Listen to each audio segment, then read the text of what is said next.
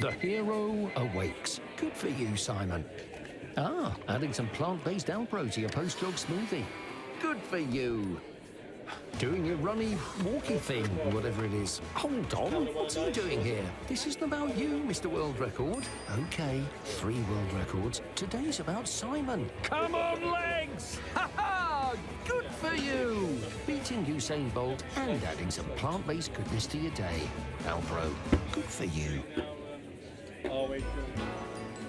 We're all living life at 90 miles an hour, and Christmas for us is really about gathering together. And special things to give one another. It's things that have been passed on within the family. Whenever you wear it, it's...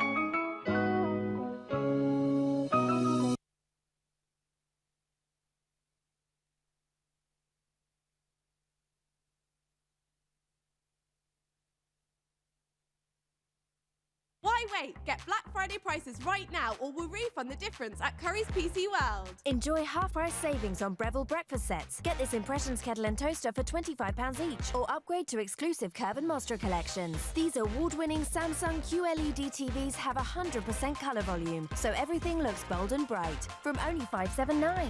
£50 off the mark price on hundreds of built-in appliances over $399. AEG pyrolytic oven $349 after discount. At Curry's PC World.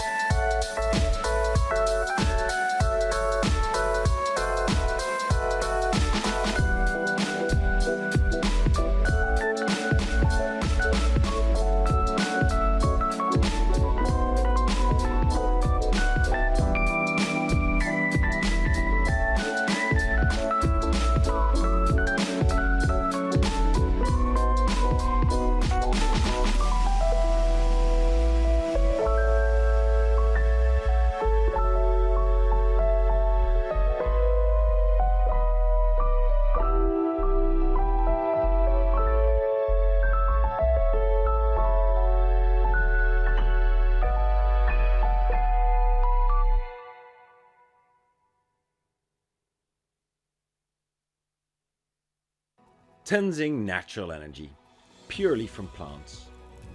Our drink is inspired by Sherpa Tenzing, one of the first 2 men to summit Mount Everest. When we heard about the natural brews Sherpas used to power their expeditions, we travelled to meet his son and find out more. Based on their recipes, we created Tenzing Natural Energy, made purely from plants. Nice.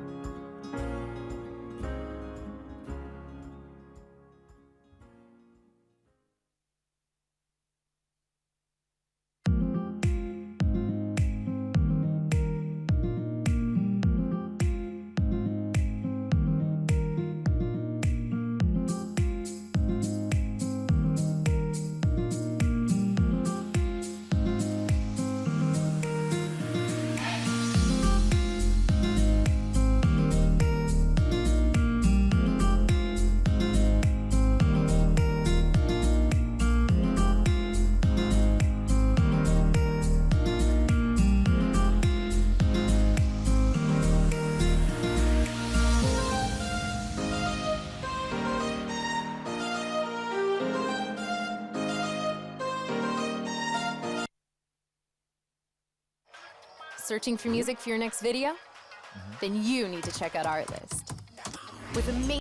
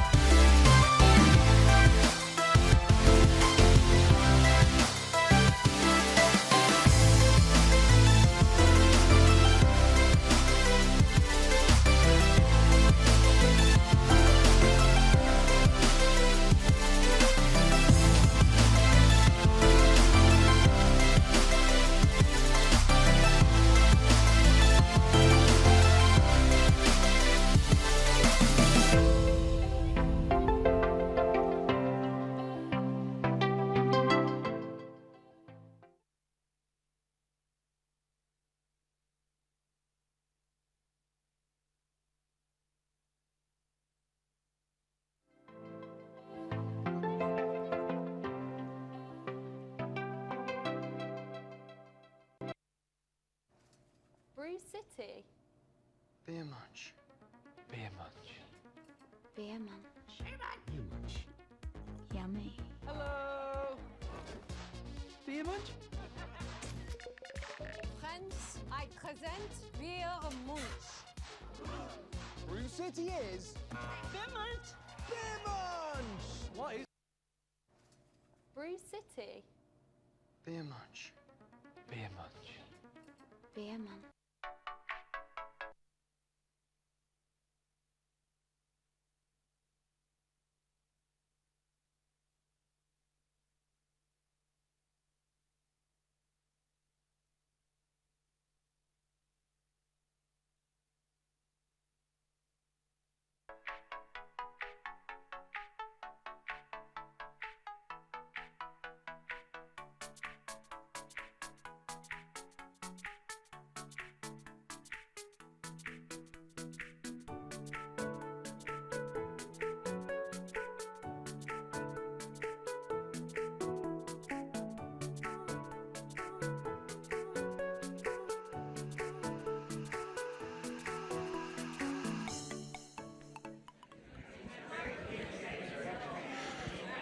So good morning. Good morning. Hi everyone. Hi. If you could kindly take your seats, we will get going.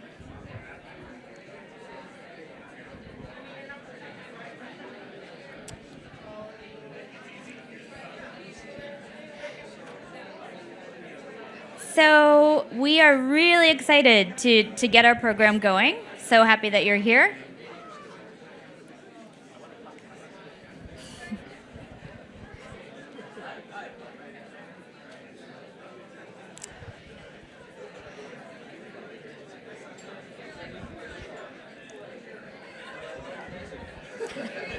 I know, we have a day of wonderful conversations that are kicking off, and we'll continue.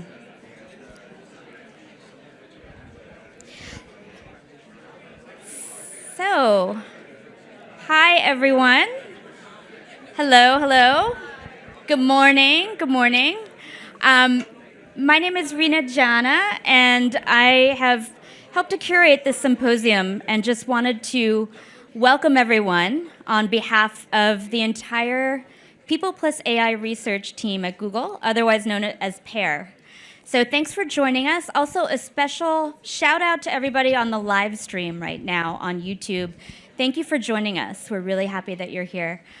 Just a couple of quick logistics. If you need the restroom, they're out the door, around the corner. Most of the sessions are going to take place in this room. We have a couple of breakout sessions that won't be in this room, but we'll direct you really clearly when those happen at the end of the day. So our symposium today we're really excited about. It's all organized around the themes of design, policy, and technology and how they all intersect with each other. And we highly encourage you also to check out the demos in the back of the room. We're showing off some PAIR tools, resources for you, and if you're on the live stream, all the links are in the description, so please join us online. On that note, I would love to welcome to the stage one of the co-founders of PAIR, Fernanda Viegas. Fernanda.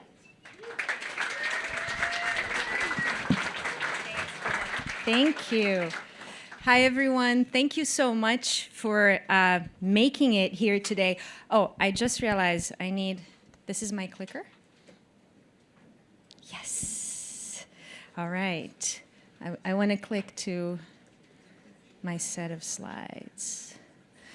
All right. So it's so exciting to be here for a number of reasons. It's so exciting to have you all here. I just moved to London with my family to start this work, bringing a lot of the PAIR work to Europe and starting new work here. And we're very excited. Europe is such a leader and thought leader in the intersection of AI, policy, governance. And so it really felt timely to just be here and start connecting with the academic community, the industry leaders here, the practitioners here. And so we're very excited that you're helping us kick off this new effort. And I'm sure you've noticed there is a theme to our day today: participatory machine learning, participatory ML. And so I thought I would give you a little bit of background. Don't worry, it's not going to be very long, and we're going to get going with actually the program. But basically, a few years ago, three of us, myself, Martin Wattenberg, Jess Holbrook, who are all here, realized that we felt it was time to start a new effort, a new initiative at Google. Google, as you know, is ground zero for AI and machine learning. And it's wonderful. It's wonderful to see all the progress. And yet we felt that a lot of, historically speaking, a lot of machine learning technology had been focused like a laser on accuracy, performance, and so forth. And that's great. It means a lot of progress has been made along those lines. But we really felt that performance was wonderful and important, but it was not enough. When these ML systems start hitting the ground and affecting people on an everyday basis, many different aspects of their lives, it's really important to be thinking about these systems and designing these systems from a human-centered perspective, right? You want to be thinking about your end user. You want to be thinking about what are they trying to accomplish and how is this technology going to help them? And how do you do it responsibly? And so PAIR grew out of that realization that performance is important, but it's not enough. And so one of the things that we think is really important in this work, so this is just a screenshot of our website, is that it's a very interdisciplinary work. So one of the things I wanted to show you, this is our team.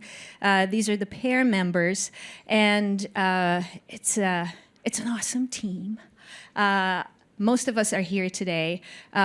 We are in 3 different continents, so North America, Europe, right now, and Africa. And we come from a variety of backgrounds. So we have software engineers, we have machine learning scientists, researchers, we have HCI, human-computer interaction researchers, we have designers, UXers, UX researchers. And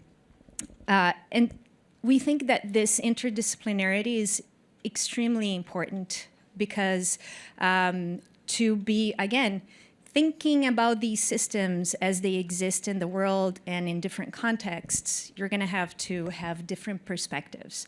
So so that was a little bit of history of PAIR. And so moving from this focus on performance and accuracy to something where more of us can be interacting and thinking about this technology in an effective way. Our framing for this is this notion of participatory ML. We were very inspired by the movement on participatory design that actually started in Europe. And our idea in bringing this notion of participation to ML is really the need to broaden the set of people who can help shape these systems, these AI systems. And so, okay, that's great. How might you do that? How are you going to do that? Because one of the biggest barriers for making this concrete is the fact that machine learning and AI still is behind a huge barrier. A barrier of math, a barrier of technology. And so unless we expect everybody to have a machine learning PhD, it's going to be hard to get people to participate, right? And so one of the main things we think about in PAIR is the notion of boundary objects. And this notion comes from sociology. So I picked one definition of boundary objects here. A boundary object is information such as specimens, field notes, and maps used in different ways by different communities. And we see this as a major inspiration for the work we do. We believe that we need artifacts, we need points of contact for different communities to be able to have an informed and useful conversation around these systems we're building and deploying. And we believe that more than just conversation, we need to have artifacts. So I find it very interesting that we're talking here about specimens, field notes, maps. These are very concrete things, right? These are things that one community will take a certain way and will use a certain way, and a different community will use a different way. But they serve as catalysts for getting a shared vocabulary, for having a conversation about where we want to go. So, with that framing in mind, what might some of the boundary objects be in our case? So in PAIR, what we think about, we work with the following kinds of boundary objects, if you will. We create and launch open source tools. for instance. And that's incredibly useful because it means that it's technology that we create that's out there. It means, for instance, one of our boundary objects has been not only open source tools, but an open source platform. So TensorFlow.js basically brought the power of machine learning to the web, running on your browser, on the client. And what it means, why does that matter, right? That's so technical. Well, it matters because what happens is that we opened up this technology to a whole new community of developers, JavaScript developers, who are not going to go in necessarily into C++ and Python. And so you start bringing it to a whole other community who have very different needs and wants. And so as soon as we started doing that, we saw an explosion of things like experiments in art, experiments with accessibility on the web. It's incredibly powerful. Another kind of boundary object that you're going to hear about today, industry guidelines. So I don't want to talk too much about it because I don't want to steal people's thunder, but PAIR launched a few months ago the PAIR Guidebook. And this is the first set of guidelines for folks designing and shipping AI-enabled products. And it talks about things like AI explainability, user control, how do you fail, how do you think about data, and so forth. So we're going to talk more in depth about that. And one of the things that's been great about that work has been to see the traction it gets with startups, NGOs, government agencies who the feedback is finally we have some concrete things we can do to be thinking about, say, AI explainability. You're going to hear also about model cards and data cards. I think these are incredibly important artifacts. These refer to transparency. So if I'm going to reuse a model that has been trained, what does it do? How does it perform? Why was it created? If I'm going to reuse some data source that exists, what kind of data, what kind of distributions am I dealing with? What are the limitations? Why was this data set put together, right? And again, to me, this is where the conversation starts between different communities. We also, because we are PAIR and we love data visualization and simulations, we have a lot of those. And I think one of the roles that those play that is really within the notion of boundaries is simulations and data visualizations do an amazing job in translating math into much more accessible and intuitive interactive experiences that you can play with without dumbing down the message, right? And so those have been incredibly effective in just all the way from education to actual tools. And finally, we publish papers, publish blogs. We try to be very open with our findings and our research. So in a nutshell, PAIR does three things. We conduct and publish research on human-AI interaction. We create and launch open source tools, and we like to widen the circle of people who can participate in this AI conversation in a meaningful way. Just very quickly, why do we do these things? So we feel it's important to push a number of fields, right? Both ML, AI, HCI, in again, a human-centered way. So what does that mean in terms of research? It means we do a lot of stuff on AI interpretability, for instance, explainability, machine learning fairness, data visualization, as I said. Tools, we have those.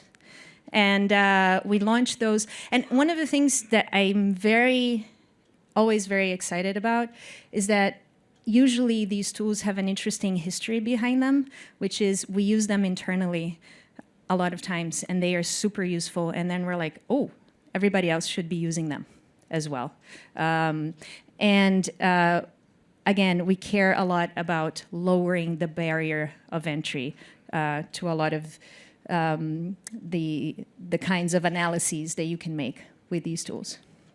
So this is, for instance, the What If tool, code-free machine learning probing tool. The embedding projector, which allows you to visualize massively high-dimensional spaces. And finally, we also publish a lot. We work with other teams. This is Teachable Machine. You're going to see, I think there are demos. Yes, demos in the background. Yes, demos. Please, during the breaks, check out the demos. And we also publish in a number of venues, academic venues.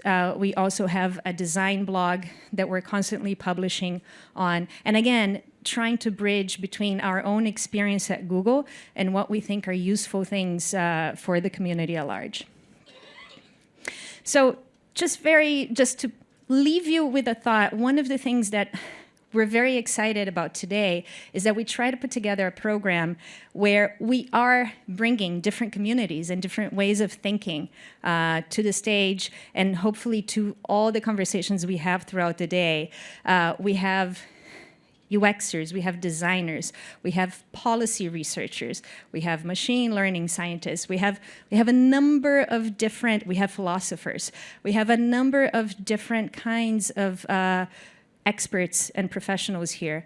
And the whole point is to start thinking about, what are these points of commonality and how can we make progress in the kinds of conversations we should be having around this technology. So I'm going to leave you with this question. What are the specimens, the fields notes, the maps that you think about for AI? How do you think those can be helpful going forward? And so the next thing we're going to do today is to be thinking about one of the, as I was saying, one of the tenets of PAIR is how do we develop this kind of technology in a responsible way? And how do we enable others to make choices in implementing and deploying this technology in a responsible way? And so to do that, one of the things that has become a major part of the conversation, and thankfully so, is the notion of ethics, and specifically AI ethics. And so with that in mind, I'm very excited to invite to the podium our next speaker and my interviewee, Professor Sir Nigel Shadbolt. Please, thank you. Nigel, okay. That was going to be my first question for you. Just Nigel. How do I address? I've never interviewed a knight before. So, all right. Well, thank you. So let me, but even then, let me give everybody a very, very summarized introduction of Nigel. He is principal of Jesus College in Oxford, professorial research fellow in the CS department at Oxford as well, chairman of the Open Data Institute, which he co-founded with Tim Berners-Lee, and a very interdisciplinary researcher and policy expert. His research focuses on understanding how intelligent behavior is embodied and emerges in humans, machines, and most recently on the web. And he has made contributions to the fields of psychology, cognitive science, computational neuroscience, AI, computer science, and the emerging field of web science. Thank you for joining us. I am very, very excited. So, Nigel and I met not too long ago in Cambridge, Massachusetts, actually. Before I moved, I was like, I am going to move to London, and we should follow up when I'm there. So here he is. One of the things I didn't say is that you are the leader of a new institute at the University of Oxford focused on AI ethics. And so there was a lot of press coverage about this. And I was very excited that this was about to happen. Can you tell us a little bit more about the motivation behind the Institute, and also why do you think this kind of work is needed right now? Okay, well, thank you very much. It's well, a couple of things, probably just for the record, is that this was off the back of a very significant donation from Stephen Schwarzman, who gave £150 million to Oxford to establish a new humanities centre. Now, some people, in reading that and the excitement around the announcement and Stephen's own excitement around AI ethics, just imagine that was all for AI ethics. And no, it isn't. It's for a very large building which will integrate and house a whole range of faculties from within the humanities. So but the exciting thing about the significant but minority amount of support out of that gift to Oxford is for this Institute for Ethics in AI, which will be located in the department or the Faculty of Philosophy. Now, that's a little bit different than some models. There are a lot of ethics, codes, activities around. I think the feeling was that we wanted it to be distinctive in Oxford by locating it in a world-class philosophy faculty with a tradition of practical ethics. And if you think back historically, people like R.M. Hare, people like Derek Parfit on What Matters, Mary Warnock, Iris Murdoch, all philosophers of that Oxford tradition. And the distinctive feature of that was deep thinking about the value systems and the ethical systems, the meta-ethics, the issues around which you needed to get a real grip to intercept challenging problems of the time. And I think that was that feature. Of course, locating it within philosophy, the whole idea is that Oxford's a very unique kind of institutional structure. It's a little bit like the web. You know, it comprises 38 colleges that all have a kind of autonomous status that collectively form the Collegiate University of Oxford. There are departments, there are divisions, there are faculties. Actually, it's a bit like the web. You know, it's very decentralized and it can root round failure and success sometimes, I should say, and has a collective action problem sometimes. But it's a wonderful institution because it allows for a huge remixing of subject areas. But within that distributed architecture, we have departments, computer science, information engineering. We have the Big Data Institute in the life sciences, in the medical division. We have the HERA Centre for Practical Ethics. We have the Wellcome Centre for Ethics. We have the Oxford Internet Institute. We have the Blavatnik School of Government. There are all of these centres within which there are people working on knotty issues around the application, the development of the technology, or its application into significant use context. So philosophy will be the kind of centroid for this, but it'll be reaching out to all of these other departments with joint appointments. So there's, you know, I'm actually at this point leading the initiation because that building won't actually get the ribbon cut for 4 or 5 years, but we'll be appointing staff to the Institute right now. So we'll be looking for a director, 5 professorial posts, a bunch of postdoctoral appointments, a bunch of PhD or DPhils, we call them, in Oxford. So there'll be a whole bunch of recruitment going on and activity to convene the ethical work across Oxford and then to intersect that with just the huge range of activity that we see in the AI landscape at the moment. And that's something we might talk about because there are a lot of initiatives. I think somebody counted, I mean, I've seen lists that go from 80 to 100 plus, right? Codes and efforts and initiatives. And I have to say there's probably quite a lot of virtue signaling in all of that. The question is, where will the important work land and how can we ensure we can help really make progress?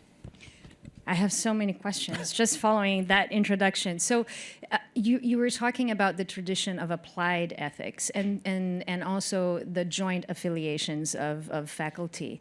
Can you talk a little bit more about that? And so I'm imagining, obviously, there will be a lot of collaboration between, say, the computer science department and the Institute.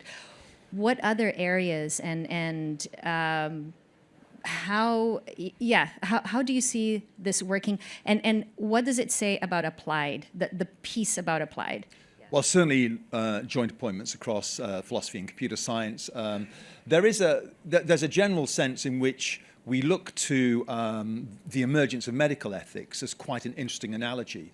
If you look back to that discipline, I mean, medical ethics is a thing. People imagine it must have always been around, but you know, there wasn't such a thing as informed consent until a number of decades ago. When you look at the establishment of a journal in the field of medical ethics, initially there weren't philosophers who worked on medical ethics. What there was initially were philosophers who got very engaged with the issues of how you could bring the practice of medicine, not just under an interesting degree of ethical scrutiny. Of course, interestingly, as a licensed profession, there'd always been the Hippocratic Oath, there'd been various forms of observance of behavior, but this was much more interesting. This was when you had philosophers who were initially people working in the philosophy of language, or epistemologists working in the area of what we can know and how certainly we can know these things. People from metaphysics, people who were ethicists thinking, what is distinctive about medicine? How does that challenge us? And so some of the early work was clearing the ground on key concepts in the field. It was understanding where issues of equity might arise in making medical decisions, how you allocated technology or therapy to particular groups. So there are a lot of resonances. There were concepts that had to be developed most recently, things like brain death, actual, or notions like mental integrity, the actual notion that physical integrity, that you have rights as an individual to assume that your body or your mind will not be invaded in various ways. Having said all of that, there's also the notion of balancing that off against the patient's interests or society's wider interests. So there are very interesting analogies in looking at the evolution of a field like that, where the philosophical thinking that happened has become really material. So when you see a huge issue in the field, such as acute care for dreadfully ill, very young babies, you know, at what point does the concept of futility kick in? At what point is it moral or ethical to refrain from treatment? And these are very difficult questions. And the other interesting aspect that we learned from that, and actually one of our great philosophers, Mary Warnock, took the lead on this. She chaired a thing in the 80s called the Human Embryology and Fertilization Review. The Warnock Review was trying to work out how, in the face of this extraordinary set of developments in life science around reproductive medicine, how would we as a society make judgments about that technology? Assembled a range of stakeholders from philosophy, from the public, from policymakers, from philosophers, from faith-based groups, to try and come to a notion of what could be acceptable. Where could we do research, for example, on embryos? Or how would we go forward with fertilization work? And really important results came out of that. Practical guidance that most people would suggest nowadays allowed us to do permissive research with the support of the broader public to generate reasonably good results for society and not end up in a complete moral deadlock around some of these questions. So it's really interesting you say, you know, things like the definition of death, some of the very basic concepts. One of the parallels that I'm thinking about, keeping within the proportions, we're not talking about death, but fairness. Right? So machine learning fairness, it's an incredibly active area of research right now, very important.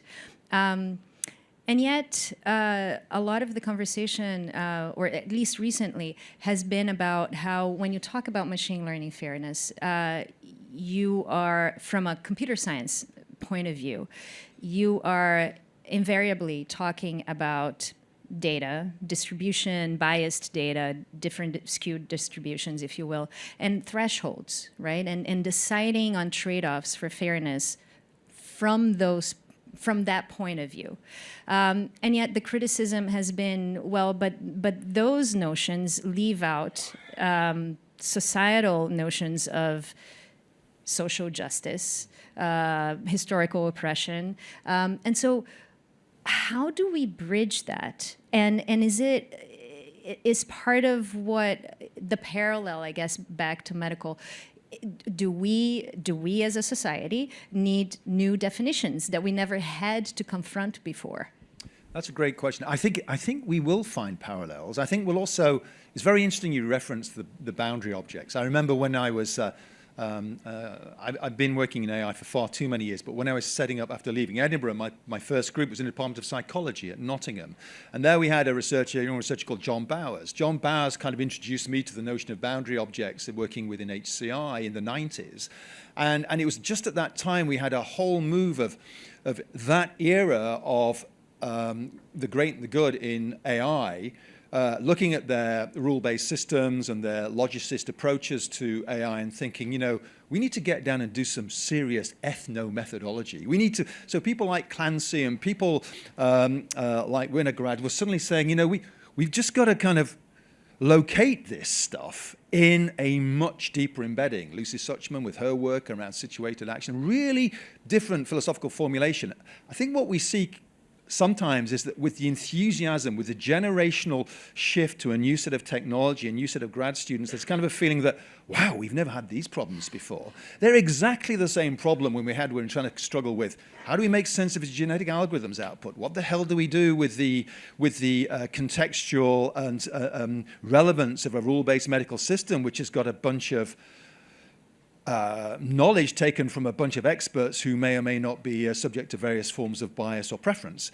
Because now we work at a scale that is quite extraordinary with very powerful and interesting methods. But the questions are very self-similar. And again, I was very struck by the notion that we can find analogues. I was privileged to hear Alondra Nelson talking in Oxford last night about her work in genomics and how the challenges of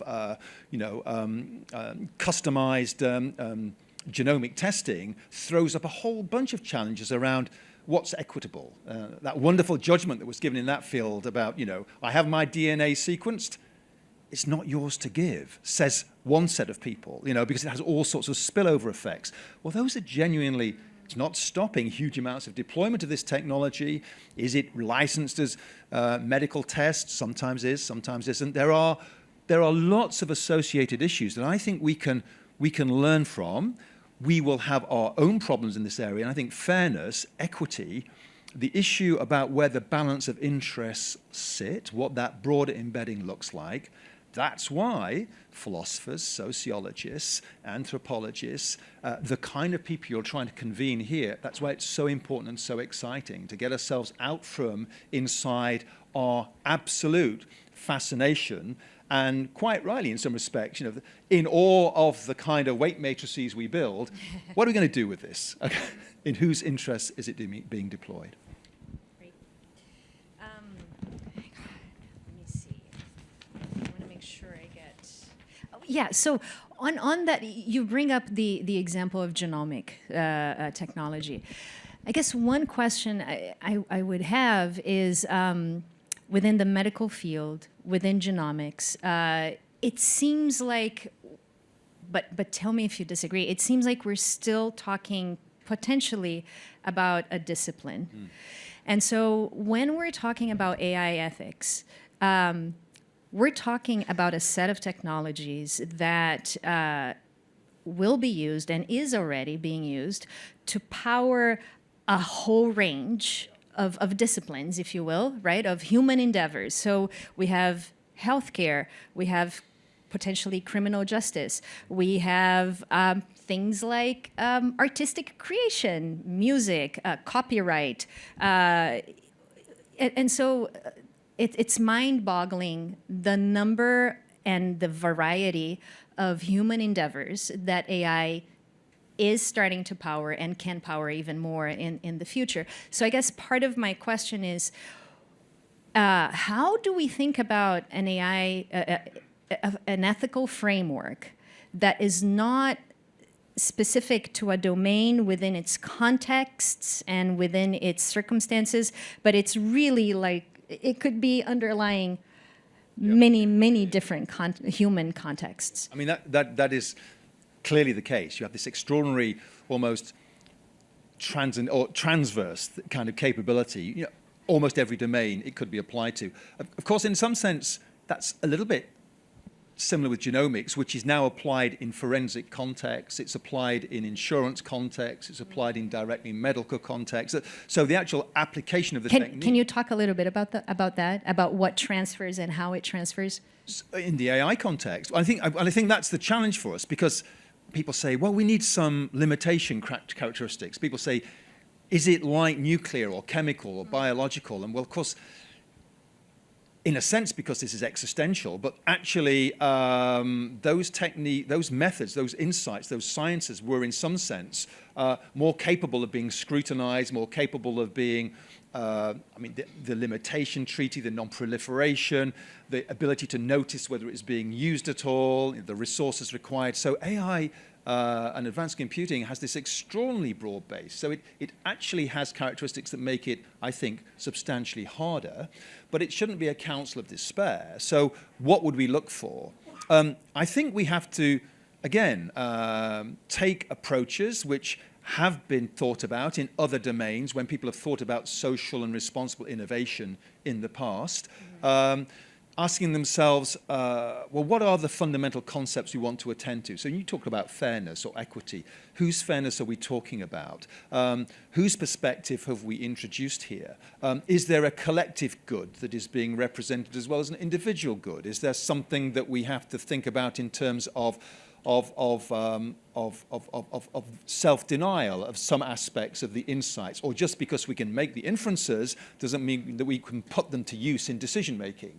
Actually, we've got lots of laws like that, for example, already in the world, where just because I know your age, I can't make a judgment about employment based on it, or your ethnicity, or whatever. So we kind of do have the beginnings of frameworks here, but the challenge in AI is its sheer breadth. So will we purpose limit by domain?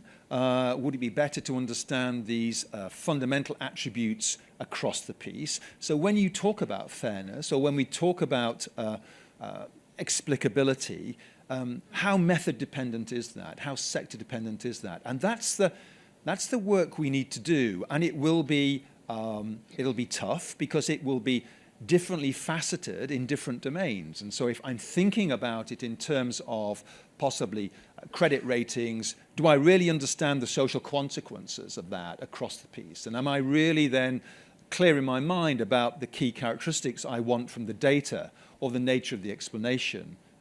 Yeah, so. Okay. How are we doing on time?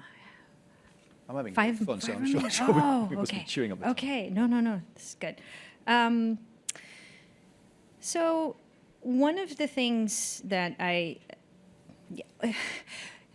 going back a little bit to fairness, one of the things that I'm always curious about is technology obviously does not answer all these questions. That's why we need to be thinking about these questions from a number of aspects.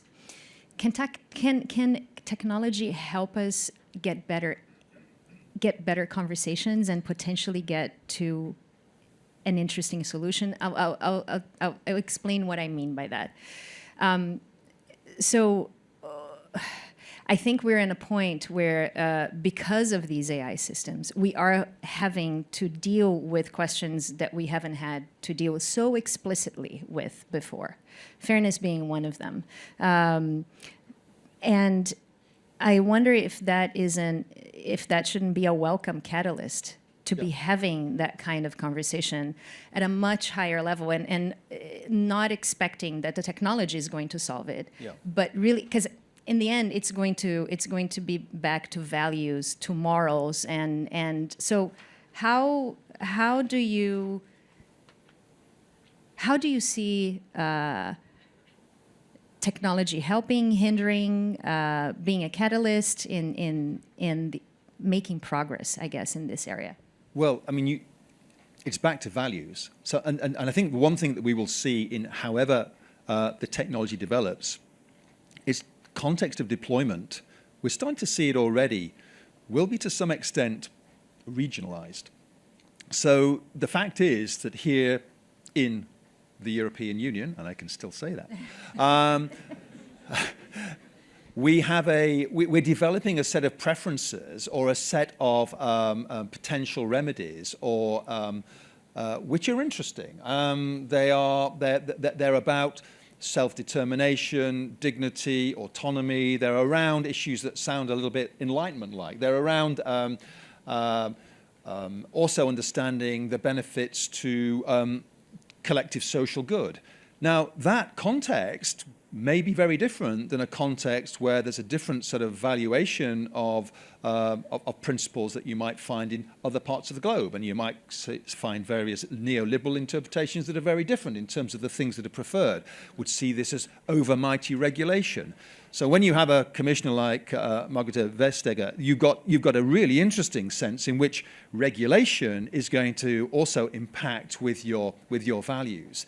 And how does this play out in terms of technology? Well, that seems to me exactly the point of convening these kinds of conversations, these kinds of workshops, these kind of great groups, because your technology, you might want to pretend it's deeply value neutral, but ultimately it will play out in a value-laden context.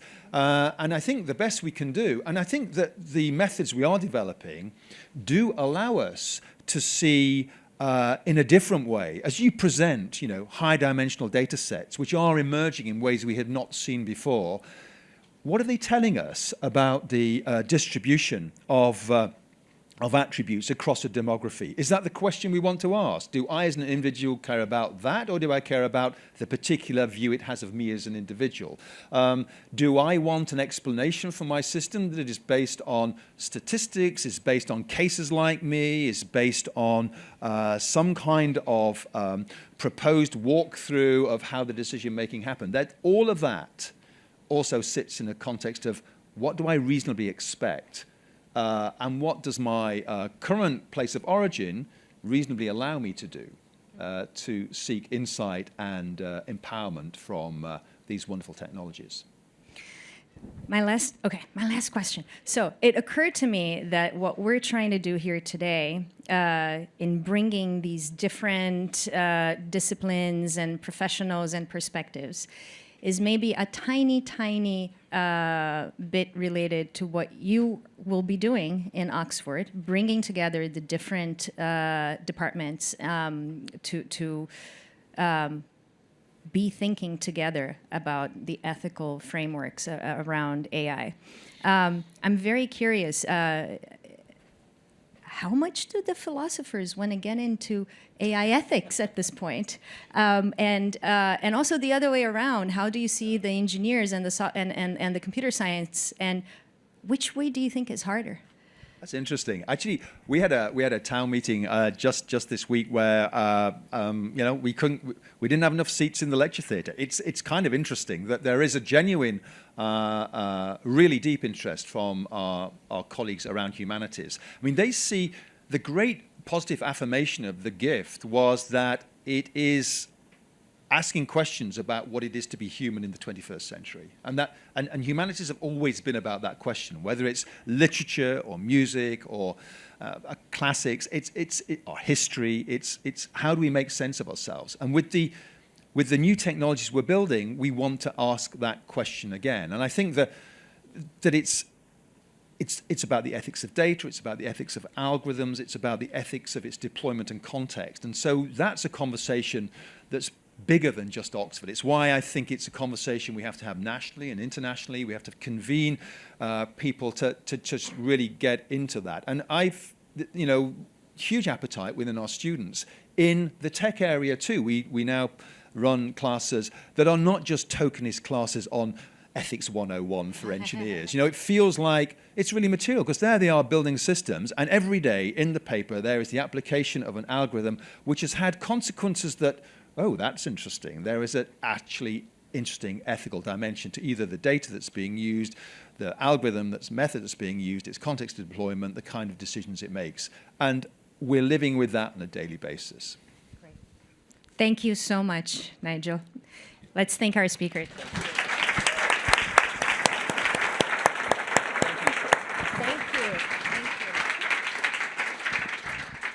Rena? Oh, Chris. Okay. Leave it to you. I'm going to use the lavalier mic, if that's okay. Is that going to make noises? Okay. You'll notice that I'm not Douglas Eck. Douglas was traveling from Paris and is currently stuck in London traffic. So, oh, wait, Douglas is not. You made it. Do you want to go? You want to go together? Oh, crap. Okay, all right. Good morning. Good morning. So the first question you may be wondering is about this boot. Let me answer that. I had foot surgery about a month ago to repair an old sports injury, which means that I won't be moving around as much as I ordinarily would be. It also means please be careful when you're near my foot. And it also means I'm on painkillers, so my presentation may veer into the surreal. Let's dive in. So I've been asked to speak specifically about designing for participatory machine learning. Those are huge concepts. So what I'd like to start out by doing is to talk about, I'd like to start out by making an introduction to those two big concepts. Then we'll talk about the Venn overlap. Machine learning. Lots of people use machine learning and artificial intelligence interchangeably, but with the simple case example of R2-D2 or BB-8, the layperson doesn't think about AI necessarily as machine learning. Machine learning is a subset of AI, and if you're not familiar with it, it's largely a way to allow algorithms to form models and do pattern matching. For instance, I could show a machine learning algorithm 10,000 images of parrots, and then 10,000 images of guacamole, and then show it a new image and say, okay, does this look more like a parrot or more like a bowl of guacamole? And then it should be able to say with a degree of confidence which it is. So that task is called classification, where you have an instance of something and you want the machine to tell you what class it's in. Machine learning also has to do a bit with those classes and the relationship of those classes, a task called clustering, such as people who bought this or people who were stuck in this traffic were also stuck in Paris traffic. Machine learning does play into two other fairly common narrow artificial intelligence categories of regression algorithms and prediction, but I am not going to be talking about those today, mostly about classification and clustering. So massively oversimplified introduction to machine learning, but just so that we're on the same term. Second concept I've been asked to talk about is about participatory design. As Fernanda mentioned, oh, sorry about this, I forgot. I was going to show you an illustration of exactly why I use the parrot and guacamole comparison, because holy cow, that really is a hard problem for a computer. And shout out to Teeny Biscuit. This is not my image. She's produced a number of these on Twitter, and they're amazing. Dachshunds and Bagels is another one. Okay, participatory design. As Fernanda mentioned in the introduction, participatory design is a method of design that brings users not just in for initial fundamental research or even testing of a given technology, but actually brings them in the room for the design so that you can shrink that feedback loop to near nothing. It was begun in Scandinavia in the 1970s, and the user-centered design, which is most popular today, is sort of a grandchild of participatory design. But it actually plays out a great deal in artificial intelligence, which will be the last part of my talk. In the true spirit of Scandinavia, it wasn't just about usability or shrinking a feedback loop, but really about empowering users to have a say in the tools that they use to get their work and their lives done. So, participatory design. Again, a vast oversimplification, but useful for just sort of setting out terms. We're going to be talking about the overlap of those two concepts, and anytime I talk about Venn diagrams, I get to show you the world's greatest Venn diagram. And we're going to be talking about this space in a little bit. But before we get to the platypus, I want to give you a little bit of context about where I'm coming from, because that's going to inform my take on what this overlap is about. So the reason I'm on stage with you is because I do a lot of stuff with AI. I run a super nerdy blog called Sci-Fi Interfaces, where I review the technology in science fiction as if it were real. And this year is dedicated to AI in sci-fi. There's a lot of super nerdy analysis that I do on that. But I'm not just a theoretician or a critic.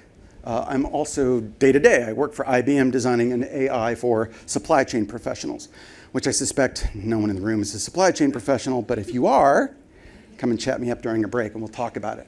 But I do have my hands in the design and development and release of AI on a day-to-day basis. But the reason I think I'm actually in the room is on the far right-hand side of the slide. In 2017, I published a book called Designing Agentive Technology. And the core thesis of this book is that I believe that there is a mode of interaction between an AI that acts as an assistant for you to complete a task and an AI that is automated and sort of locks the human out. There's a space in between, and to explain that, I have metaphors. On screen, you see two cameras. The one at the top is one of the cameras I own. It is a tool for me to take a photograph, but it also has a lot of AI assistant technology in it. Autofocus. There's automatic white balance. There's even a histogram that'll tell me when the whites and the blacks are peeking out in the image I'm about to take. All those are great technologies, but they're still helping me do the task while my attention is on the task.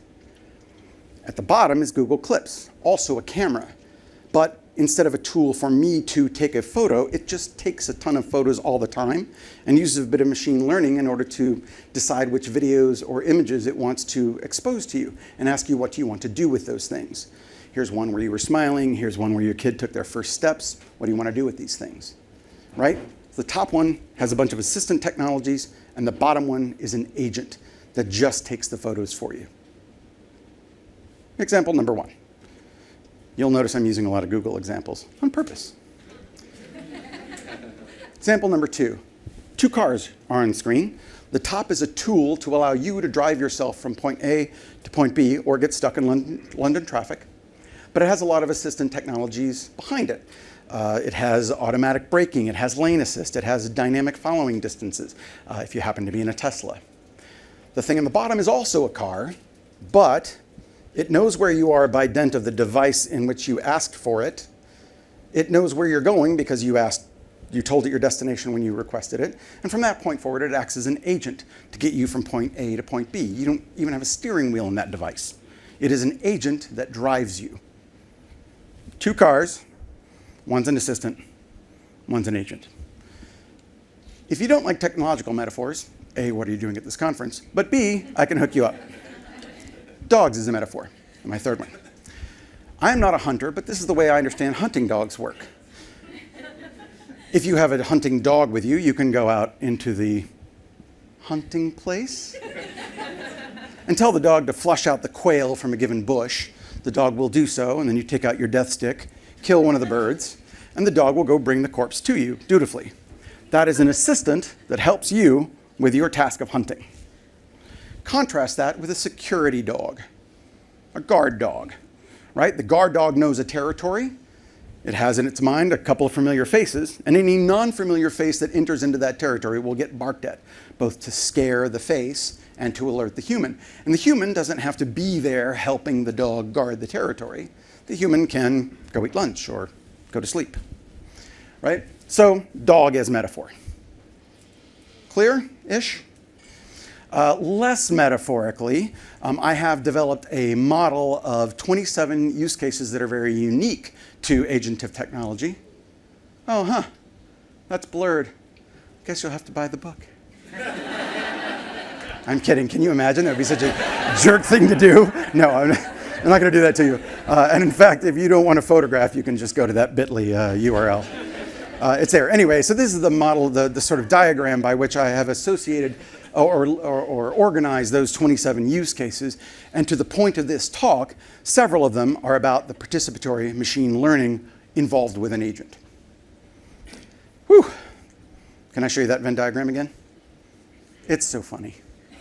Okay, so we've talked about machine learning, we've talked about participatory design, and I've given you a take on where I come into the picture, or at least my perspective on what that Venn overlap is.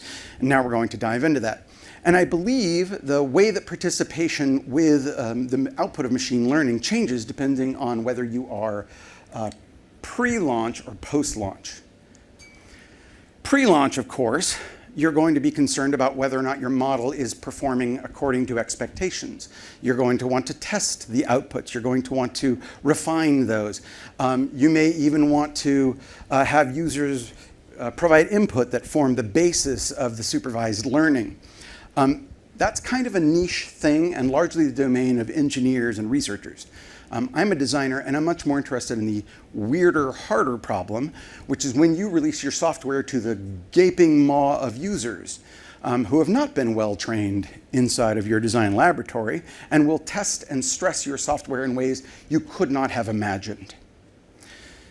More to the point, though, the models that a machine learning system will produce will always be a little bit wrong, especially in the context of hyper-personalization, where, for instance, Spotify should work differently for me than it does for Michael. Okay? And I have come up with a list of 14 interactions that I believe are germane to this conversation, and I'm going to go through them now with some Google examples. Number one, there are 6 interactions about that classification. Again, this task is one of, I'm giving the machine an instance and I'm asking it to what classes does it belong. And there are 6 interactions for that. For this, I'm going to be using a non-Google example. Sorry, I set that up poorly. But that's Spotify. Does anyone not know Spotify in the room? It's cool if you don't. OK, great. So what I'm going to be doing is that mode of interaction where it is proposing a new song. And along the bottom, I know there's a low slide and there are people in the back, but there's the name of the song with a little heart next to it, and there are a bunch of play controls, which make a great deal of sense from a user point of view. Oh, I want to tell the machine that I like it, or I want to start the song over again, pause it, or go to the next song. But those actually have meaning when it comes to participatory machine learning. Anytime you have a simple classification, such as user will like this song, or user will not like this song, and the system is providing a positive result, which is I think you'll like this song, you have some controls. This little heart reinforces that notion that it's a good selection. The model from Spotify was, say, 85% confident that I'm going to dig that song from the Phoenix Foundation. And if I click that little heart, it can know, oh, that's 100%, and weight that more heavily within its model. Similarly, the skip control, and there are a lot of reasons why I might want to skip to the next song. I don't like it, I'm not in the mood, I've already heard this one today or something. So it's much less weighty as far as the model is concerned, but nonetheless, it's an input that might mean I don't like this song. Right? So this is a tool to allow me to reinforce a positive out of the system. And this is a tool that much less heavily lets me let it know that, oh, you may have gotten that positive wrong. It's a false positive. Of course, we don't deal just with machine learning with positives. We also deal with negatives. And for that, we're going to take a look at another of my favorite agents, which is your spam filter. This time we are going to the Google example in Gmail. A spam filter isn't there to try and show you things. It's doing the opposite. It's trying to hide things away from you. In this case, we've got negatives. And we need to have controls to both deal with the false negatives and the true negatives. So in the spam filter, it could just get those things and delete them. But again, machine learning models are never perfect. So we drop spam into a folder that you can go and review and decide whether or not you agree that that was spam.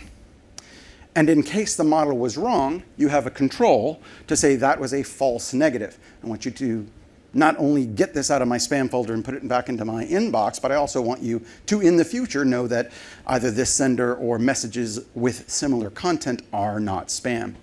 And you need to account for those false negative controls anytime you're dealing with classification. There's also simple access to the list of negatives is useful, but I would even argue that occasional exposure helps reinforce those boundaries.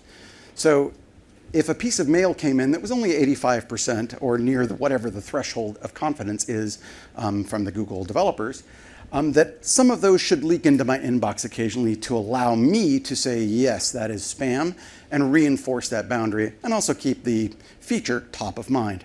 Not too heavily, maybe once a month, but that gives me both exposure to that edge and controls for it. There are two other examples. You may need to do a manual override sometimes, or ask a machine to ignore an example. For instance, in Spotify, I might like a song that is death metal polka, but only because my brother is in that band. I normally don't want to listen to death metal polka, so I need Spotify to ignore that example. I don't have other examples for those two, but in the sake of completeness, I included them. Okay, so a bunch of interactions around design that you need to design anytime you've got a machine learning system that you expect users to interact with. But we don't just deal with classification tasks, we also have to deal with the management of those classes, and that's the next 7. In this case, I'm taking a look at Google Photos, and in the context of Google Photos, the classes are people, or really, the people are the core object, and the classes are groups of faces, patterns of faces that appear in my photo stream.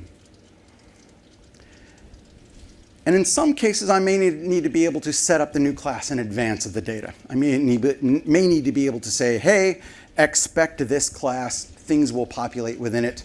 Not true with the Google Photos, it just looks at the photos and comes up with those classes. But what I may need to be able to do is to merge classes that the algorithm has decided look kind of separate. These are both my friend Susie, and these controls allow me to merge those classes, to say, you think they're separate, but no, they are the same, or to click different and really formalize that difference in the classes. Sorry, my brief pause was, I saw 10:09 up there, and I thought, have I been talking 10 minutes? But no, it's been 16 minutes. Okay, so unique controls to be able to merge classes that the machine has decided are separate, or to separate classes that the machine thinks are close together. You also need the ability to delete classes, and that's really a user experience way of describing it. What actually happens is you hide those classes. Google Photos, I take a lot of photos, and the row at the top contains some of my family members. Yes, I'm interested in seeing more of those photos organized in that way. But there are some randos that appear in my photos that I'm disinterested in. And I don't know if the folks in the front can see this, even things that aren't actually people, that I need to tell the machine I'm disinterested in seeing this class in the future. And that's a simple show and hide control. The last 3 within the class management have to do with the relationships of the classes to one another. They can be a very complicated relationship to sort of manage in some domains, but in most domains, a simple parent-child relationship is the simplest for users to understand and to manage. And for those, I'm going to go to Gmail, not in the spam filtering, but in the tagging feature. So if you're an obsessive tagger like I am, you're familiar with this interface. But what it allows me to do is to create a class, in this case, Parasymposium, and either attach that to a parent, right, by clicking the nest control and then the number of parents down here, change it via the drop-down, or deselect that button and detach from a parent, so it's just a floating class unrelated to the others, right? These controls are common to many machine learning systems as we manage the relationships of the classes to each other. Whew. All right, so we talked about the instance versus the class and the relationship of the classes together and all the interactions that you have to design in order to let users participate and correct the model. There's one more interaction, and that is about trust building.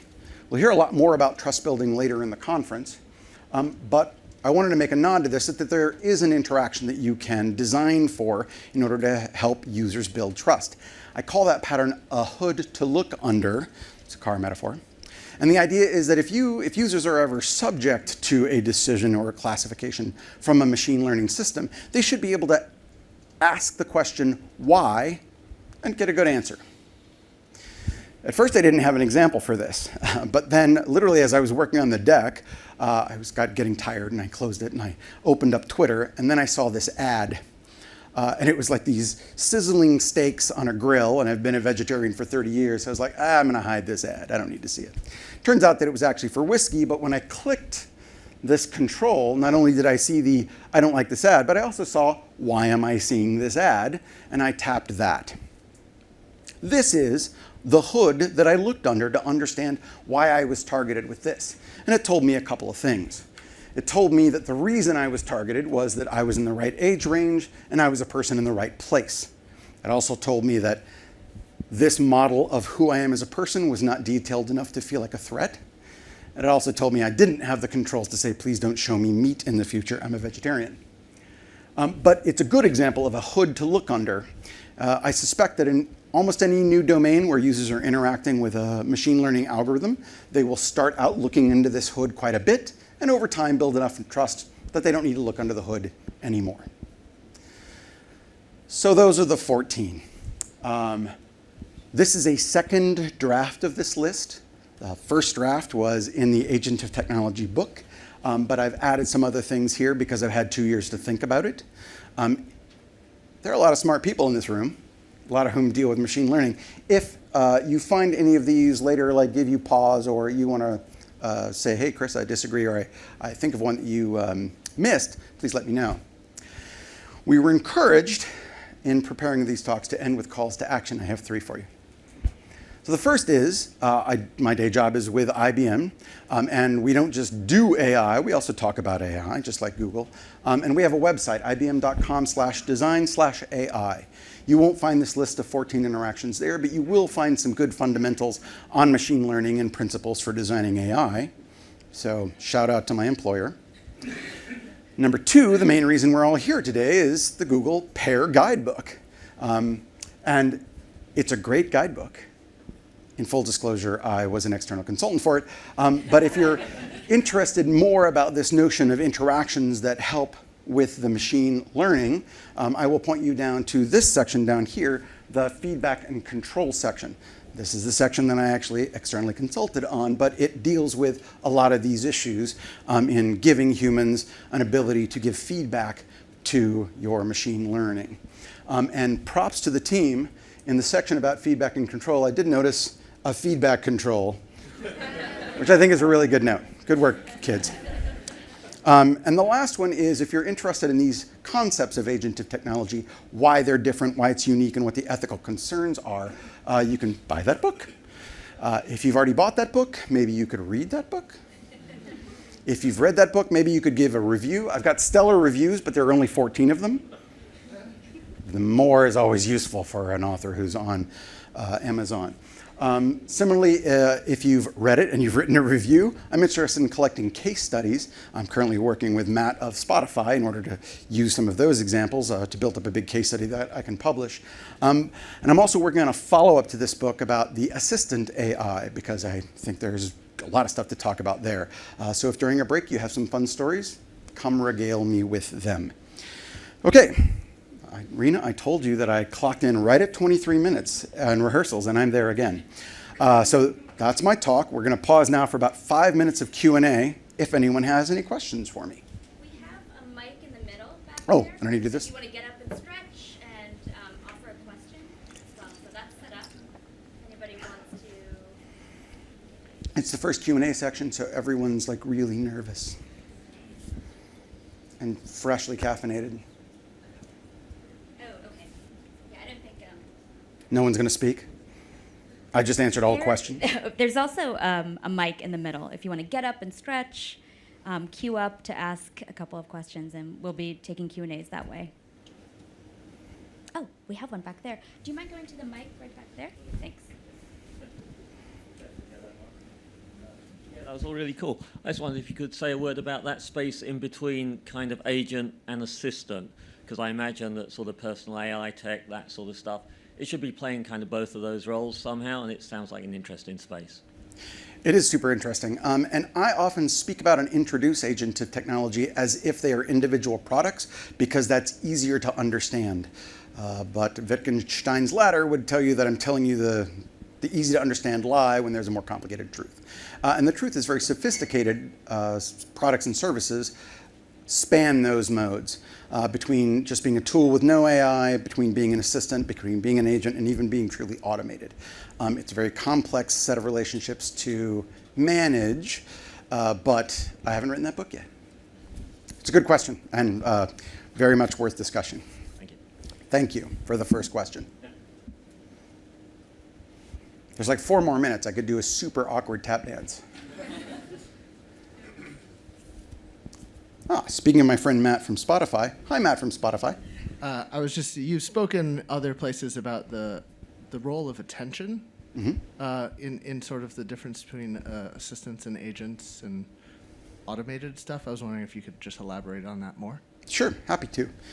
So what Matt is referring to is that in a workshop that I sometimes teach about to introduce people to these concepts, the difference between an agent and assistant isn't always in the creation of the thing, but where the user's attention is as they use the thing. The example that I use is text input and autocomplete on your phone. Oh, hey, there's an Android. But in the use of this input device, if my attention is on the keyboard as I am typing, that's an agent. It's doing that replacements of my misspellings on my behalf. But if I'm actually taking a look at the suggestion bar, it's acting more as an assistant, where I can type 3 characters and say, yes, that's the completion of the word that I want to be. And there's no difference in the technology, just a rich input mechanism. And my attention is what makes the difference on how we would consider that interaction. It's more nuanced than I introduced it at first, but that's what makes it fun to design for. Did that scratch the itch, Matt? Okay, awesome. Oh, I'm sorry, there was one person ahead of you. Sorry. Hey, I'm Hallie. I work at Google. Hi, Hallie. Hi. Quick question about, in terms of the list of participatory interactions. Yep. If you think that any of them encourage or facilitate greater participation across different groups than others, just recognizing sort of levels of tech savviness and how we can encourage people who are designing ML to maybe prioritize or think about how they incorporate these different interactions. 2 answers to that, neither of which are going to be very satisfying. The first is that engagement as its own metric, I think, is a demon. Right, like just getting people to engage for the purpose of engagement, I think, is a bad thing for humanity. And the world is wrestling with Facebook. The Western world is dealing with Facebook, particularly in that regard, because the emergent properties of a system that's optimized for engagement is not necessarily optimized for human good. Answer 1, sorry about that. Answer number 2 is that I haven't thought about it, and I will. Thank you, Hallie. Wait, can I ask another follow-up? Do you have ideas? Were you kind of asking a question in order to make a statement? Because I'm happy to hear. No, I work on fairness and machine learning with lots of folks who are in the room, and so just am thinking often about how to encourage or provide guidance to designers or folks across the sort of design spectrum around how to ensure that we're not excluding different groups of users. And so just thinking about everyone from different age categories to different socioeconomic brackets and how people actually interact with technology. So nifty. I have not thought about that. Even though I demonize engagement as its own thing, as part 1 of my answer, I will caveat that by saying that any user of a machine learning system benefits when it is more accurate. He says, thinking if that's correct. Believe it's true. So engagement certainly would help with the accuracy of the models underneath, and by dint of that would be a better service to those users. So I'm going to undo my blanket demonization and only do a partial demonization, and promise to think about it more. Thank you, Hallie. Great, thank you. Hi, I really think this is fantastic set of examples, but I suppose trying to link back to the kind of high-level injunctions that I was kind of banging on about. How do we engage? In fact, that's a good example, isn't it? Attention, persuasive design. Is that always a good thing? How much of our cycles are being stolen in nugatory bloody time spent on these systems? But the other features and fairness, equity, accountability.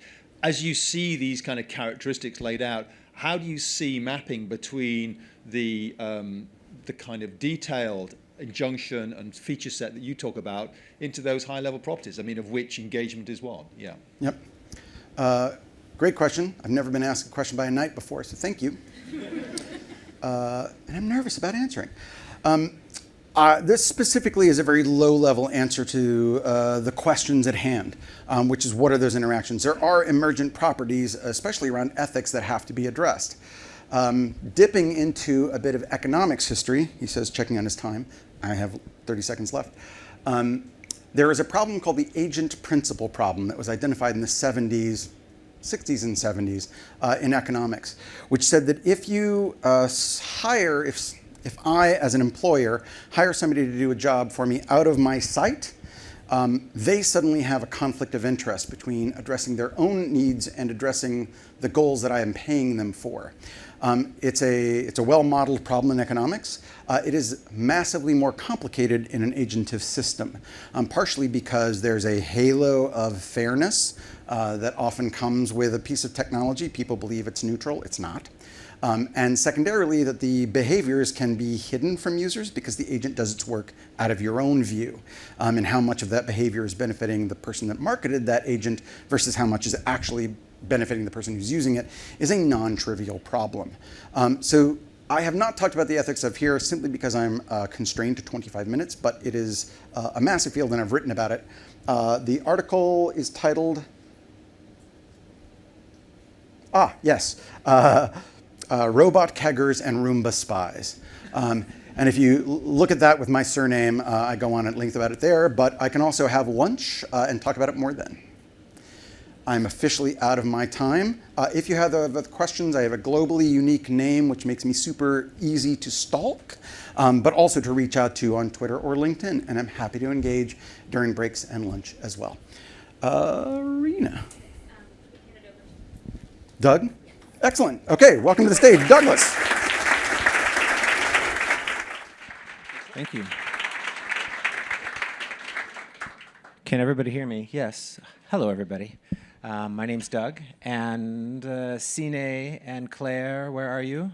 Raise your hands.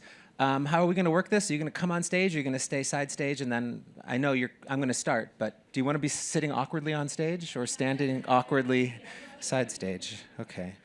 All right, so we're going to talk about making music with machines, and specifically a project called Magenta that I've been working on. I started about 3.5 years ago and I've been working on ever since then. And about a little bit, maybe 2/3 of the way through this presentation, we're going to invite Sine and Claire on stage, and they're going to talk about a case study. In fact, I think it's completely perfect that I was delayed in my travel from Paris, because it makes absolute sense that Chris went first. And in fact, I think we can think about the next talk not as one case study, but several case studies in trying to understand how to connect users to music via AI and how to handle some of the design issues. Nita's here too. So we have actually we have multiple case studies going on, and we intend to do more. Next slide, please. Oh, I have a clicker. Haha. Good. And I had time to steal that, so I had to take care of a video problem. So I thought I would contextualize our work with respect to Chris's Venn diagram. I'm very firmly on the Beaver side, on the machine learning side.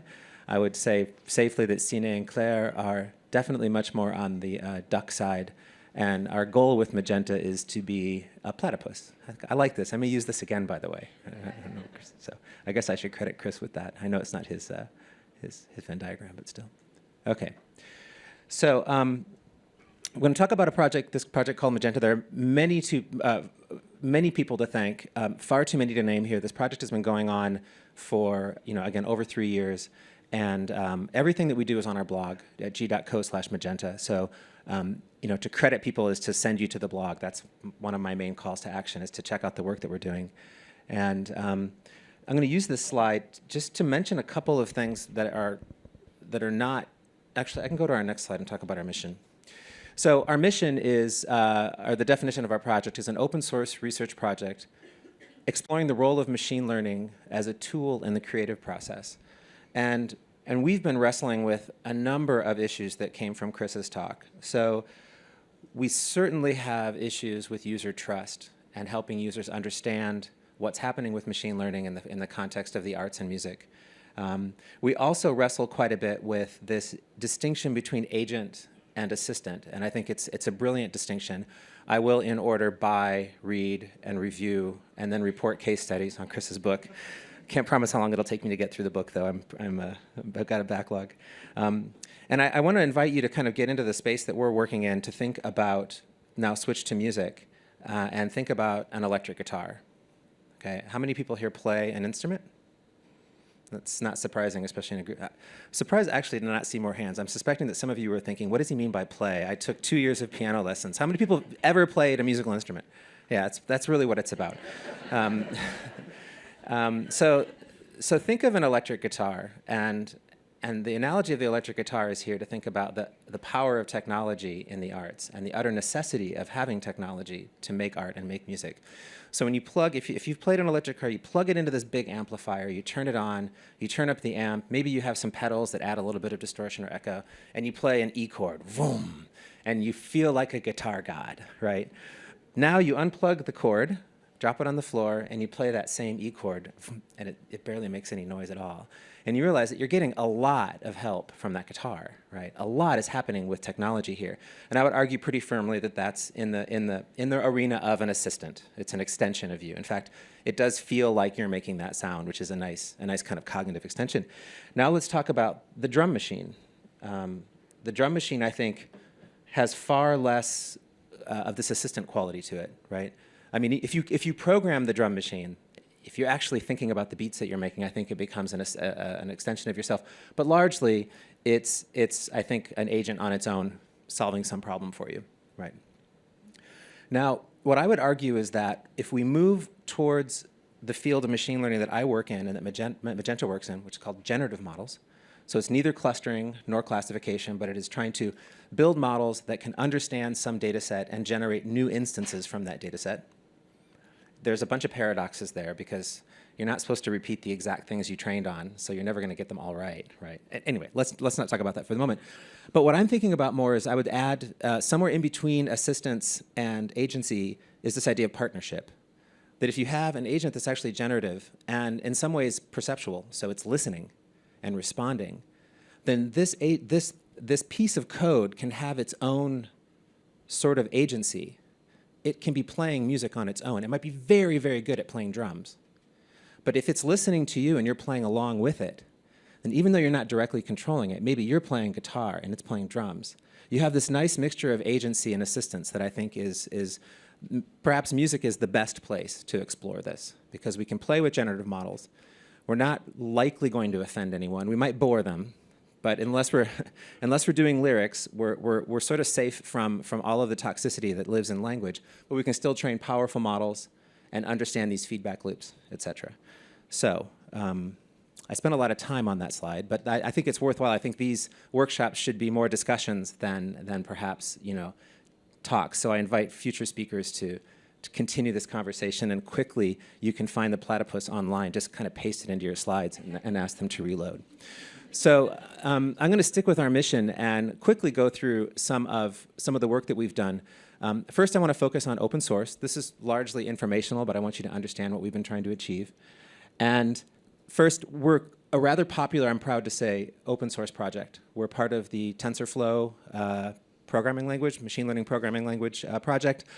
And we have, 14,000 stars and 2,900 forks, or 2,900 forks. And if you're like a nerd that tracks things like GitHub, those are good numbers to have. We've also really gotten an immense lift out of working with JavaScript in place of Python. Python's the programming language that's almost always used right now for machine learning, for training large models. But the design community and the creative coding community is living in JavaScript. So we are very grateful for the work that came out of the Pair Group in Cambridge, a very nice JavaScript toolkit called TensorFlow.js. Started off as DeepLearn.js, and then we very quickly launched Magenta.js as just a layer of really helpful code to be able to play around in the space of music. So what you see here, for those of you that aren't coders, check your mail, it's fine. The code on the left is playing Twinkle, Twinkle, Little Star. Those are just the defined notes. The code on the right is going to morph a melody between Twinkle, Twinkle, Little Star and I'm a Little Teapot using a trained machine learning model. So you can actually pull in trained models and work with them fairly easily. It does require code, but that code is relatively straightforward to use.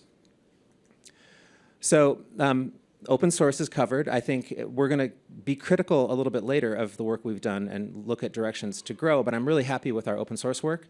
I'm also relatively happy overall with the output of our research. So we're part of a team called Google Brain. It's the same, in fact, it's the same team that Pair contributes to and is largely part of. There's crossovers with other groups. And so part of our mission is to move the field of machine learning. And we've been working in the space of generative models for media, including drawing, images, some text, and a lot of work with music. And so I'm very happy with that output. We have, every year we're running a big creativity workshop at a conference called NeurIPS, which is one of the main machine learning conferences. And that's sort of where we live. That's why we're on the beaver side, not the duck side. We sort of live and breathe machine learning, and I think we're doing well there. Let's listen to. Okay, it's perfect.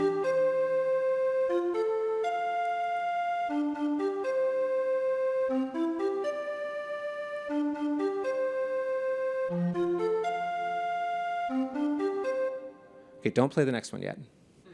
That was our sort of our test signal when we started Magenta. We actually launched an empty GitHub and a blog that said, here we are. And then we basically trained what's called a recurrent neural network to generate melodies from what are called MIDI files, basically just musical scores. It's fundamentally work I did like in 2002. And that's where we were. That's sort of where we started. There was better work out there than that, certainly, but there was not a lot of work being done in music generation. Below what you'll hear now is where we are at 2019. Don't play yet. This is a model called a transformer, which is a replacement for a recurrent neural network, and it's trained on a lot of performance data. So that is, we took audio of piano performances, and we used machine learning to find the notes. And not just the pitch value, like it's a middle C, but the timing, like how many milliseconds into the song is that note occurring, and how loud is it? So we can capture the kind of choices that musicians are making when they're playing an expressive performance. And this is a generation of a performance entirely made up by the neural network. To give you an example, let's play that clip now. Oh, I just click, boom.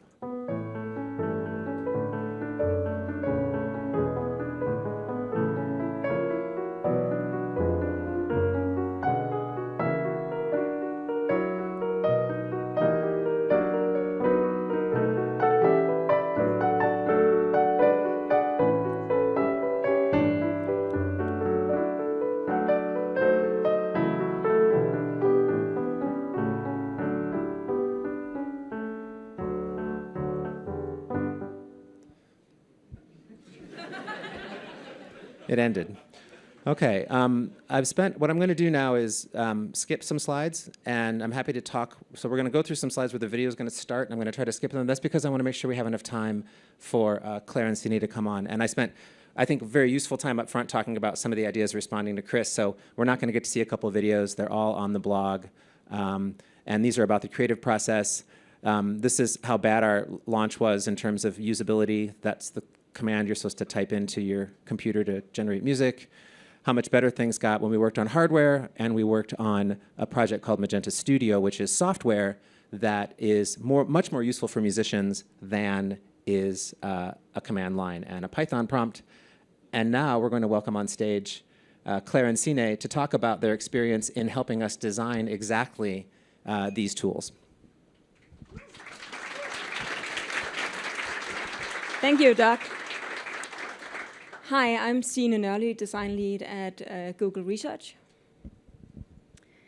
And I'm Claire Kajajic. Okay, we're skipping. Okay, there we go. That's the slide I was hoping to see. My name is Claire Kajajic. I'm a senior user experience researcher. And our story is about how, over the course of 3 months, UXers like Sine and me, and Magenta, a group of machine learning research scientists, collaborated in order to make a new music composition tool called Magenta Studio, which is what Doug just showed you. Very briefly, I'm going to start from the beginning. So Pear launched a rotation program in which 3 UXers were embedded into a host team of research scientists, and that team was Magenta. So we worked with Magenta to build this brand new machine learning-backed music composition tool. And we brought to the table our UX knowledge and processes, and in return, we learned about machine learning. And along the way, we learned a lot about best practices when designing for AI systems and collaborating with research scientists. So we're excited to share a few of those learnings with you today, but before I jump into that, I just want to touch on the goals that we were hoping to do over the course of our rotation. So we really wanted to build tools to meet the needs of musicians first and foremost and help them in their creative process. We also wanted to showcase Magenta's amazing work with creative generative models in a way that all musicians could really access without the knowledge of command line or having to access the GitHub repositories that Doug showed you earlier. Finally, we also wanted to include UX in the development of ML products, and as we're talking about today, really advance the awareness of the benefits of participatory ML systems. So I mentioned before that we figured out some best practices along the way for how to design for AI and work with machine learning research scientists. And the first thing that really helped us was to take the time to explain processes and timelines. So for example, how long does it take to synthesize UX research findings or create a new design language for a brand new UI? Or train a machine learning research model, and cross-functional team members may not know or understand how long these things take. So being upfront about these key events can really help to make any timelines that you do create much more actionable and realistic. Another thing that really helped us was to institute a show and tell of just daily work examples. So this really helped us to get a feel for individual people's skill sets and set appropriate expectations for final deliverables. The second thing that really aided in our collaboration was to do a design sprint together. And we did this right in the beginning of our rotation, which really helped us to set the stage. And we sprinted to understand the opportunity space and to generate some product ideas. And creating something new together really helped to bond the team together and create that shared vision for the future. The output of the design sprint, yes, with some googly eyes and pipe cleaners, became, not in that rendition, but in a different form, the first ideas that we shared with musicians in our user research studies. Taking some time to do some user research is really so important because it can help you to identify problems that you didn't even really realize were there by understanding how people outside of your group think about things. And it can even help you to make decisions and change direction. Which leads me to our third point, which is to invest in user research. So one really fun moment for us during the course of our rotation was when we brought Magenta into a participatory design session. Participatory design, as Chris actually talked about earlier. And this image is from the California Institute for the Arts in Los Angeles, also called CalArts. And there were 24 different students and faculty from the music technology program that were there that were identified as our key audience or our target audience. So Magenta came with us down to LA, including Doug Eck, who you see right there. And they interacted directly with these target audience members to better understand what they need and what they want from a machine learning-backed music composition tool.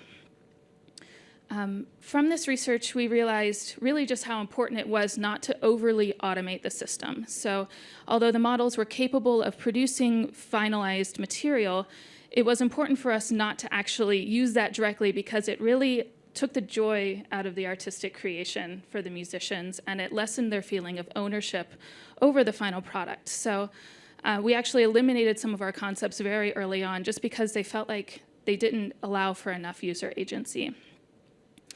Another insight that came from research was that it was ideal to shape the models in a way that would work with existing workflows that musicians had so that they wouldn't have to learn how to incorporate a new tool or switch back and forth between tools, and they would be more likely then to incorporate any new tool that we did make for them. Thanks.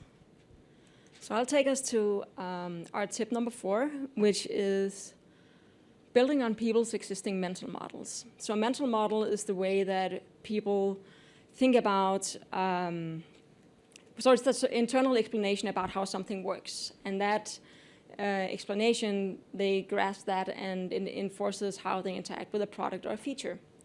So if you build your designs on existing mental models, you can help the user feel more comfortable and build more effective mental models for the AI solution that you're creating.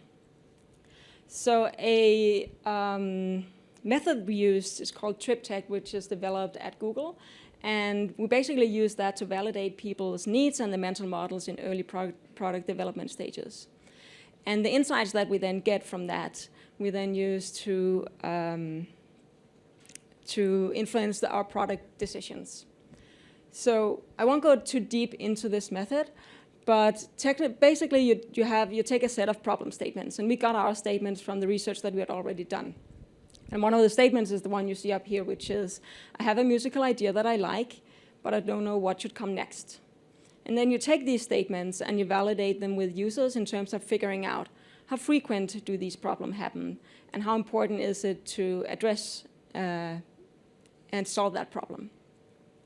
So we also wanted to get qualitative data out of the users. So we presented them with these sort of 3-panel storyboards that you see here, where you basically first show them the problem statement, then a solution, and then the impact that that solution has on the problem.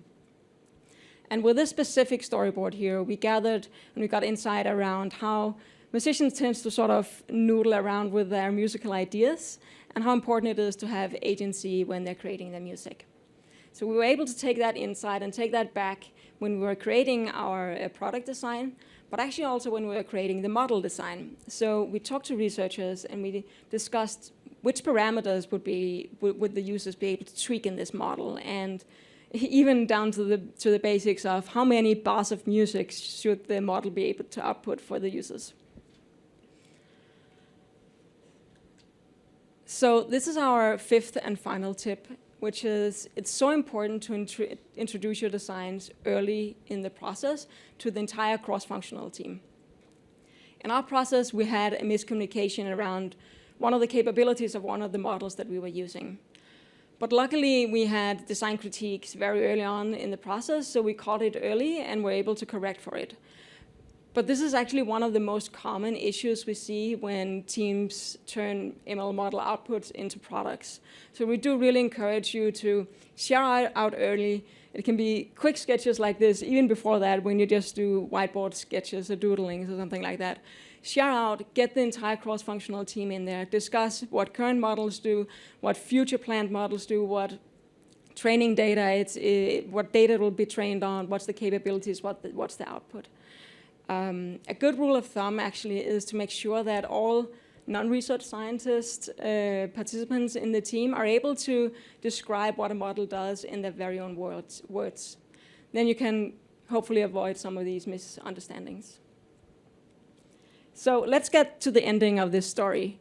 So we transformed rough sketches into designs with user research, and then we built a prototype for Magenta Studio. And while we didn't have time in the 3 months, we had to incorporate this into musicians' already working workflows. Magenta luckily marched on, and eventually we launched these 5 musical plugins into Ableton Live, which is a digital audio workstation that many, many musicians use to create their music. So now musicians are able to create beautiful machine learning music with Magenta's generative models without knowing ML, without knowing code, without knowing Python or GitHub or anything like that. So let's quickly look at the goals again. So we ended up building tools for musicians that met their user needs and that they actually enjoy using in their creative process. We also showcased Magenta's work to a broader audience of non-researchers and non-engineering. And we also had a really great collaboration with Magenta where we had a mutual learning experience and where we advanced sort of the awareness around the benefits of participatory ML, both in terms of inviting more people and more functions and roles into the team, but also involving users in both developing the product design, but also the model design. And lastly, we also learned a lot in the process, in which some of that content has actually informed some of the bits of the guidebook that we've heard about today and that we'll speak more about later on. So Doc, if you're ready to close it up, I'll invite you back up to the stage. Or are we out of time? I think, how are we doing on time? Anybody? We're okay? Let's go with it. I'm just going to run with it. Oh, I'm going to backtrack. Wait, where are we? That's Chris. How did Chris get there? Chris already spoke. I want to pull up. I apologize for these slides not being in perfect order. I usually work from my laptop. By the way, I'm wearing this shirt today. I guess I don't have many clothes. Okay, I just wanted to put this slide up for discussion and close things out. This was an amazing experience, and it's changed how we do our research. We continue to collaborate with designers, with UX people, front-end people, HCI people, user experience researchers, and I would predict that machine learning, from my viewpoint, will continue to move in that direction, and that these fields will, in some ways, merge. That doesn't mean that there won't be practitioners that only do one or only do the other, but the big challenges we're facing, I think, are bringing machine learning and AI into people's lives, and as soon as you do that, then you'd better care about people's lives.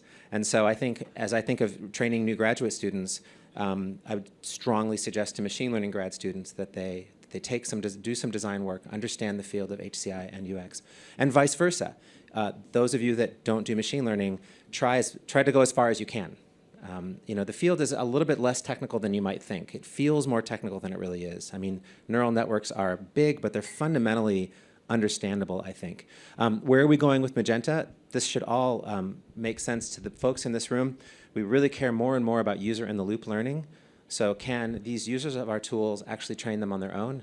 Could they train them while not on the internet? Could they take the weights that the machine learned, use them to make their own music, and throw the weights away? That's fine with us. Can we personalize for people in a really radical way? I think music and art is about personalization. It's about someone making his or her own statement. Can we help them make that? And moving away from code, can we build hardware that does the right thing? Can we also build maybe apps for phones that do the right thing, that don't feel like an add-on tool to something else?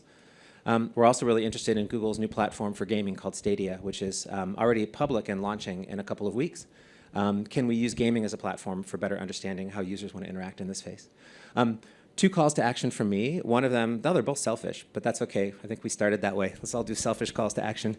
We will grow in Europe, Paris and London, and I'm saying this because I'm here in London right now. There's always growth at Google in Mountain View as well, everywhere, at Cambridge as well. I'm going to not name a site that someone is in the room from. And focus even more on human-centered design. I didn't put this in the slide, from a very machine learning perspective in my group. So starting with machine learning and trying to move more and more towards these ideas. People are interested, please contact me. And please do check out our blog. It's become quite a nice resource. We have tons of examples from people from outside of our group doing demos. A great album came out that was AI-driven by a band called Yacht in LA that I suggest listening to. And yeah, I guess we've been going on for a while. I'll pass the mic. I think that's all we have. If we do have some time for questions, 1 or 2 questions from anyone in the room.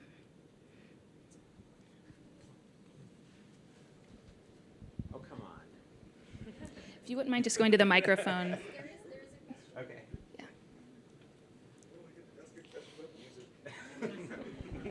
No, keep the microphone. We don't know what It's not really about music, although it's applicable to this. How do we avoid making another hammer as opposed to making a toolbox when we translate ML into sort of a user-centered design way? I guess, should I need elaborate on the metaphor? Just once you have a hammer, everything's a nail, et cetera. I can take a shot at that. I think the hammer and nail analogy makes sense for one pass through the loop, but the film camera was a hammer, right? And it became an artistic device through iterative adjustment of what it was for and how it was used, right? The first generation of people taking photographs didn't treat it as art. They were just capturing reality, and it kind of freaked artists out. But then there was like a bunch of thought and a bunch of looping between artists and technologists to land at something. And I feel like it's more about saying, can we build a grammar around the tools that we have that makes sense for us artistically? That doesn't mean we don't need hammers. It might mean that this hammer doesn't work. And frankly, if you look at music design, if you look at musical instrument design, lots of schools have graduate students slaving away trying to build a better guitar or build a brand new thing that's made out of PVC pipe and you wave your hands over it and it makes sound and everything. And they almost all fail. And that's not because these people aren't good. That's because it's just really, really hard to get that technology art loop working. Maybe from a design perspective, you guys have something to add to. Yeah, I would just add that by taking the time to understand users' perspectives first, so in our case, musicians, can help to really shape the end product, starting with what goes into the model that's going to end up being the tool that's used, and helping people then from the standpoint of out to in instead of in to out, if that makes sense. No other question? We follow up? Do we have So how do we avoid this, like, oh, we don't have code, but the code provides so much parameterization and so how do we avoid having people feel like there's the code people and then there's the UX people in this? Because even in that talk, it was still like, they don't need to learn the code, but if you do, there's like 17 different parameters you can use that we didn't put in. So what I've seen historically, and I believe it's still true, that for these advances to happen, you need two different kinds of people. And it's almost always the case, and neither role is more important than the other. The people that built the electric guitar amplifier wanted it to be a loud acoustic guitar. This is like Henry Ford's thing. If you ask people what they want, they're going to say they want a faster horse, right? So sometimes you have technological changes that sweep through. Very rarely, I think almost always, we want to be doing what you're talking about, which is understand users. But you're going to have something that requires a rethinking of how we work. And in that case, we need both. I've never seen a case where the artist was the person that also played the role of the inventor. It's almost always this case. Bob Moog needed a bunch of artists to work with. I forget her name. Wendy Carlos drove synthesis as much as Moog did. Moog was the engineer. Wendy was the artist. And I see this pairing everywhere. If I have time to write a book, this is a book I want to write, which is understanding this pairing between technology and creativity. And it's even just taking a little bit of time to be conversant in the other side set, because it's like Duck was saying, for machine learning research scientists, just taking a little bit of time to better understand design and the other way around as well. And that's why the boot camp that Sine and I participated in the beginning of our rotation was really critical, because it gave us just enough machine learning to be a little bit dangerous, but also just to speak the language that we were getting into. Yeah, thank you. Time. Did you have something you wanted to add, Sine? No, I just wanted to echo that. I really truly believe that teamwork and being able to have the luxury of being able to work with multiple cross-functional teams really helps you understand what requirements and what use of talent do you need to perform different types of jobs. And the more you get into that, maybe you can do that job, but the more you understand and empathize with that will help you also to create better work.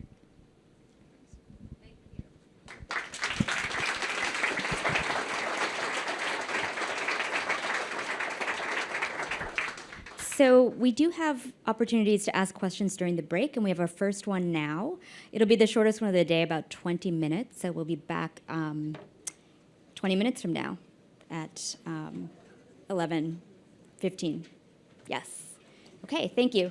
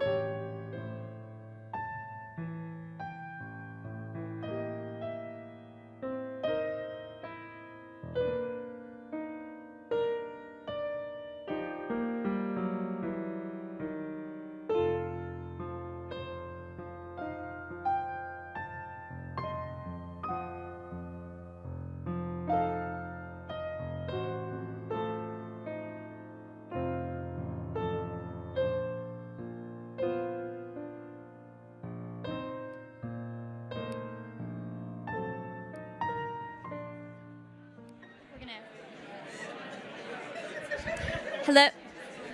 Hey, everyone. Hello. It is amazing to see the conversations that are happening. And to hear them. It is... Love hearing your conversations. We're really happy that you're so engaged. But if you could kindly come on over, that would be great. We're about ready to start. And I actually have a fun fact for everyone, if you want to hear it. Yeah. So the fun fact is that piano music in the background was made with magenta. I hope you enjoyed it, and it inspired you to have these conversations.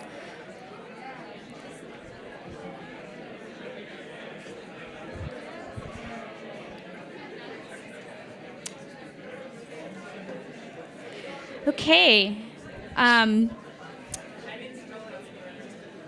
So just a couple of things before we get started with our policy section.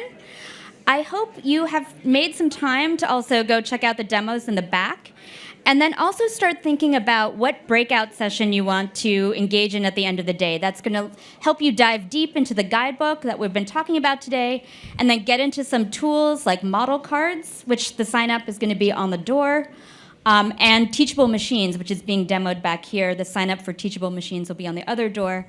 And sign-ups for all other breakout sessions where we can dive really deep into the guidebook are over here in the left-hand corner. So we're going to try to make up for some time so we could get back into these conversations together. And I'm really excited to introduce you to Michael Veal. Michael. Cool. Hi. So let's see if I have any slides. Okay, that's my name. I'm Michael Veal. I'm a lecturer, which is, like many things in Britain, Brit speak for assistant professor or other kind of things. At University College London, I'm in the Faculty of Laws. And I want to talk a bit about the trajectory I think, people and AI and AI in society, we reflect a lot, and we reflect a lot on problems of the past, and things like credit scoring, for example, comes up a lot. We've obviously had decades of thinking about credit scoring and some of the inequalities it causes and some of the systems that have underlied it. However, going forwards, where are we going technologically, and where do we have to put our focus to ensure that actually these technologies work with and for people, not in tension with them? So I want to talk a bit about privacy-preserving technologies and machine learning. And I want to talk a little bit about how that's developing, the trajectories there, some of the promises that it holds, but also some of the tensions that I think we're not grappling with quite as explicitly as we could be. And the broad argument I want to make is this. We've got a new flavor of privacy-enhancing technologies. Some people call them PETs. And what these do, these effectively separate out optimization from the data.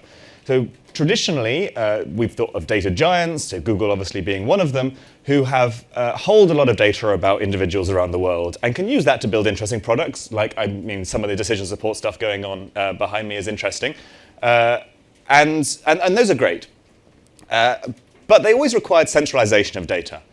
And these technologies say, actually, to make products or to deliver profiling or personalization, we don't have to be near the data at all. And in fact, we can be in a position where we can mathematically say, we can't even see the data, even if you come to us with a warrant. So this is interesting, because this actually allows detailed optimizations of the kind that are carried out today to be carried out in a confidential way. And that's confidential in relation to the company that may be orchestrating them.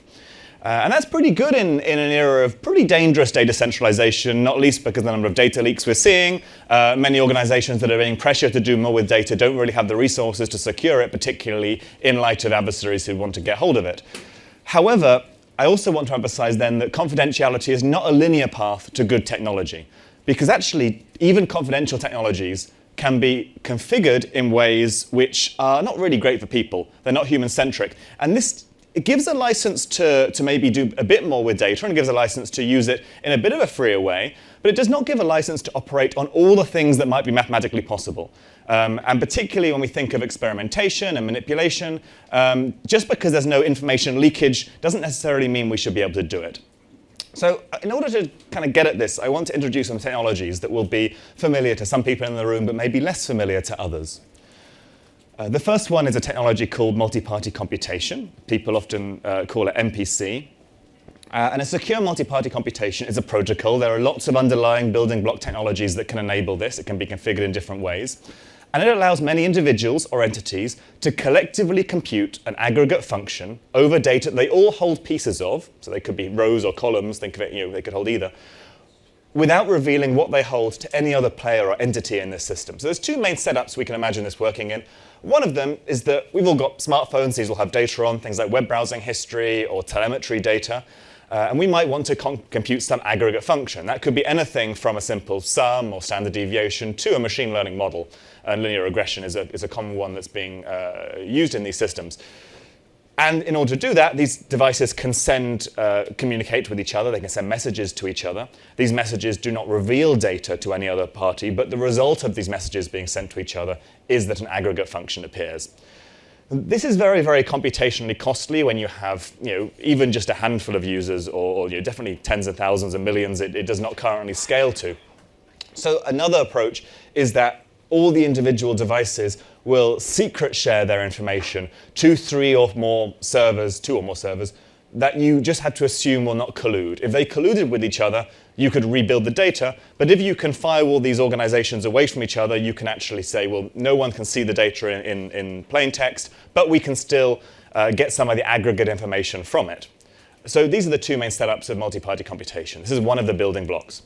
Another of the building blocks is called homomorphic encryption. And homomorphic encryption effectively is a type of encryption which retains its structure when it's transformed.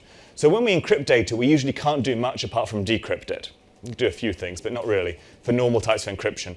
However, homomorphic encryption can be added or multiplied, and the result of that later decrypted. And this allows you to encrypt information, send it to a cloud service that is not unable to see it. The cloud service can then run a protocol to transform it. You can get the result, and you can decrypt the result. But the cloud service could not see what the data actually was that it was being operated on. So that's another building block of these technologies. A third building block, these are called trusted execution environments. Many of you will have one in your pocket. They effectively are a tamper-resistant, separate part of a computer, and they guarantee the authenticity of executed code and various other interesting guarantees. And these enable you to actually slot these in ways to make bigger protocols function. They have many different roles, fingerprint sensors, for example, being one of them in many cases. Another building block is called a zero-knowledge proof. Now, this, for some people, is really black magic.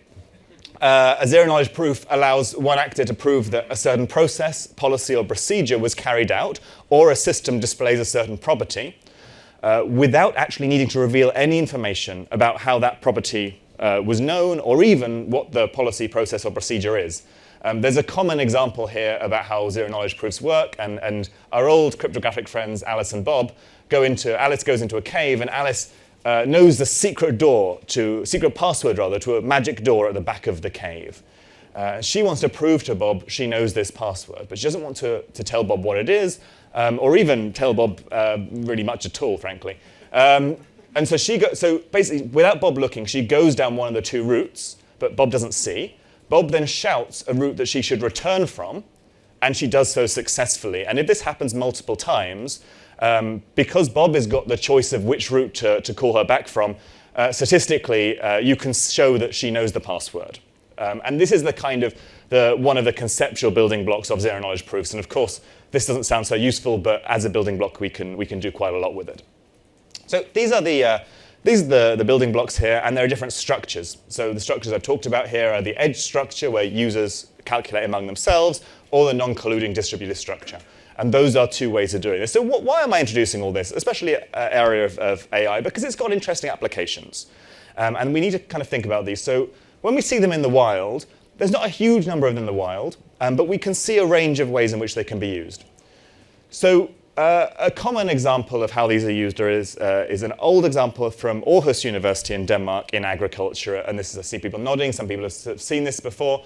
A challenge to, I think by Thailand and Australia actually, to EU sugar beet subsidies. Yes, they do grow sugar in Denmark.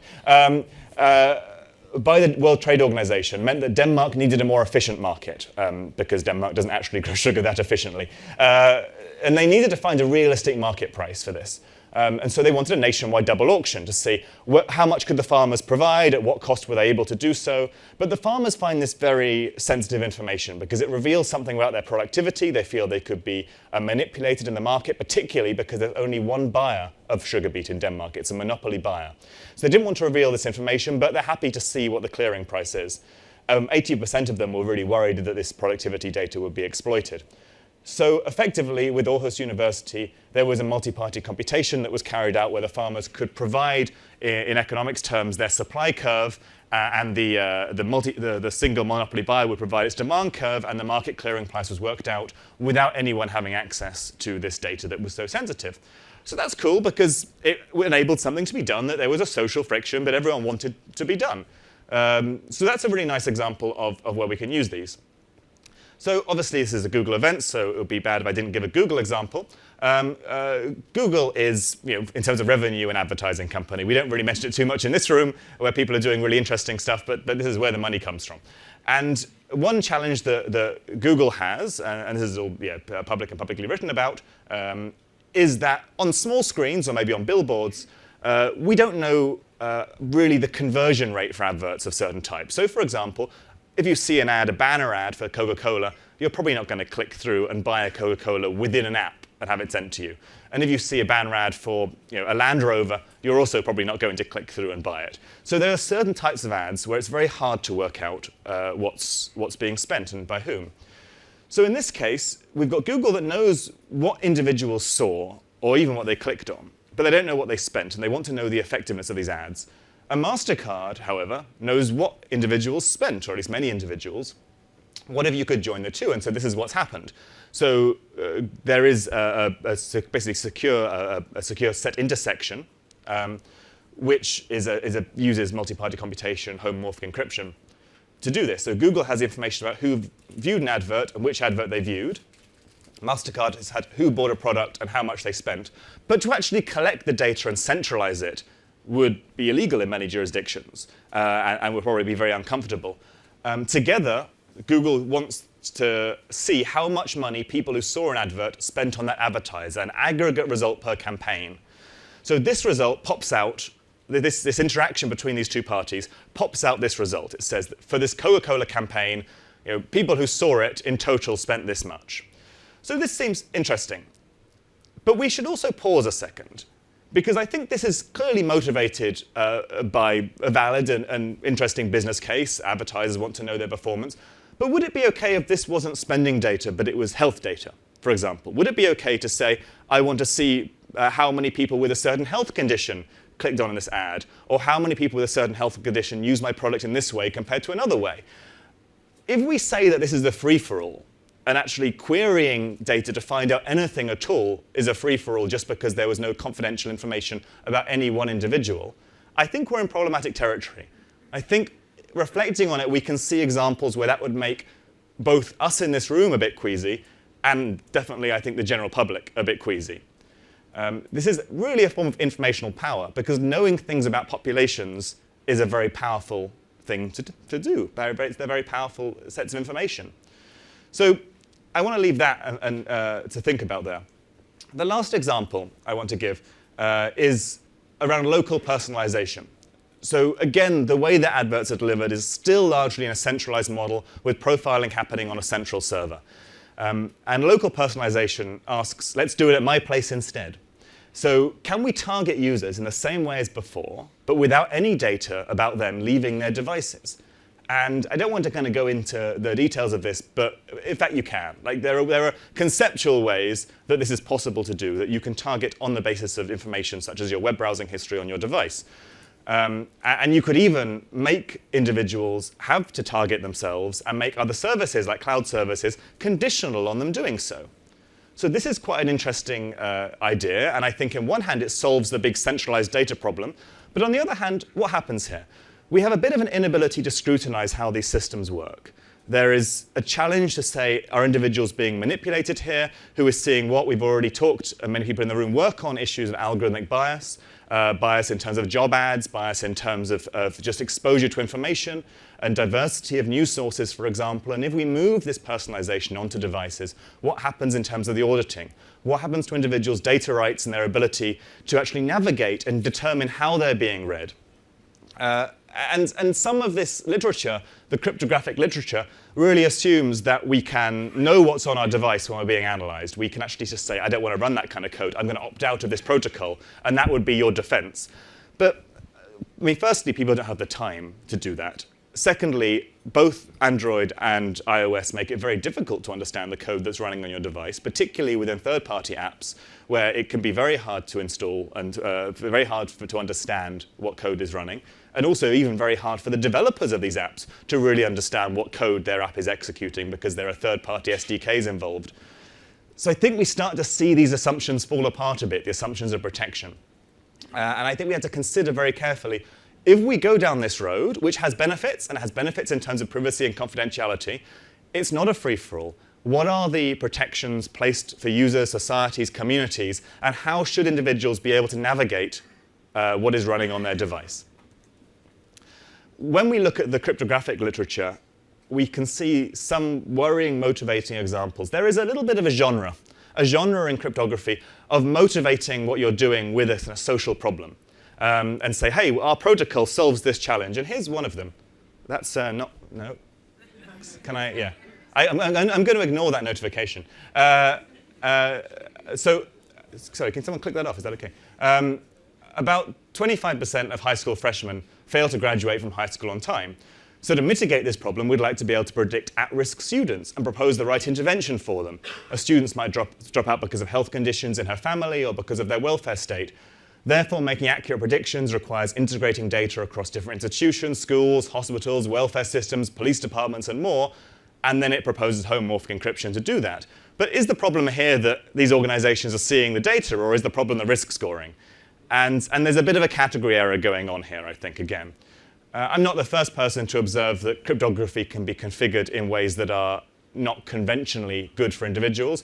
Philip Rogaway, after the Snowden revelations, wrote a really interesting piece, pretty short piece, called The Moral Character of Cryptographic Work, where he says, I think correctly, that because cryptography gives individuals, even on their phones, the ability to encrypt text in such a way that even a state-level adversary cannot intercept and intervene, we assume it benefits the weak. And in many cases it does, and it allows us to create systems that benefit the comparatively weak.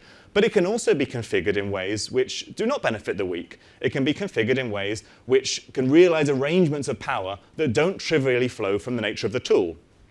One old example of this is in copyright. So copyright is a very finely balanced set of laws. I mean, people will argue if it's balanced in whose favor. But it has exemptions, things like fair use or parody or satire. But digital rights management tools, and also tools on YouTube like Content ID, are pretty blind to these uses. And they don't respect the balancing act that the law has put in. Because Content ID on YouTube can't detect when music is being used to parody an artist or when it's being used to put behind some video without paying a royalty on it. But those are very different legal categories. So that balance, because of effectively, Content ID is not cryptographic, but DRM tools obviously were very problematic. And you saw this as well with DRM being applied to works that were out of copyright, for example. And that was not being respected because just because something's out of copyright doesn't mean you suddenly get the decryption key. So this is an interesting balancing test that's going on here. And configuring that is really important. So a few points I want to end at here. Firstly, we do need to draw a bright line between privacy as confidentiality and informational power. They're both things that we and populations and communities care about, and they have got overlaps, but we have to navigate them also somewhat separately, because one doesn't help the other necessarily. So that's really important. There are real societal dangers of legitimizing what you could call a ubiquitous query system. Just because this data is accessible and you can ask any question of it while respecting the confidentiality of every individual doesn't mean you should. There are many questions which, like in research ethics, we would say probably you should be getting some thought about whether you should be asking that kind of question and who has the right to ask these kind of questions. And this is really about infrastructure. So it enables huge information asymmetries, which both companies can use in pretty nefarious ways, but also worryingly, which states can co-opt. If you build this system, states might say, okay, well, give me access to Mr. X's data. And they say, we can't, not mathematically possible. And they, okay, well, instead, tell me all these things about this population. Make people run this code on their device to analyze what they're doing. And these are concerns that you still get new forms of power that emerge. So data processing must be legitimate, not just confidential. I think users must have practical visibility and control over the code running on their device, and that's not happening right now. We've got a lot of cloud services. We should really consider whether they can or should not be made conditional on users running this kind of analysis, profiling themselves. Particularly because there is a temptation to say, just because it's confidential, it can be more invasive. Hey, upload your health data, upload your walking data, upload your location data to your phone. We'll use it to target you, and we'll use it to personalize things about you. But we're not going to see it, so it's fine. There is a bit of a creep that can go on here, and I think we should consider the trust issues that can happen in this creep. And experimentation on individuals, A/B testing and so on, is still experimentation. If you're running a dating service, and you're trying to understand matching people with other people, and you want to effectively show people different populations compared to someone else to try and find out which people are attracted to who else, that's experimentation. It doesn't matter if you're doing it in a confidential way.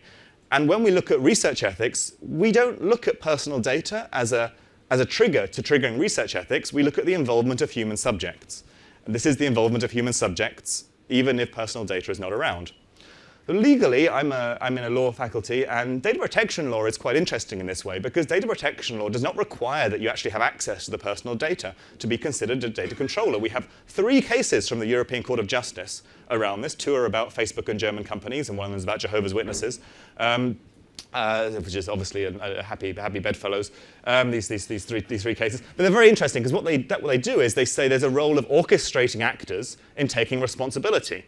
If you are incentivizing data collection and you're benefiting from it, even if you can say, oh, I can't see it myself, you're still involved in this process legally. But do the tools match the job? Do rights of access, erasure, objection really work on local devices or mobile phones when dealing with embedded AI systems? Of course, the other thing in many people's pockets, phones increasingly have a lot of edge computing power. Both Google and Apple have invested quite heavily in architectures that run machine learning models on device. And Doug was talking about this a second ago, and they can have great, cool effects when people want to do edge computing and customize models themselves. But they also can have other effects. And so we're building a system where this is possible, and we have to consider. Lastly, my last slide here. We need to focus on infrastructure in law and policy, particularly. I mean, this is really what the question, I think, is often about. If we focus too much on models or analytic products, we miss actually big infrastructural questions. There's a lot of AI ethics documents going around, and one thing that's absent from almost all of them is infrastructure. The ability to optimize, the ability to reach and experiment and get this data on a continuous basis, the ability to deploy models, the ability to even train in confidential ways. Google is just one of companies that has embedded trackers covertly on not quite a majority of websites, but a significant proportion. I think it's about 30% depending on where you go in the world. This is an infrastructure, and we have to consider the role of infrastructure in AI and the role of infrastructure and trust in AI, because they're very, very linked. And if we separate them, we're not really doing justice to the problem, and we're also not going to get a trustworthy system, because we can say you're running a model that's debiased and, hey, it's blind to whatever protocol or whatever characteristics you want to talk about. But you've actually got an infrastructure that is able to manipulate people and to track people, then I don't think it's going to undermine the great work that's being done elsewhere. So these are linked, and I know it's challenging within companies to go and talk across these boundaries, but I would really call that be done more. So thank you very much.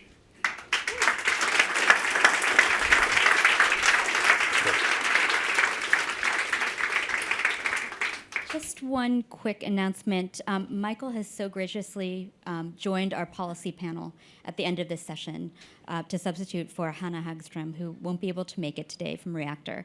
So if you could kindly hold questions, he'll be on the panel, as well as Raghu, our next speaker. They'll answer questions during the policy panel. Okay, so on that note, Raghu, we'll turn it over to you.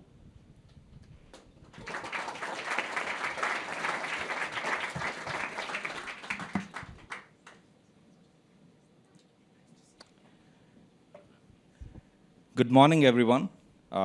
Thanks for having me here. It's been an inspiring set of talks. I've been learning a lot. what I hope to do in my presentation is take you to settings and to people that you perhaps do not really think about on a day-to-day basis.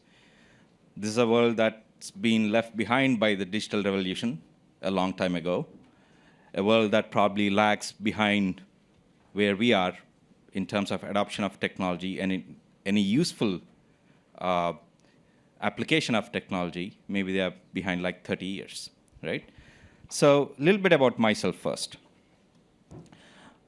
So about 15 years ago, this book was all the rage, right? And I drank the Kool-Aid that you could use technology and business as a force for good. And I went on to build 2 social enterprises. I grew up in semi-rural India, spent a decade in the US, went back, built a rural solar energy startup, and then a medical device startup. Embrace came out of Stanford. We were asked to build a cheap incubator. We were students of design thinking, so obviously we did the user research.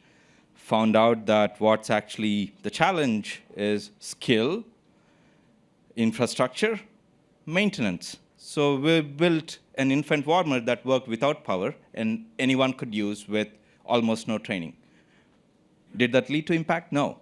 When I came on board, we had more awards than we had customers, right? My journey was that of actually getting the very first doctors to use the product, convince them to use it, even after clinical trials, right?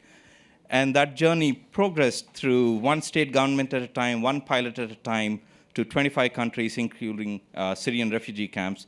We touched almost 500,000 babies. Old slide. Sorry, I just cut and paste. But I came to believe that products and technology alone does not lead to impact. We got to work with a very complex set of stakeholders as part of the systems to make a difference, truly lasting difference. And that takes a very radical approach. But first, let's see why that's the case. Anyone know what's happening here? Yeah, so this is a data entry operator at a primary health center in India, and he's entering data that's 2 months old because someone sent back this Excel sheet to him saying this data is still missing, and he's looking at records from what are called A&M, auxiliary nurse midwives, handwritten notes, and he's entering that data.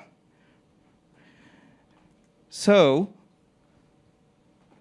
I don't really think we can have participatory ML unless we pull in stakeholders we do not normally think of. Administrators sitting at the top of the decision-making chain who have absolutely no clue. These are the same administrators that have made decisions on digital technologies that remain siloed today, right? There are departments in India that will tell you they have 60 different silos of technology that do not talk to each other, right? You have implementers. You saw the guy on the ground, right? What are his limitations? Domain research, medical and public health research goes on, or agriculture research goes on, often a little separate from all these guys. You have pest alert definitions that aren't really implementable on the ground. So if technologists, that folks in the room, really want to have an impact, we got to work together with these stakeholders, right? And fortunately for me, I got an opportunity to scratch that itch. When Wadhwani AI was founded about 18 months ago, we are an international nonprofit research institute and global hub for building AI solutions for social good. And our current focus areas are really about how do we use AI to power universal healthcare at the front lines, right? When I say front lines, there are no facilities. You're talking about homes and communities, right? How do we eliminate tuberculosis, which kills more people today than HIV and malaria together, right? And how do you double small farmers' income? There are 500 million of them around the world, probably still the largest generator of employment and livelihood, right? But what we found ourselves doing is, as much as we started working on these specific challenges within these, what we call very large focus areas, we found ourselves having to invest a lot of time doing thought leadership and really basic training for organizations such as the UNDP, right, UNITU, Government of India, we in fact helped write India's AI strategy, and we also continue to do training. So we got to start there before we can actually sit with these stakeholders and build useful AI. And this is, in some sense, our worldview. We got to work with, and maybe to start with within the scale systems that already exist if we want to have impact at scale, right?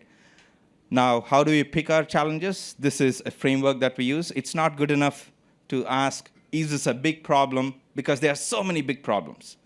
You got to ask, is AI really going to make a big difference? And we say AI-based solutions because guess what? That water is not getting delivered by AI. These are AI-based solutions, right? Unless you can upload sewage and download water, we live in a physical world, right? And ultimately, you got to work with a lot of stakeholders. The beneficiary is different from the user, is different from the chooser, is different from the payer, right? That's the world we live in if we really want to reach these, the bottom 5 billion. And of course, we find that data is often not good enough. So we have to find ways to build data that's actually usable, get partner organizations that we can co-create with, including getting that data. And just like maybe companies building LiDAR don't build LiDARs without engaging with the likes of Toyota about self-driving cars and where that's going, because that's the scale to that technology, to that product. We engage with the scalers of social programs to figure out whether, if we were to build a solution, how would this actually scale and bring them to the table early on. All right, so let's go to a couple of things we are working on. Anyone know what I'm looking at? Any guesses? Yeah, these are birth weights, right? See anything weird?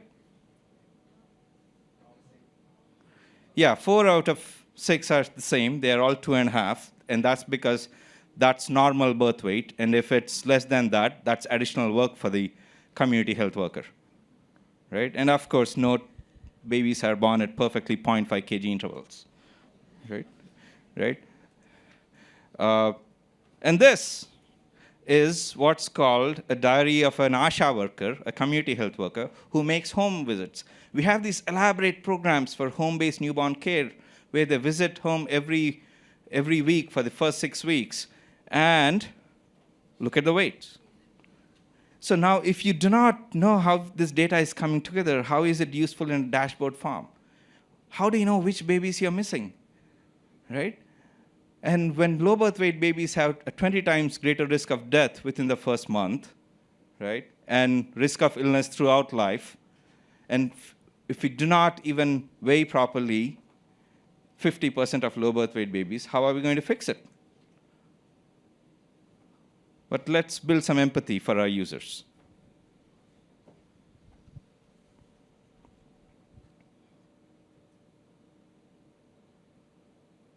So that's a spring balance. We've been sending that out for maybe 3 decades now, right? Took 3 women to load that baby, and maybe she got it right, maybe she didn't. We don't know what she writes down finally. It's difficult, right? And these things break down. So we asked, could we build a virtual weighing machine? These folks forget spring balances, but they don't seem to forget their phones, right? And more programs are already equipping them with basic smartphones. And not only weight, how about other critical parameters that folks don't even attempt to measure these days, right? And ... Video as a window to health. I mean, phone-based video as a window to health. What else could we measure?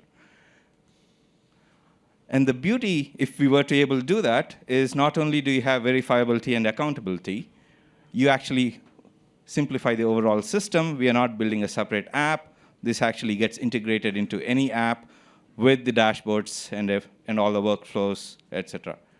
And we are happy to report we've actually gotten just some breakthrough results where what you're seeing is actually a full 3D reconstruction of a baby with just a single frame. And the 3D model is moving as the baby is moving. These are images from a hospital setting where we just did our first field experiments. Another one. But really, what we're excited about is using these really bad, basic smartphone-based images, we are actually able to do 3D reconstruction, right? Now, first, why 3D models? One of the reasons we chose that approach is it allows a certain explainability. Turns out, weight varies weight or volume, density varies just 3%. So if you get volume, you get weight, right?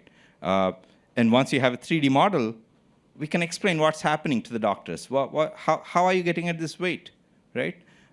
2, birth weight classification is just the first use case for this. Anthropometry has many other applications, and hence it's a very useful thing to develop as a technology, right? So growth tracking during those first 6 weeks that the Asha is visiting home, right? You could actually track the weight of the baby, track the baby's other developmental indicators, perhaps, right? And that's where we are going. Couple of things I want to call out. Data collection, types and diversity of settings. What you're seeing is, these are footwear of parents or caretakers of hundreds of babies that are in that facility. This facility sees 1,500 babies a month, right? It's Nilofer in Hyderabad, and we work closely with the government of Telangana, as well as the medical college that actually operates this to collect this data. With ethics committee approvals, IRB oversight, informed consent in local language, and all that, right?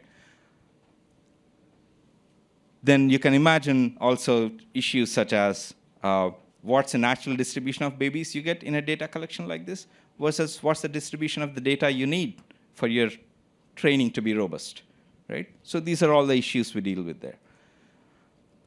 Few other things. Risk of misclassifying babies as low birth weight baby, let's say, right? So let's imagine these categories. Very low birth weight, below 1.5, low birth weight, below 2.5, and normal birth weight, 2.5 or above, right? Now, which boundaries are you going to take risks in which direction, right? Is it okay to misclassify a baby as normal birth weight if it's low birth weight, right? What about the cost of someone having to lug their baby out, right, to a facility if I misclassify and, overstate the risk? So these are some really important trade-offs for our product managers and our program folks. Accuracy as it relates to the use case. Classification, maybe I don't need that great accuracy. But if I'm talking growth rate, where you need to be able to track 100 grams of weight increase, let's say, over a week's time, now that needs to be a lot more sensitive. And last but not the least, AI as a medical device is a very new construct in the minds of this community. And we are actually working with them to figure out how would you evaluate AI as a medical device. Another thing we are working on, TB Cascade of Care. I will not go into detail here, but we are actually the official AI partner for India's national TB program. And we are working on challenges from finding what you call the missing millions of TB patients, to screening and triaging, to actually treatment and adherence. Let's switch to cotton. While I'm on this slide, I do want to call out, do talk to my colleague Rajesh here, who heads our agriculture work. He's leading this project. He comes with 3 decades of experience working in agriculture programs. And one of the things we found very useful is actually have a diversity of experiences within the team. We have AI research, engineering, product design, and programs. And programs is a word we borrow from the world of government and nonprofits and international organizations. Now, 250 million people still depend on cotton. If you folks know history, cotton was at the heart of the Industrial Revolution 160 years ago, right? Turns out, still a lot of people depend on it. And in India, especially, we found that it's at the heart of farmer distress. It's the third largest crop. 30 million people depend on it. And there have been a spate of suicides. Now, these are very complex challenges, but one specific challenge we thought we should address was avoidable pest loss, right? If you notice, this cascade actually starts here with inputs, but in reality, it starts with financial inclusion and ends with market access and goes beyond agriculture, right? And this is often a very important way to look at challenges, else we'll build very narrow AI that doesn't lead to enough impact. If you don't recognize, well, you know what, now I'm going to diagnose more patients, so they're going to show up at a health facility that does not have any way of dealing with them, right? Similarly, there are cascades everywhere. And these are smallholder farmers. They do not use smartphones for the most part, and they get all their advice from large-scale agriculture programs. They depend on field staff or lead farmers who, in many programs, actually report pest data manually. They go out there, look at pest traps in what's called monitoring monitoring plots or demo plots, count them, identify them, and send it to an expert who sends an advice back. That usually may take a week to 2 weeks. And because they don't know which of this data are actually accurate, they use some averages to send out average advice. You people in 100 villages, all of you take paracetamol at once. Not going to work, right? So we have actually started building AI. Okay, this is not auto-playing. Am I going to the next one? No. Can someone help me play this?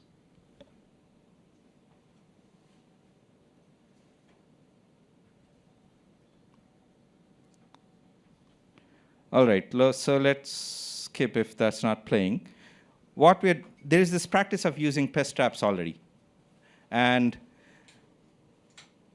we are equipping extension staff and lead farmers with AI that integrates with apps they are already using, so that when they take a photograph, we detect and count pests and give them instant advice, but also link them with the program. For example, call your local officer if you have a high alert, right? Let's see how this works. This is a demo that we very quickly did at office. Sorry, I don't have a better video. I don't know what pests those are. Let's see.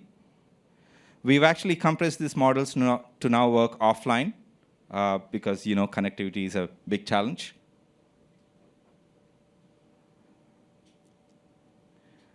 So, hi, American bollworm infestation, call your local officer. Now, how should we present our results? Should we show the count? Should we show those green boxes and every pest identified? Is that too much information? Is it going to confuse them? Should we show it not to farmers, but maybe we should show it to the field staff who knows better and can verify the results? Is that how we build in human in the loop? What should we do when we are actually deploying this for 2 million farmers across one huge state? These are the sort of things we are grappling with, and I'm looking forward to learn from your experiences. Just a second. There's also this whole area of trust in this that's a little different from how you might think. Currently, trust in this space comes from not machines or advice, but from the human that the farmers actually interact with. So they especially depend on lead farmer and this field staff. So they might ignore all sorts of advice, but if these people tell them this is what you need to do, that's where their trust actually comes from. So our initial deployments are with these people, but how do we think about trust in the long term is something we are grappling with. So to summarize, we got to co-create with stakeholders, look at systems, Be aware of the cascade of issues. Think very carefully about the data needs as we build AI. Remember, there are accuracy trade-offs based on the use case and the setting. Oops. And of course, trust and explainability and how that plays out really changes with the users. You might have the same AI at the background, but if you're catering to multiple users, right, in a hierarchy, how would you deal with that? So if you are interested in building AI for the next 5 billion, come work with us. We are looking for folks with your background, right? We have porous walls, so we collaborate openly. All our work will be free for social good use, right? So we are looking for everyone from people to come and take full-time jobs, to internships, to externships, fellowships, collaborations, right? 2 specific things I want to call out. To help the stakeholders we are working with, we are just thinking through how do we create a policy and ethics lab so that instead of trying to really boil the ocean, we at least create sandboxes for these regulators to come participate in, right? And open up maybe small portions of their ecosystem to work with us to create meaningful AI, right? And figure out how to deal with data. And of course, AI Hub for social good. There aren't enough organizations or enough people with data and AI background working on these really important challenges, right? Be it universal healthcare, eliminating TB, or doubling farmers' income. So come collaborate with us. We are establishing this AI for Social Good Hub. That's my email. That's my partnerships team's email. Thank you.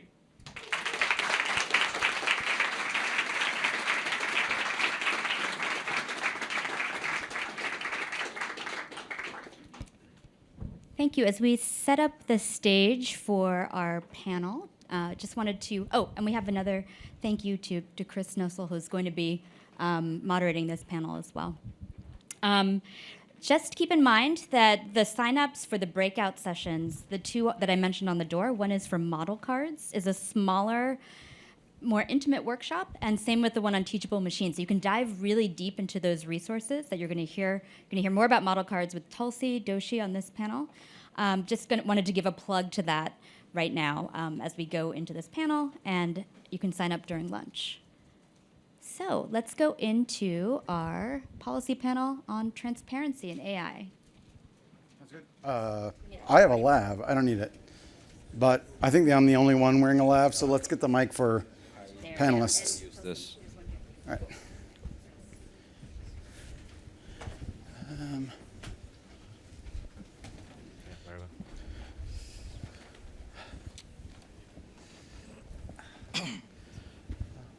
All right. Okay, the clock in the back says 30, so if I'm watching, oh no, I have a clock here. We're gonna go till 12:30 on this one. So hello again. You know who I am and you know who 2 of our speakers are, but we do have somebody new on the stage. Tulsi, would you like to introduce yourself? Sure. Hi, everyone. I'm Tulsi. I lead product for the ML fairness effort at Google, and so I get to work with a number of the awesome people who are in the room in terms of thinking about how do we think about fairness for our own products, how do we develop best practices, resources, and guidance for our teams, and then share that more broadly. How do we partner with all of you to do so? And then with relation to this panel, how can we think about transparency as far as it relates to our products for our users, and then, of course, for other developers and others in the industry more broadly? So I am not a transparency expert, which I think is a good thing for a moderator because I get to follow up with you guys on what the heck did you just say. But the first question is sort of a ground setting question for our audience. And that is, what does transparency mean specifically for your organization or your work? Raghav? Transparency. Like many other things, it seems to mean very different things for our stakeholders, and hence that's pretty complex for us.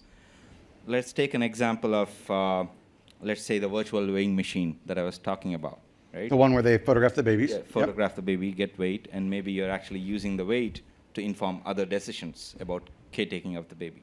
Now, based on the specific use case and decision you're trying to make, right, the level of transparency required is kind of different, right?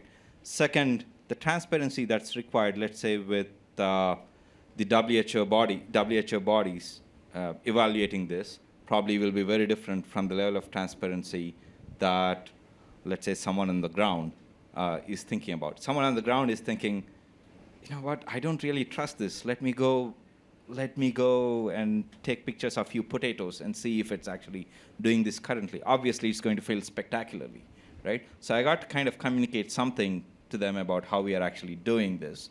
At the same time, put ourselves through lots of hoops, like a medical device, and get it certified, right? And publish that information in peer-reviewed papers, and get certifications, and do clinical trials, and all that, right? So it's there's a wide spectrum of meanings for the word transparency in our setting. Nice.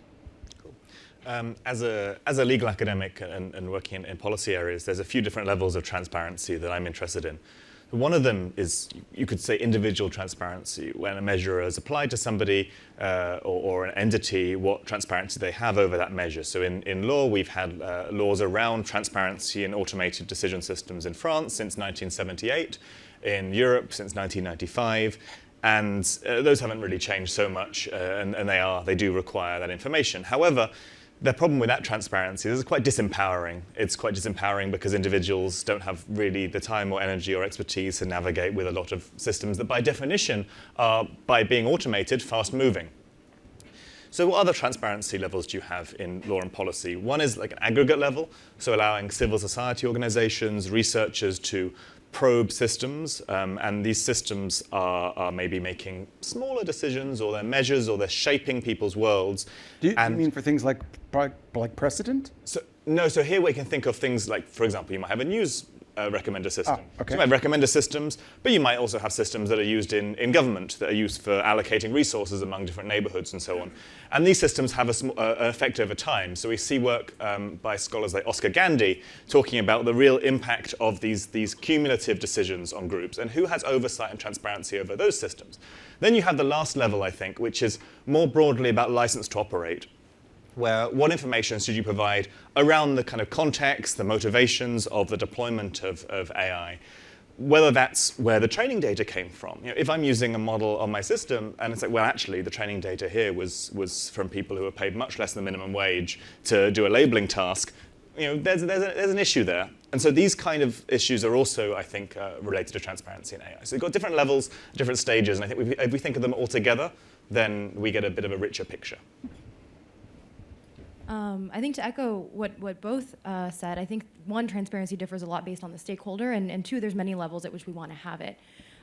For me, I think a lot about transparency in the context of fairness, which is where a lot of my work is focused, especially in thinking about, you know, how are these systems designed? What is the context in which they're designed? What are the mental models in which they're designed, right? And so when we're developing a system, there is some mental model under which it's developed. Maybe it's being developed for a particular region. Maybe it's being developed with a particular set of users in mind. Maybe it's being developed with a particular type of training data.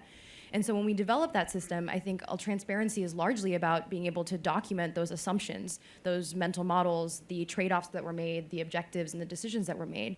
And this can be transparency just at the level of a team and actually having a conversation about the assumptions that were being made, or when you're actually releasing a model for someone else to pick up and use, or even someone else to learn about, or from a policy perspective, this can be communicating more openly.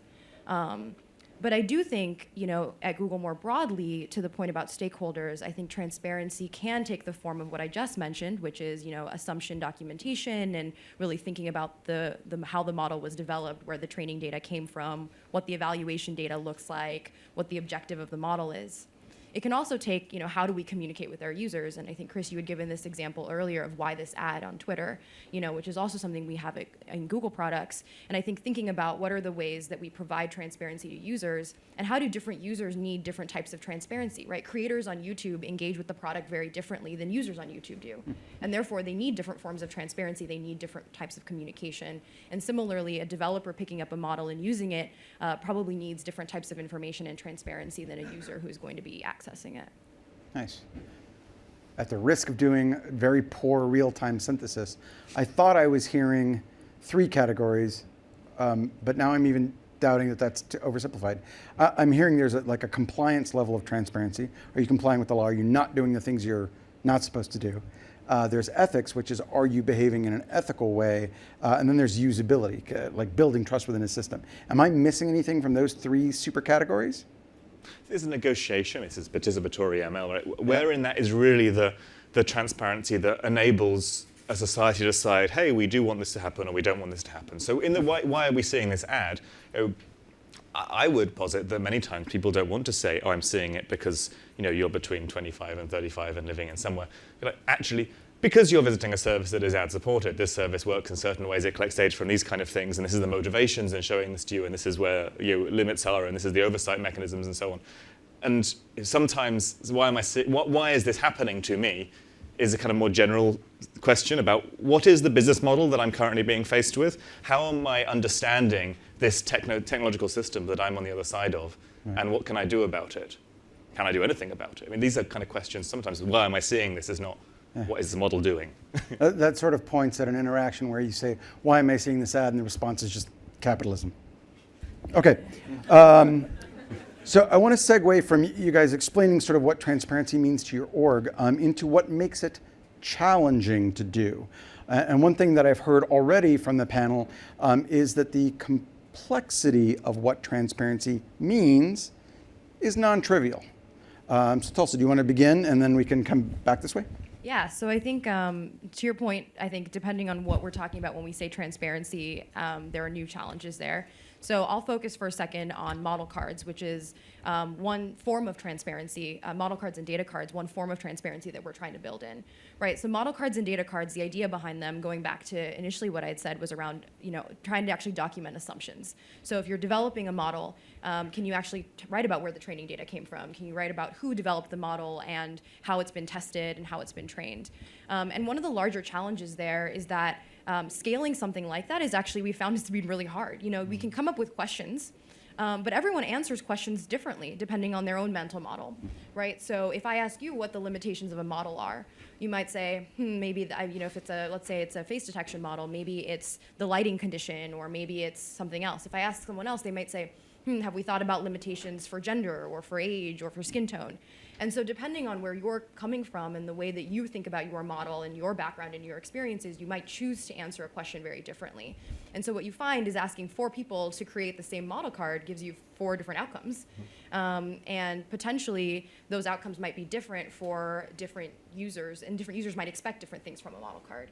And so I think one of the things that we're struggling with right now is how do we provide enough structure to actually give people who are creating model cards guidance around what we are looking for, but still encourage enough freedom and flexibility to get different nuances from different individuals. You haven't had an opportunity to describe model cards as a process for designers. Can you take a minute just to describe for the audience what those things are and how they're used in your design process? Yeah. So we have two pieces there, right? Model cards and data cards. And Fernanda did a little bit of an intro to them earlier, but basically both of these are meant to be frameworks and sort of question-answer processes to create documentation, but also conversation around what we're actually building. So in the case of data cards, this includes, who collected the data, where is it sourced from, who is it meant to capture? Is it meant to capture a global audience? Is it meant to capture regional audiences? How large is the data set? Who labeled the data set and what assumptions were they given, or what guidelines were they given? On the model card side, we ask questions like, who developed the model? Again, similarly, what was the objective? What are the use cases? What is this not intended to be used for? And then of course also evaluation data. What metrics did you use? How did you evaluate the model? What is the actual outcome of the model's performance across various groups? And so in both cases, what we try to do is actually use this as a way to, when you're actually developing your system, start conversation around, are you asking these questions? And when you're asking them, what answers do you find and how does that change your design process? So that's kind of earlier in the process. And then now we're trying to figure out later in the process, how do we actually use these model cards as kind of long living documentation for models? So are there ways for us to have documentation that can last, such that when someone else is using a model, or as transfer learning, where we take one model and use it for another application or use it to train another model, gets larger and larger, how can we scale that? I would say we're still at the early stages, especially because of the challenges I brought up earlier, where we're trying to figure out how do we develop model cards as a framework that is easy to use, because I think right now there's still a pretty heavy lift in having model cards as part of your design process or data cards as part of your design process. And so actually, plug there, if you would like to join our breakout session this afternoon, we're actually going to be talking specifically about that. How do we actually make model cards meaningful, but still feasible to use? Cool. Michael? I want to think a bit about transparency. People often think of transparency in terms of explanation, and with all the problems that explanations come across, there's one that isn't mentioned so much. There's an idea that users want like simple, grappleable with explanations. It's probably true in some cases. However, a big barrier to doing this is really the input data. So when we think of can we explain a machine learning system, the common narrative you get back is, oh, it's a neural network, it can be very hard, it's got a lot of different parts of it, a lot of different weights, it's got doing complicated patterns throughout it, it's very hard to extract them. It's not really true. Like, actually, we have mechanisms to do that. The big barrier in practice, from what I've seen, is that the input data is data which has no human interpretable meaning. So if you are using telemetry data from websites and so on, then it's data about how long have you been on this page, when did you click to this thing, or it's network data, which is very hard to basically summarize in a sentence to what's going on. Then you can't explain in terms of that data, because you can't explain in terms of anything, because there's nothing that a user would be able to grapple on and understand.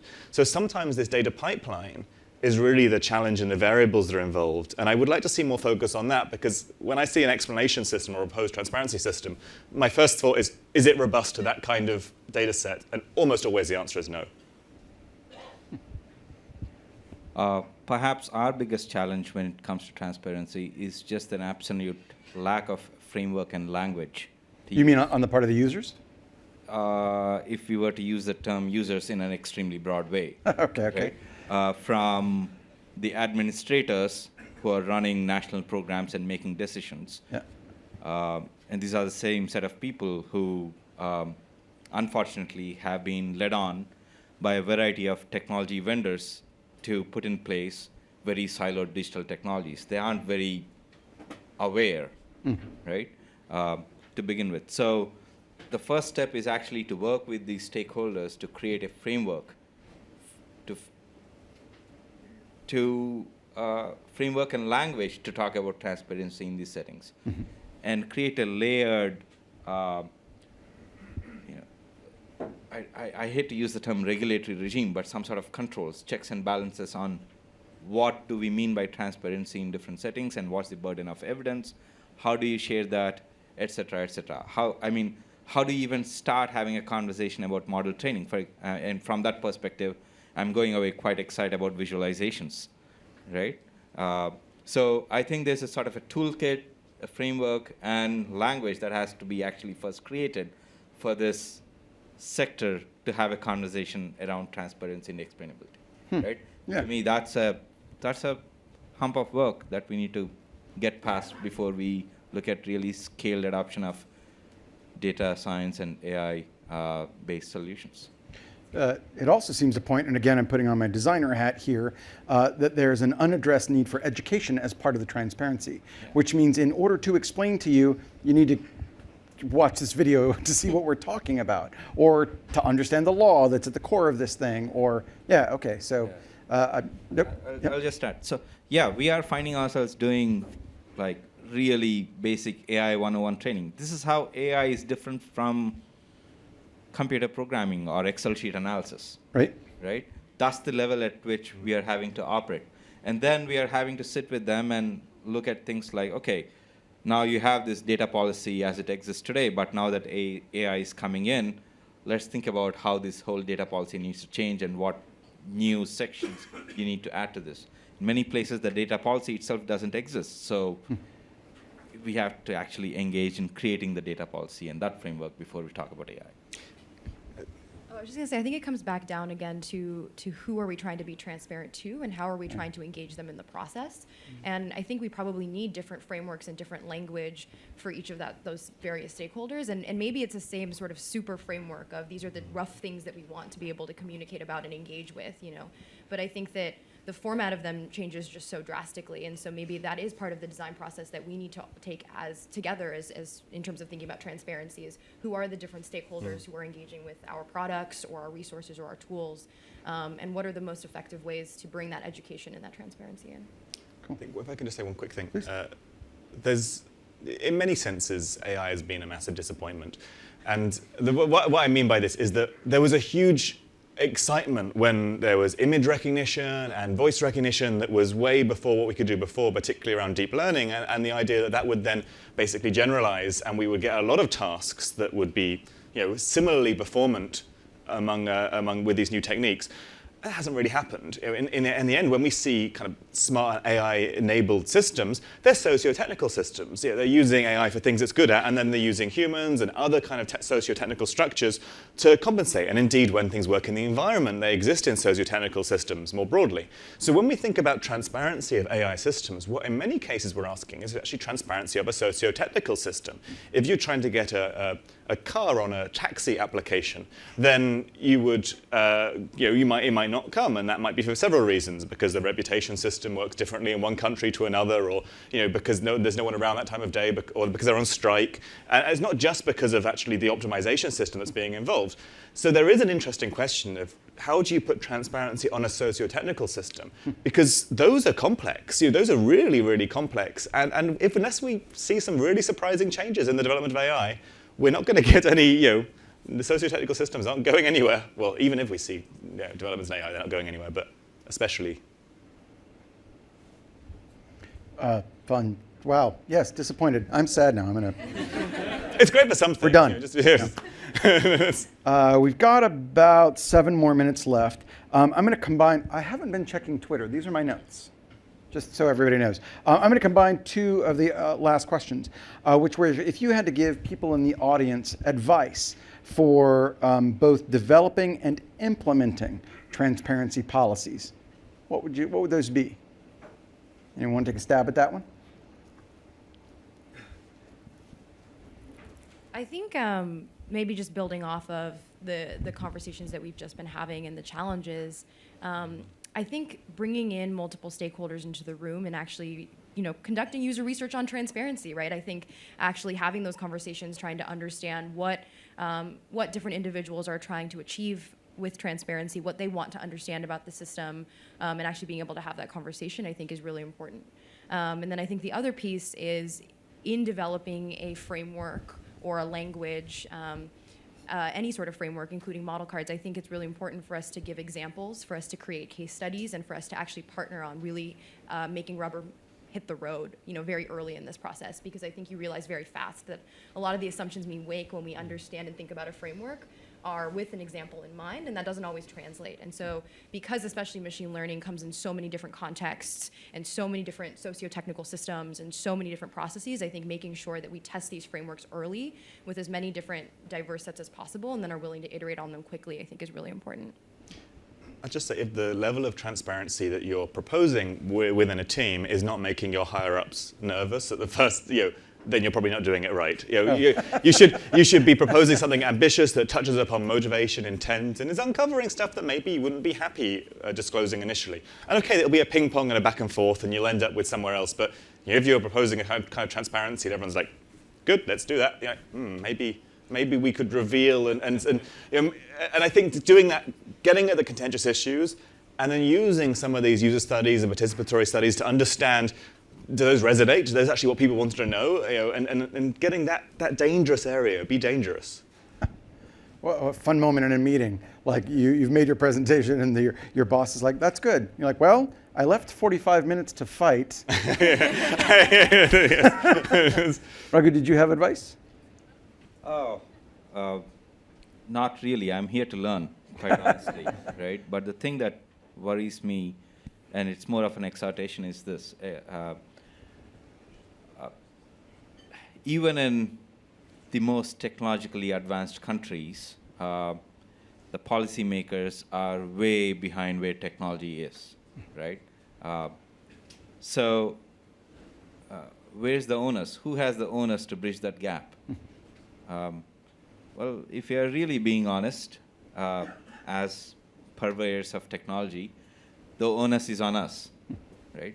Which means we do have to engage in radically honest ways with the future adopters of our technology to create the policy frameworks that we need for technology to be used in a transparent and beneficial way, right, for large portions of humanity. So, yeah, my request is engage with the stakeholders that you might dismiss as technology laggards. It's a good one. My last bit is just asking you guys for shouts out for resources for people in the audience, not just your advice, but external things. And I actually have two to contribute. One is I am on the board of a group called Policy Futures, AI Policy Futures, out of the Arizona State University. And our job is to create new fiction and articles specifically to target policymakers so that they understand AI better. So that's a cool resource. It's a really engaging way to learn about the nuances of AI. And the second one is, of course... Let's translate that to Indian languages. Oh, that'd be awesome. Well, we can try. And the second resource I can certainly recommend from IBM's perspective is OpenScale. It's a available tool for monitoring other AIs and providing that transparency if it's not built into the AI itself. So that's a resource you can check out, OpenScale. But other resources that you'd like to share? I mean, I can be self-promoting and call out I just model was. cards and data cards. Model cards, there's a paper that you can find that is available externally. And we also actually have some model card examples published externally. Also, if you find me at any point today, or Mahima, who's sitting in the audience, we actually have some example model cards that we would love to get thoughts and feedback on as well. We'll be discussing them more in the breakout, but for everyone else who's here.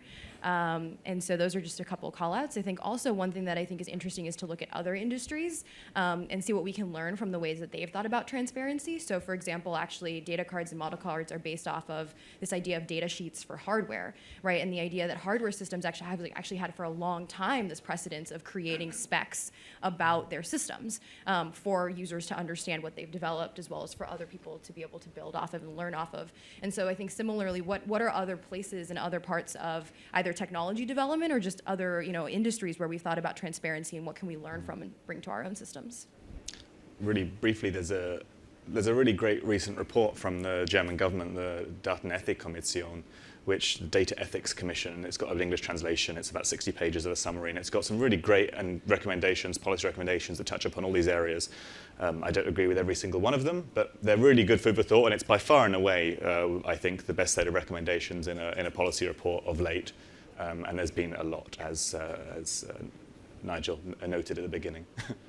I noticed that the transcription had a little problem with the German. Can you say it You again? could just say Data Ethics Commission. That will work. That's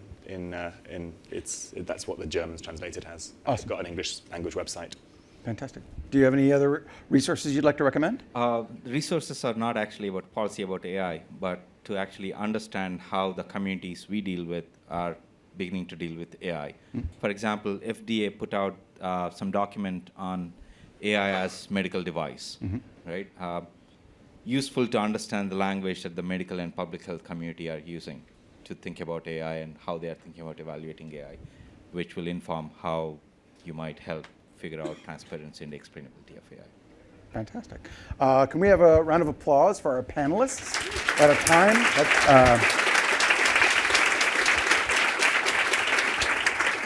And I know we are all hungry for lunch, but I just want to check and see if there's anyone who have questions for our panelists. Yes, Douglas, can you head back to the microphone? I've been wanting to ask this question. I'm so glad there's time for a question. Okay. Is this microphone on? Fascinating panel, and it's hard for panels to be fascinating, I think, because sometimes, okay, so it's true. It's true. It's true. It's true. Not I mean, panels in general. Discussion panels are tough. No, it's true. Right? It's true. Well done. Fireside chat's even harder. Yeah, exactly. Okay, so somewhat provocative. I think using transparency as an analogy to understand hardware makes sense in a way that it doesn't make sense to me for complex software systems. And I think this boils down to Michael's comment about these systems being socio-technical. And I'm a little concerned that we're over-focusing on the transparency of small bits of our systems that we're building, and that instead we should just throw up our hands and realize that these complex dynamical systems that we build are actually too complicated to understand with linear methods or with simple methods, and that instead we should treat them like black boxes and focus on transparency of goal. What are the product goals, and are we meeting them? And force basically for us to think about transparency as a policy issue almost, and I don't mean political policy. The analogy that I have is linguistics, Chomskyan linguistics, which held sway for 50 years. It looks so simple to use Chomskyan linguistics to describe a short sentence like John kicked the ball, but it simply does not scale. And it doesn't scale to the level to really be able to explain human language in its full complexity. And I'm worried that the models that we're trying to build that pretend that we have some sort of transparency over stochastic, large, unpredictable systems is actually wrong and maybe even dangerous. Okay? And my last comment would be, having run music recommendations for Play Music, I actually couldn't explain to you why you got the recommendation that you got. You won't get it again. We could run the system 1,000 times, get slightly different recommendations each time. We're trying to shape those recommendations, but they're in no way explainable at the level of the algorithm. That's is there a question? But please respond, that's all. Good luck.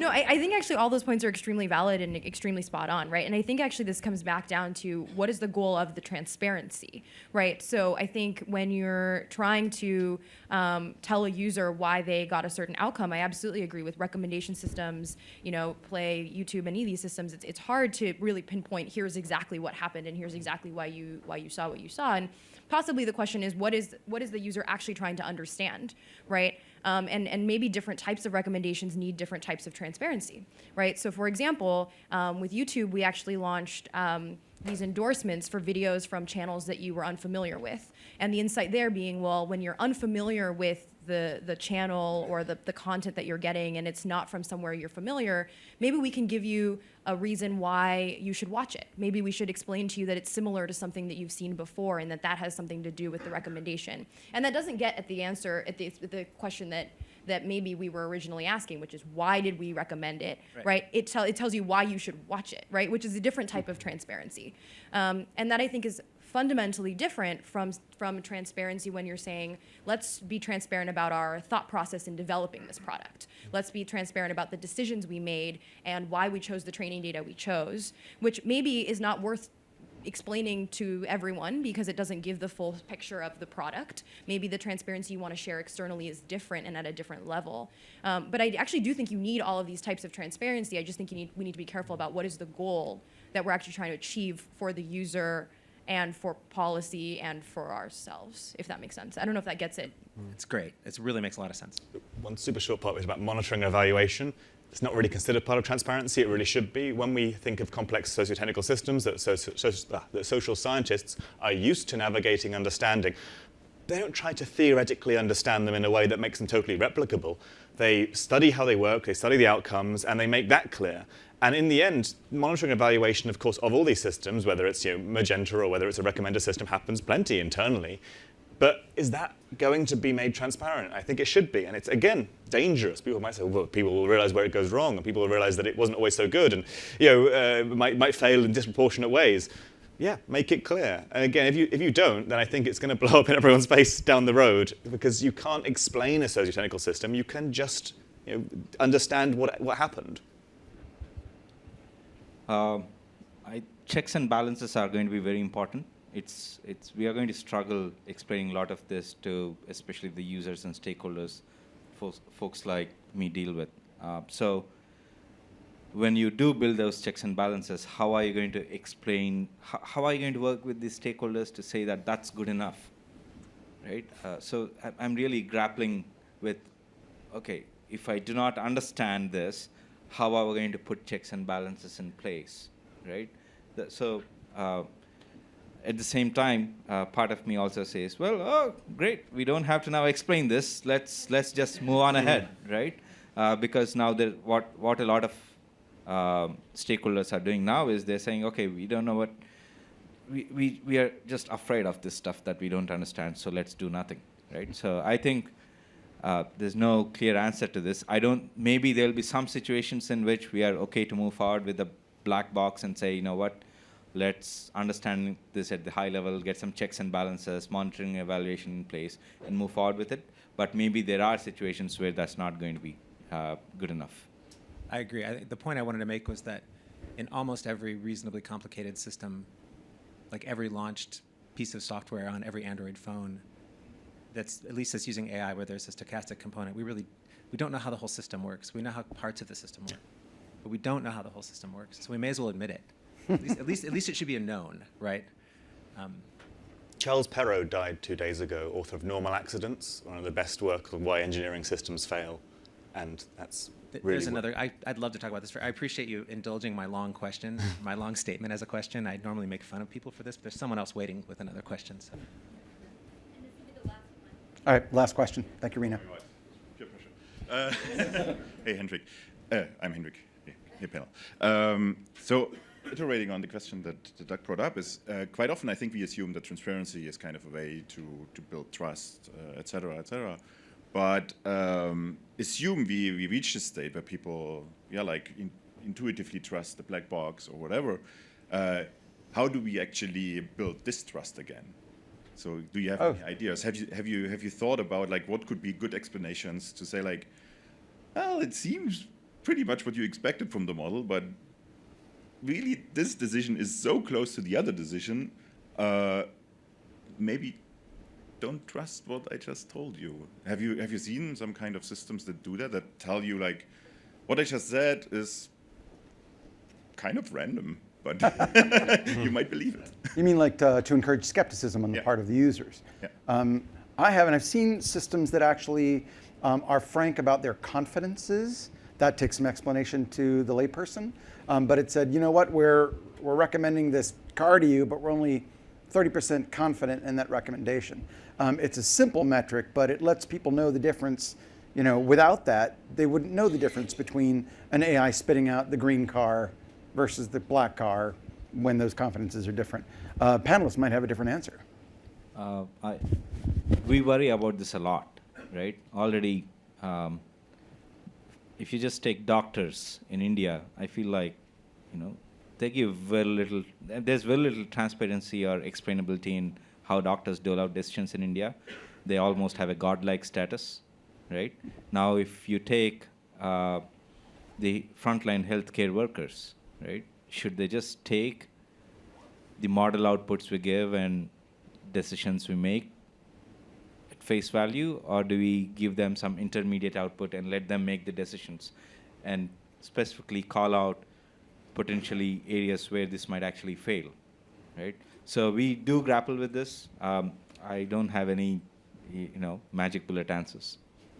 A challenge in European law is that we define certain decisions that require an extra lawful basis as those that have significant effect and that are based solely on automated systems. And of course, many people advertise products that are very, very accurate, apparently.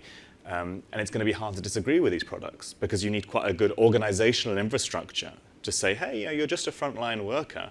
But if you say no and it turns out that you were wrong, it was okay to have that skepticism and you're not going to be penalized for doing that. And I don't know how we get that. That's a very tough organizational challenge because otherwise, automation bias is kind of guaranteed unless people are allowed to say no and safeguard in doing so, almost like whistleblowers, really. Yeah, whistleblower law is what I was thinking. Just for the live feed, can you go to the mic and say that same thing? There's good research on that. Done. Thank you. No, there's good research on this in the context of situational awareness.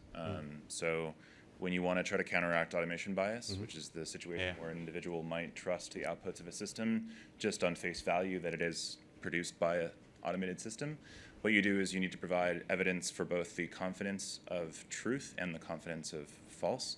So, for example, you can provide the confidence that it will rain today and the confidence that it will not rain today. Ooh. And just the simple action of providing a confidence interval of both forces the user into a situation where they have to form their own mental model, which switches them a little bit out of that system one thinking and a little bit more into that system two thinking, which, to your question, is about the skepticism that's important to bring into the user experience. Cool. Mm-hmm. which points back at needing to educate people on what the hell these systems are that are in charge of our lives. We are way out of time. Rena, do you want to tell us a little bit about the lunching? We're actually getting closer to getting on schedule, so thank you very much. Also, big thank you to Michael for stepping in for Hannah. Thank you. So fascinating. Clearly, we have a lot to talk about at lunch. I also just, again, want to emphasize the breakout sessions. You heard a lot from Tulsi today. Baron is here in the room. Can you just stand up? He will be hosting the breakout session on teachable machines. And we also have guidebook fellows from PAIR who are leading sessions on all of the guidebook chapters. Could you just quickly stand up and just introduce yourselves? And can you just say which one you're leading so people know who to go to if they have questions and who to go to when the sessions happen? I'm going to take the stance and go to the microphone. Hi, I'm Michelle. I'm a senior UX researcher on the AI UX team, and I'll be leading the chapter on errors and failing gracefully. So if you're interested in that, please come over, say hi. Also, strongly encourage you to write your questions up. We have a big sticky notepad over there and Post-it notes. So if you have questions about these chapters, guiding questions that you are really want answered, please let us know over there. Hi everyone, I'm Maysam, and I'm a technical educator with engineering education at Google, and I'll be leading the session on data collection and evaluation. So if you'd like to join, that session will be happening too. Hello, I'm Thrin. I'm a design manager on Google Photos, and I'll be leading the session on feedback and controls. Hi, I'm Sid. I'm design manager on Google Ads team. I'll be leading the hot topic, explainability and trust this afternoon. So if you have any questions, I'm available over lunch. You can ask me any questions, else I'll see you guys there. Hello, I'm Slava. I'm a UX researcher on the Google Flights team, and the session I'll be leading today is on user needs and AI solutionism. So if you want to talk about that, about when AI is right and when we shouldn't, we should prefer alternative solutions like heuristics or rule-based approaches. You can talk to me about that, and we're happy to host a full breakout session specifically on that topic. Thanks. Hi, I'm Rebecca. I'm not running a breakout session, but just to be like super clear, all the sessions on the guidebook chapters, you don't have to sign up. You can decide at the last minute. They're going to be in this room. It's going to be a little chaotic. We're going to move around. You're going to find your person. There's going to be a whiteboard. It's going to be great. But if you want to go to Tulsi's model card session or Baron's teachable machine session, I don't know where Baron is, but he's great too, somewhere. He's there. Yeah. You have to sign up for those because space is limited and there are sign-up sheets on the door. So if you want to go to those two, you have to sign up. Everything else, it's a free-for-all. You can choose later, just so you know. And I am Laish. I'm a service designer at Google Health, and I'll be hosting you on the Mentor Models chapter of the guidebook. Come and see me. Apparently, you don't need to sign up. You just come and jazz with us. Thank you. Yeah, thank you. So now you know who's leading what session, what sessions there are. Oh, yes, Fernanda or Jess. Just really quickly before everyone, hi, I'm Jess, if anybody didn't see me before. Quickly, you all have very nice materials that were on your chairs. When you came in, I just wanted to highlight what these are because lunchtime's a great time to take a look at them. So we have a few things here. One is this kind of overview of making AI with big kind of explainers of a lot of the basic concepts with big, beautiful visuals that will walk you through a lot of kind of the foundational materials of what people have been talking about today. We also have one of the papers, I can't believe when I first read this, it was a perspective on issues in AI governance by Lynette Webb, Karina Chow, and other people at the company. I couldn't believe how much I enjoyed a paper on AI governance when I first read it, shockingly. Now I can't get enough. The last thing is our beautiful symposium reader, which goes over a lot of the concepts in the guidebook, also with summaries and introductions that are trying to frame these for somebody considering the implications of policy with AI, and then also has a great essay by David Weinberger toward the back, kind of talking about responsible by design, AI's policy dimensions. So just wanted to make sure people didn't gloss over these because we're very proud of these. And Fernanda. And just to piggyback on that, if you were wondering, we keep saying pair guidebook, and all the breakout sessions about the pair guidebook. If you don't know what that is, look at this. This is what the pair guide, this is not it, but it explains and intros you to all of the chapters. And it's of the demoed pair over guide. here. Yes. And it's over here in the demo section. It's you can walk through you it. can interact. Pair You can guidebook. interact. It's Yes. a website. So if you've been wondering what the heck are they talking about, just look at your nice booklet. And for people on the live stream, it's pair.withgoogle.com. So you see how the pair team works. We jump in, we all support each other, and we finish each other's sentences. So lots to talk about. We've made lunch easy. It's behind that magic curtain. Don't have to go too far. So enjoy. We'll be back at 1:45. We're going to start in an hour. Thanks.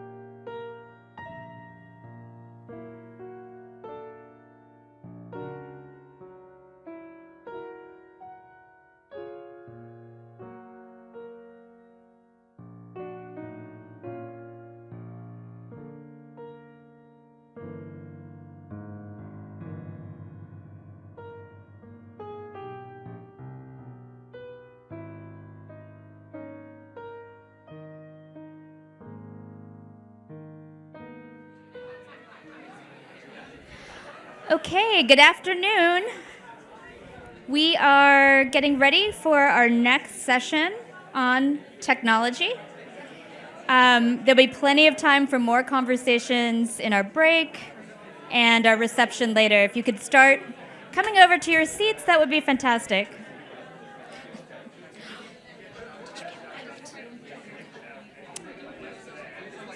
And the conversations will continue. Oh yeah. We need a. I know there's no gong here, just my voice. So, hey, everyone, thank you for coming back.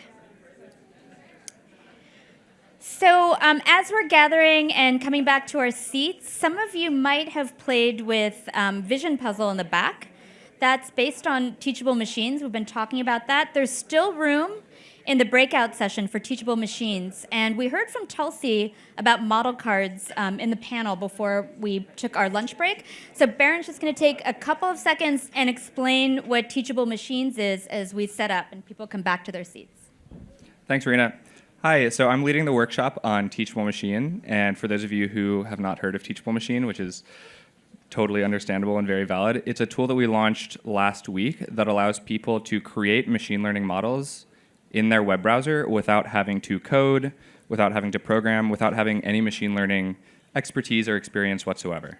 So if you, like myself in a previous life, consider AI and machine learning maybe a little bit intimidating, or consider yourself not able to get your hands on creating these machine learning models and kind of feeling what it feels like to make them, that's why we made the tool. So we still have room in the workshop if you're curious about making these models and kind of getting your hands under the hood. Feel free to sign up. Thanks. And the sign-up sheet for Teachable Machine is on this door. So Model Cards was here, Teachable Machine is over there. Just a reminder. Okay, so we're ready to move into our technology track to learn more about pair tools, to think about how technology can help us understand more about AI and build new policies. So Mahima and Yannick, I'm going to hand it over to you. We have those. These are on. Thank you. Right. Okay. So, can you hear me? All right. So, hi everyone. I'm Mahima. I'm a UX designer on Pair. And I'm Yannick. I'm a software engineer on Pair. And can you hear me? No. Can we try it? All right. I'm going to try that again. I'm Yannick Asagwa. I'm a software engineer on Pair. Does that sound any better? Yep. Excellent. Okay, perfect. So quick recap of what Pair is and what Pair does in terms of tools. We're a multidisciplinary group of researchers, scientists, designers, engineers, educators, and a whole bunch of really cool people. And our work begins with research, which leads to platforms and tools based on that research, which we then follow up with outreach and education. And our projects largely deal with model interpretability with methods such as TCAV and X-ray, and also the use of visualization for model understanding with projects such as Embedding Projector and the Graph Visualizer.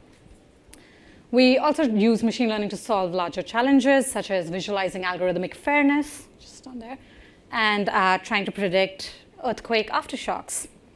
And the best part is that we release a lot of our projects in the open source world. And this means that our projects reach a lot of people. And so these are sort of, in broad terms, these are some of the audience groups that we frequently design for and create for. Researchers who are developing new models and investigating new methods, and also people in the industry who are building and applying models for production and delivering machine learning-powered experiences to consumers at large. And there's also this one group of learners, people who seek to learn about machine learning, coming from a variety of backgrounds, a variety of worlds, whether they're students or non-machine learning domain experts, and people who generally come to machine learning from a variety of angles with roots in their own domains. So this means that the tools that we create are essentially participatory tools. They have to be. And that means tools for all of these user groups, but also a variety of adjacent user groups, such as creative coders, people in the open source community who deal with accessibility demos and whatnot. And without further ado, Yannick is going to take the floor and talk about TensorFlow.js and tell us about how machine learning is introduced to a whole new class of users. Thank you, Mahima.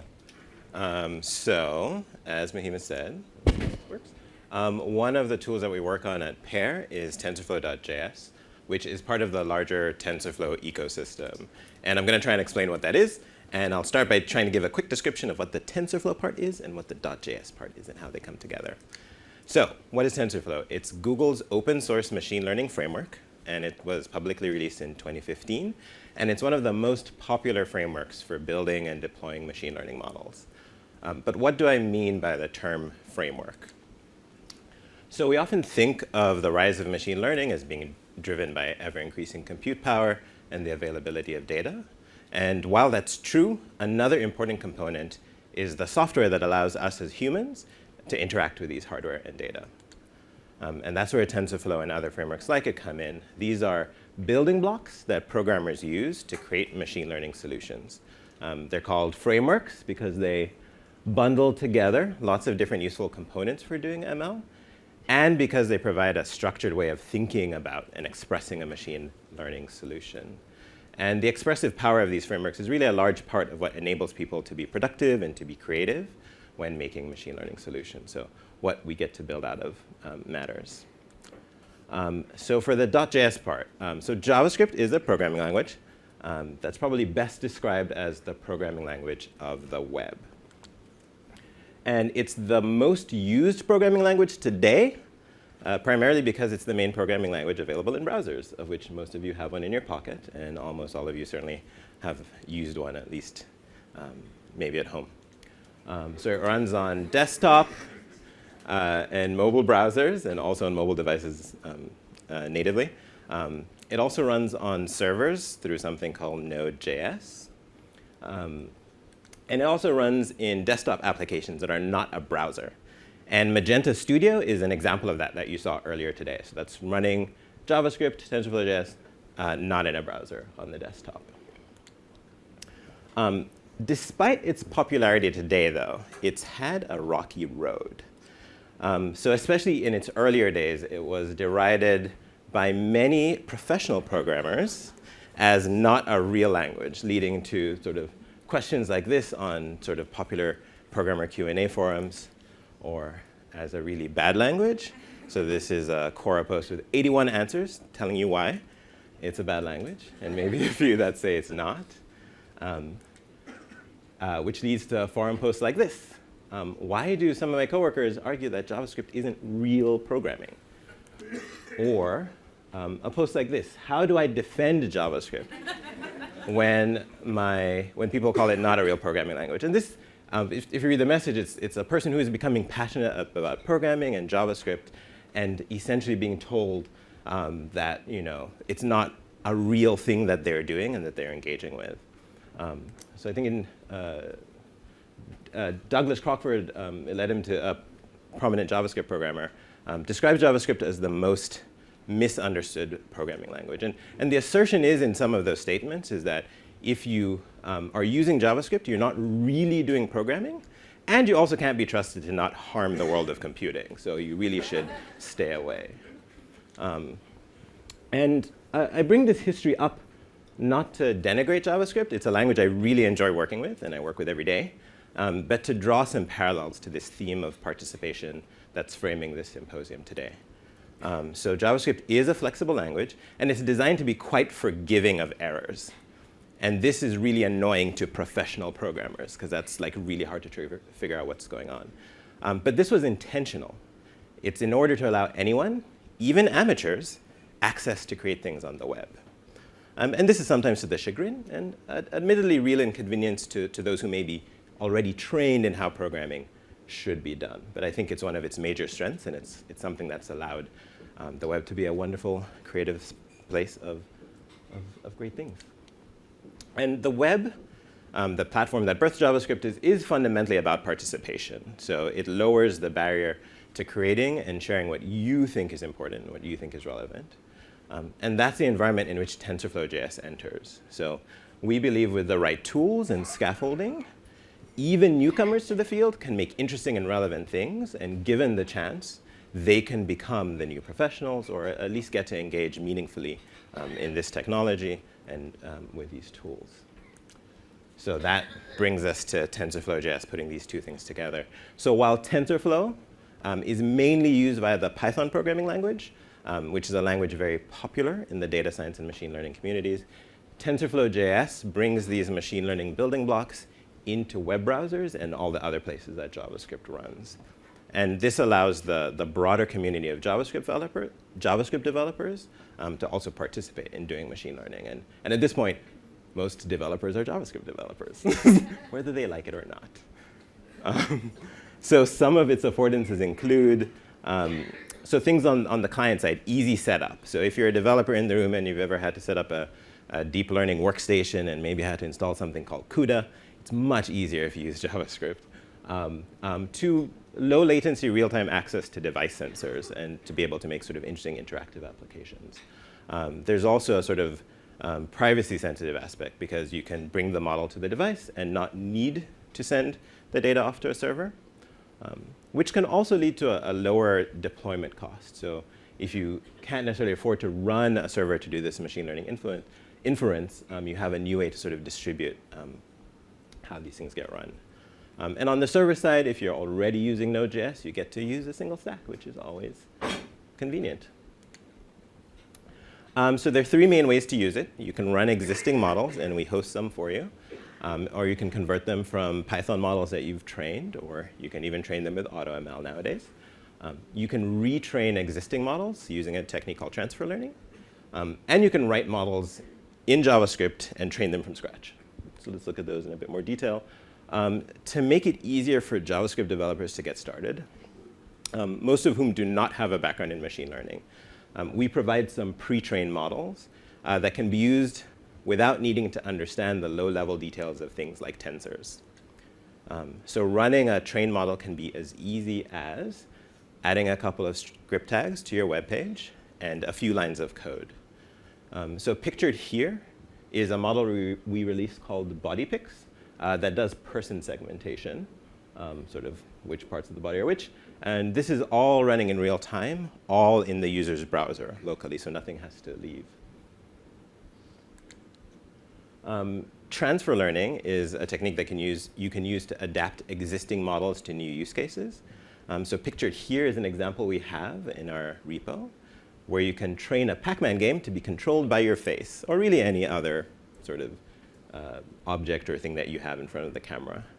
And in this example, all the training happens all in the browser, right on the device. And finally, you can also author model code from scratch in JavaScript.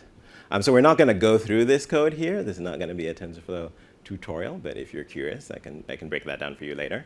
But the point is we do want to extend the expressive power of being able to create with code to this new developer community. We don't want to sort of limit them in that regard. Speaking of community, I'm going to highlight just 3 examples of things people have made with TensorFlow.js, one of which you just heard of, but I'm going to plug again. Teachable Machine. It's great. You're going to hear about it more during the breakout sessions. And it's a browser-based tool. Oh, the video's not playing. The browser-based tool to allow non-programmers to develop custom small machine learning models for their own use cases right in the browser. And it's a wonderful tool for prototyping and for exploring in a hands-on way some of what goes into making a machine learning model. So I hope you managed to get into that breakout session, or maybe you can check out a demo at the back. Another example I want to talk about is ML5. And this is a library, another programming library, that's built on top of TensorFlow.js. And its tagline is friendly machine learning for the web. So it comes out of the Interactive Telecommunications program at NYU and aims to provide an easy on-ramp to machine learning programming for artists, creative coders, and students who may not be on the traditional computer science path.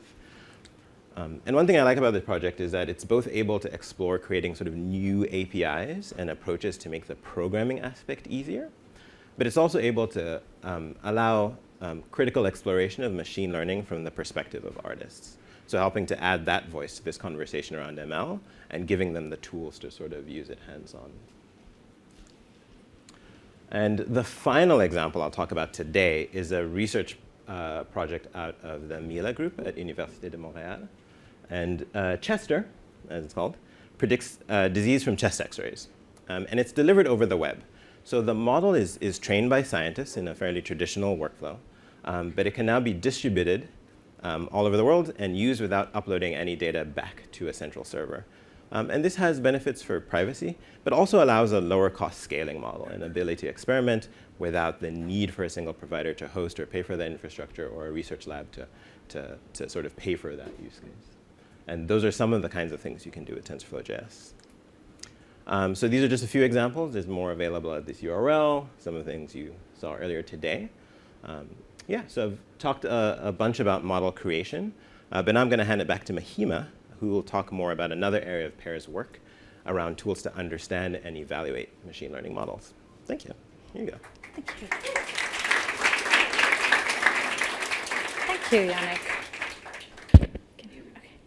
Right, so I'm going to talk about the What If tool. A few of you would have seen some postcards behind there, and there are some stickers. And the What If tool was made by a bunch of us over here. James, raise your hand. He's right there, the builder, creator, supported by a lot of other people. Is Gabriel somewhere here? And a lot of UX research as well. But let's just get straight to it. So typically when we look at machine learning model performances, we look at a variety of very high-level global metrics like accuracy, precision, logarithmic loss, mean squared error, and so on. Now, these metrics are excellent at giving us a sense of how these models perform holistically. But they don't necessarily tell us much about how this performance changes when we move towards more human-centered models at granular levels, especially as we approach individual data points. And it's that sort of inquiry that we're interested in when we use human-centered machine learning models in projects and deployments. We're interested in questions that support a deeper understanding of these models, how they perform. And this also signifies a shift from testing with just global metrics to testing with simulations for groups and for individuals. And simulating different conditions is incredibly important because it helps us identify limitations in one way, giving us the opportunity to create more accurate and hopefully fairer models as well. But there are many ways in which that could go. It's hard to evaluate what sort of strategies might we use to improve our models. How can we compare multiple models? How do we compare multiple models, not just as they stand, but for groups and for individual data points? The kind of rigorous evaluations required are time-consuming, they're resource expensive, and honestly, they require a lot of laborious manual coding. The other thing is they also require a fair amount of imagination to actually explore this whole space of simulations. So we wondered, what would it be like to create a tool which would help people ask these kinds of what-if questions?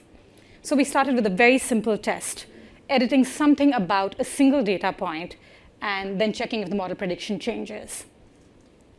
So over the course of 18 months, we worked with several teams, internal teams across Google, and realized very quickly that it wasn't just enough to edit a data point and reinfer model predictions.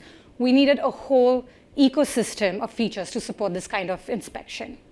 We wanted to essentially build a tool which could debug a machine learning model or models individually, or one as a baseline, one as an experimental model, at different granularities, and also with minimal coding, which was a pretty high challenge.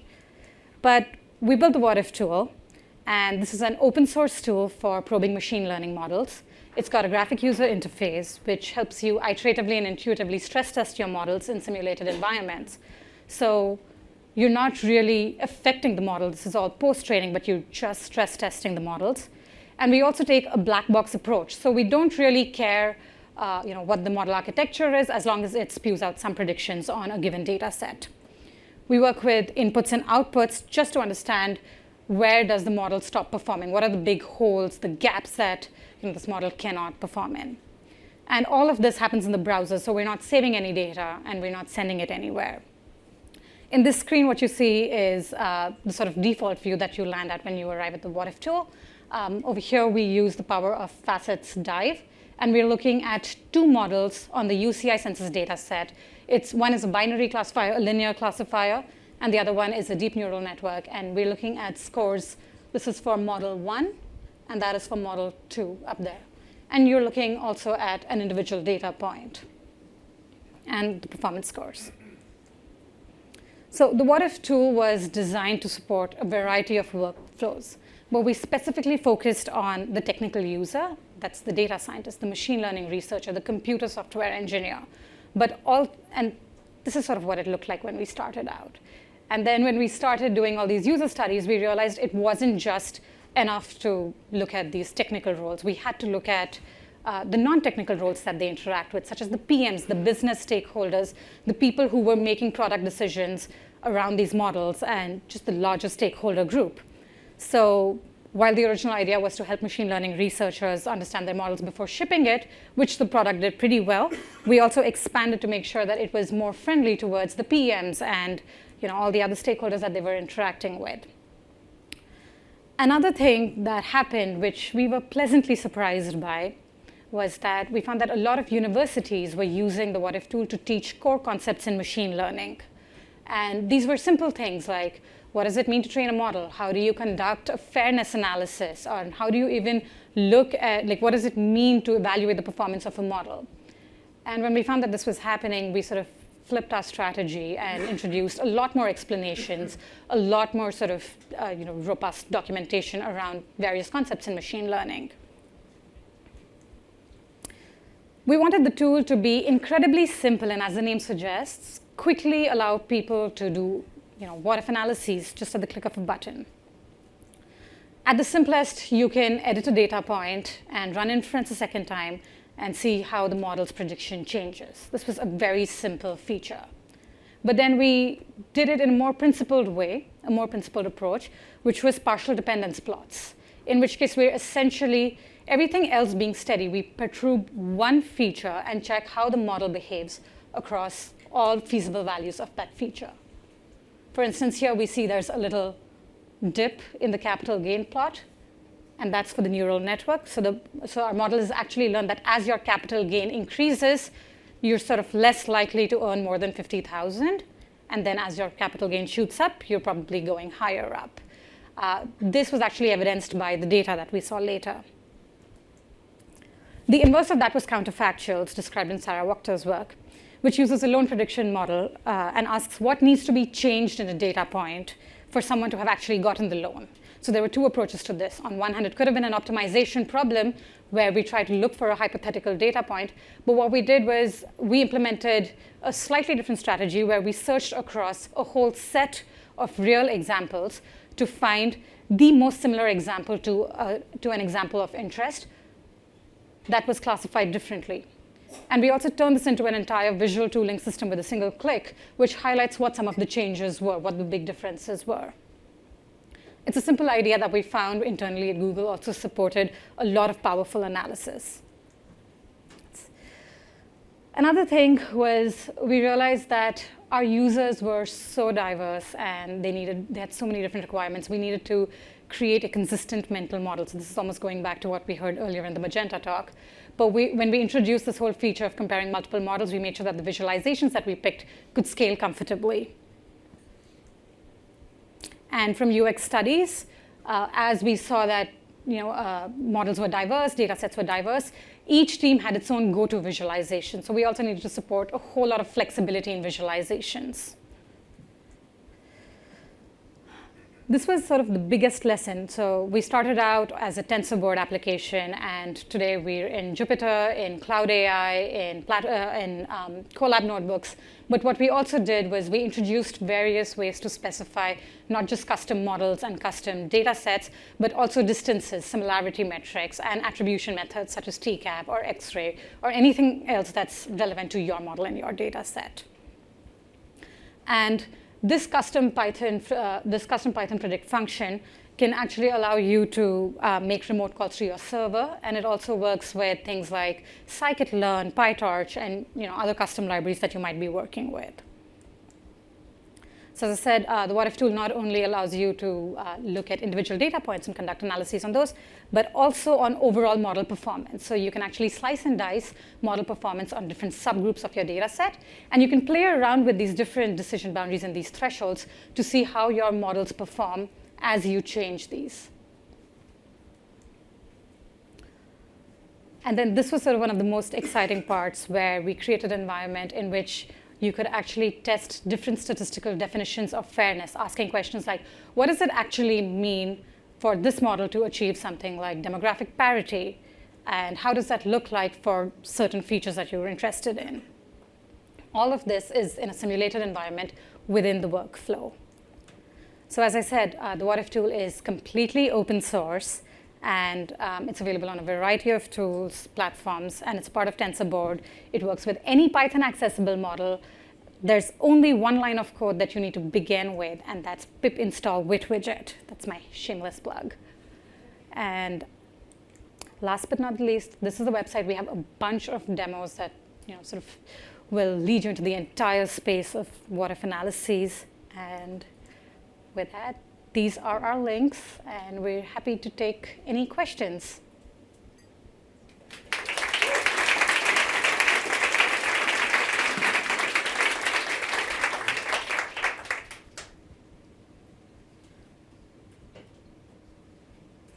Okay. All right. Blown away. No questions. These tools are awesome, and thank you so much for your hard work. So these have all come out within the last couple years. What have been some of your favorite case studies or applications that you see other people, either internal or external to Google, using these tools? Favorites. It's hard to pick just one. Not to plug the people in the room too much, but we really do love the work that the Creative Lab team has done with Teachable Machine and other things like that that extend that next level of accessibility for who gets to interact with it. The Magenta stuff is just a lot of fun and it's super exciting. It's really exciting to have seen people sort of make their first or second AI application and the excitement they put behind it. And we sort of get lots of pull requests and things for that. So that's pretty exciting. I don't have just one favorite off the top of my head, but quite a few. Yeah, the What If tool has seen a variety of uses, and so we recently completed a survey, and one of the most interesting things that I found was we managed to move up model accuracy by 10%, which was kind of an moment for all of us. But the more interesting use case is we actually one model at Google was somebody in a team in Google, internal to Google, found that a model was not sensitive, not reacting to a feature which was of actual importance and was actually in production. And the response was yanking out that model out of production and replacing it with something completely different, much better. So even pulling back a model as a result of using the What If tool is a good result. Just a quick question. On the kind of what if namesake part, what if the classification was different? One really big challenge with that, as far as I can see, is making the variables commensurate with each other. So if you say have age as one variable and the other variable is income, then of course it's not a one-on-one relationship. To say what's nearer to the other one is actually a value judgment. And how much do you weigh that? Have you thought about how you visualize or help users navigate that when you've got a lot of different scales, or are they all kind of normalized? And, I don't know. So as of now, because the kind of data sets that come in, they are so different, it's really hard to very definitively state that we're going to make these kind of correlations or show these correlations in a space. That's not something we've considered it, but it's not something we have done yet. However, Facets Dive, which is the visualization part, allows you to use any feature in your data set. So you can bin by and you can scatter by your x-axis, your y-axis, you can color by a different variable. So it really opens up the space of data exploration on these data sets. And the other beauty of it is that not only can you just visualize these sort of samples of this huge data set that you might have, you can also overlay model results on it, making it incredibly powerful. So not directly, but there are ways of slicing and dicing and getting to that. Hi, Mahima. Yannick, thank you. So as someone without a data science or engineering background, what do you suggest the role that I play is, or what should I know about using the What If tool or TensorFlow with my product teams? I can take a a stab at that. I would say particularly for maybe non-engineering roles, we've talked a bunch about boundary objects today. I think it can be useful to have a sense of some of that language and some of what it might feel like for somebody in another role to do something that is driven by a design proposal or something. So whether that's experimenting with tools like Teachable Machine and possibly seeing failure cases, or even making small programming examples yourself. I think that can help be sort of an initial boundary object of like, this is what it feels like and what's involved in making these artifacts that we produce. And hopefully that can help create sort of more shared language. I'll also give a plug for the Pair Guidebook, which mentions a What's whole that, number of Yannick? things. The Pair Guidebook is a guidebook on designing human-centered AI products that has a number of these places where designers and lots of other roles can maybe come together on some of this language and so. And it has the what if tool and facets in there. So if you're wondering where, the guidebook tells you. Kidding. No, to build on what Yannick said, a lot of what comes out of the what if tool is actually an excellent boundary object. But I think the biggest thing that designers and PMs and PGMs and just anybody who's in a non-technical space can do when they're working with the what if tool is actually ask more questions and use it almost for like a ask me why probe or a root cause analysis kind of probe to just really bring in new perspectives and ask questions, hard questions, uncomfortable questions about these model performances using the what if tool. Great. Thank you. Thanks. I think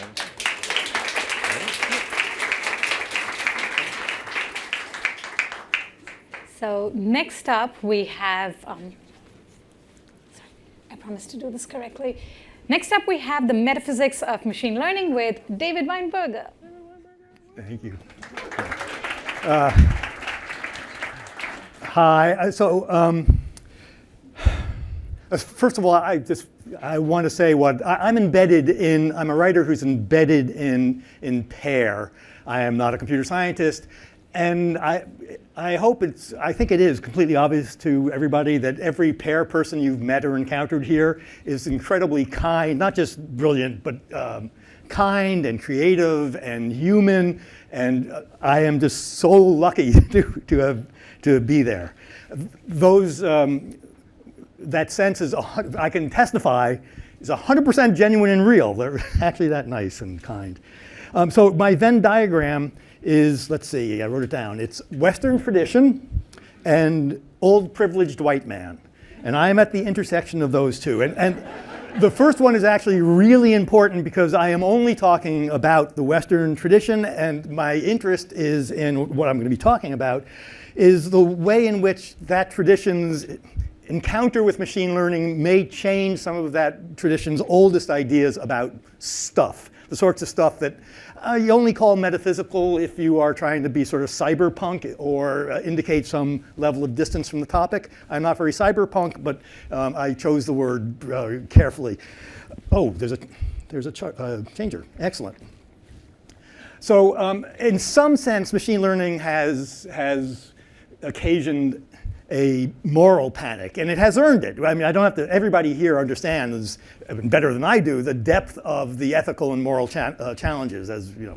So I'm going to take that for granted. I don't mean to write it off. It's real. The sense of panic indicates that it may be, the culture has not yet figured out how real it is. But I think we're facing not just a moral panic, I think we are in some sense also facing a metaphysical panic in which some of our core ideas are being challenged. Our being Western culture, not machine learning experts, not computer scientists, but the culture at large, by the encounter with machine learning is challenging some of those core ideas. So the premise of this talk is, I think, nothing exceptional. It's that we tend to understand ourselves in terms of our dominant tech. So back when clockworks were the greatest tech around, the universe looked like it was ticking along, lots of small pieces, each governed by a knowable small set of laws. You put them all together, you get a working universe, a particular type of working universe. In the age of steam, we started to literally feel ourselves to be under pressure and the need to vent, and we could spin out of control. And all of that terminology comes from, and ideas and feeling and experience comes from our encounter with steam. And in the 1950s, with an unbelievable speed, information, we reinterpreted everything, almost literally everything about our lives and world in terms of information. And now it seems to me, I suspect to you as well, that machine learning is our dominant technology, or it will be. And so we can ask, it's early to ask, but this is all speculative. So we can ask, what might we look like if we do reinterpret ourselves in terms of this tech? And that's actually what the talk is about. And I think that that change may actually be bigger than the prior epochs of tech-based self-understanding. So remember, I'm going to tell you stuff you already know. But what I'm trying to do is show how this might look to non-computer scientists in the culture. So traditional programming, we all know how to do traditional programming, at least to some extent. It actually mirrors very closely how we have thought about how to understand things more broadly. So if your task is to write a program that will enable you to predict quarterly revenues or sales or weather or whatever, the developer has a conceptual model about what are the important factors and what are their relationships. So for sales, obviously, it'll be something like number of salespeople, number of leads, et cetera, et cetera, et cetera, and these things are all interrelated. And obviously, this works pretty well. This approach to models is very traditional. It's not new with computing. Computing just makes it really, really clear how we've been doing this for, I would say, thousands of years. We, again, the West. Obviously, machine learning doesn't work that way. We pour in lots of data. The data does depend upon our sense of what might be the relevant data, relevant factors, but we do not program in what we think the relationships are between them. And as you know, the system iterates and builds these complex models. And I do understand that there are types of machine learning that are not based on neural networks, but I think, trying to read the culture, that AI is becoming machine learning. Machine learning is being assumed to be a neural network-based thing, where the way that I think we, not you, we are understanding this is that these models consist of, the system iterates on the data, finds tons and tons and tons of correlations, strong, weak, real, fake correlations, uses this to build a model in which, depending on the architecture, maybe one point connected to all points or to a few points or to lots of points, but a big mess of points in relationships with weights. So complex that the normal thing is we can't understand it. The normal thing, this is it at least starts life as a black box. And now, obviously, you just heard about, obviously there's lots and lots of work being done trying to put windows into these boxes so we can see into them and understand to some extent what's going on. But we have to do that because they're black boxes. The fundamental understanding I think the culture is going to take away is, it's a black box. Doesn't mean nothing you can do about it. But that's its fundamental birth state anyway. This gives us, this is such a contrast to our traditional models for understanding the world, in which we come up with some form of generalization. It can be principles, laws, it could be an architectural sort of thing. We come up with some general understanding and we use it to explain the particulars, and in the Western tradition we have strongly preferred the general as the locus of truth and reality. That's what's real because it extends through time. It's more persistent than the particulars. And you may wonder why that's a characteristic of the real, but that's a different topic. It just happens to be in the West.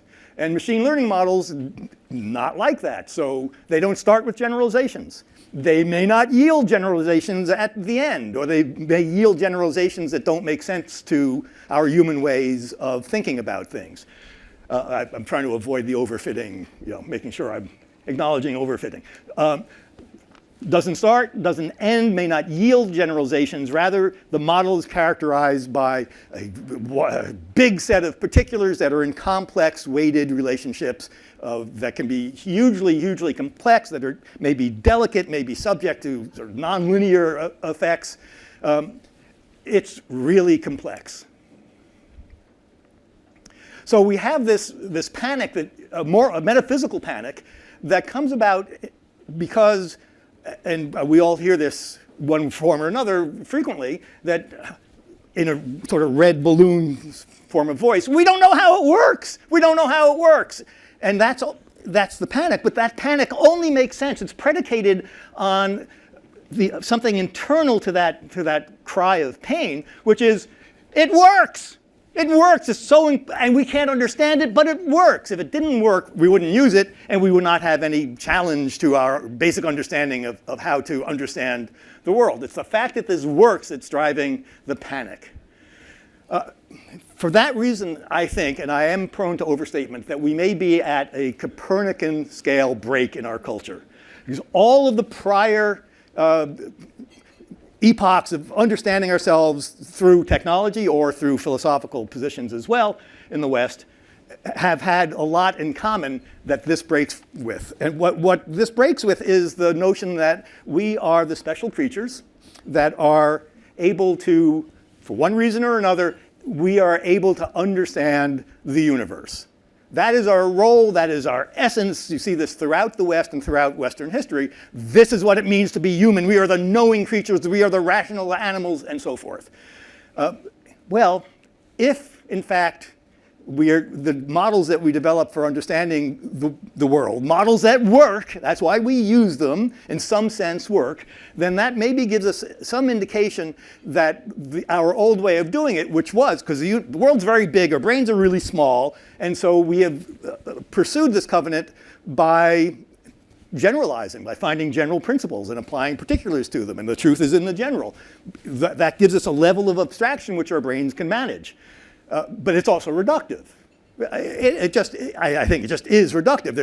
I don't feel like I have to argue in favor of general principles and laws, but it is a reductive process that works for a very limited creature like us. Or maybe I should just talk for myself, like me. So it may be that that our encounter with machine learning and with the complexity of models that work and that rely upon particulars is giving us a sense that no, our way of understanding the world that made us feel special, it's a great hack. It's a great hack. It's really worked well for us. And this line of thought is showing up all over the place in the culture, basically for the past 100 years, but you can recognize it in economics and in evolutionary biology and certainly in philosophy as well. So what then might it mean for us to reinterpret ourselves in light of machine learning models as appropriated by the culture that is encountering them? And I want to give 3 examples, and I am so concerned about doing this. So the first is how we think about explanations and how we might think about explanations. Let's say you're driving down a country road and you get a flat tire. And this is, of course, concerning to you, so you pull over and you look for the explanation. Why did you get the flat tire? And there's the nail. You pull it out and say, oh, I've got my explanation. It's a really good explanation.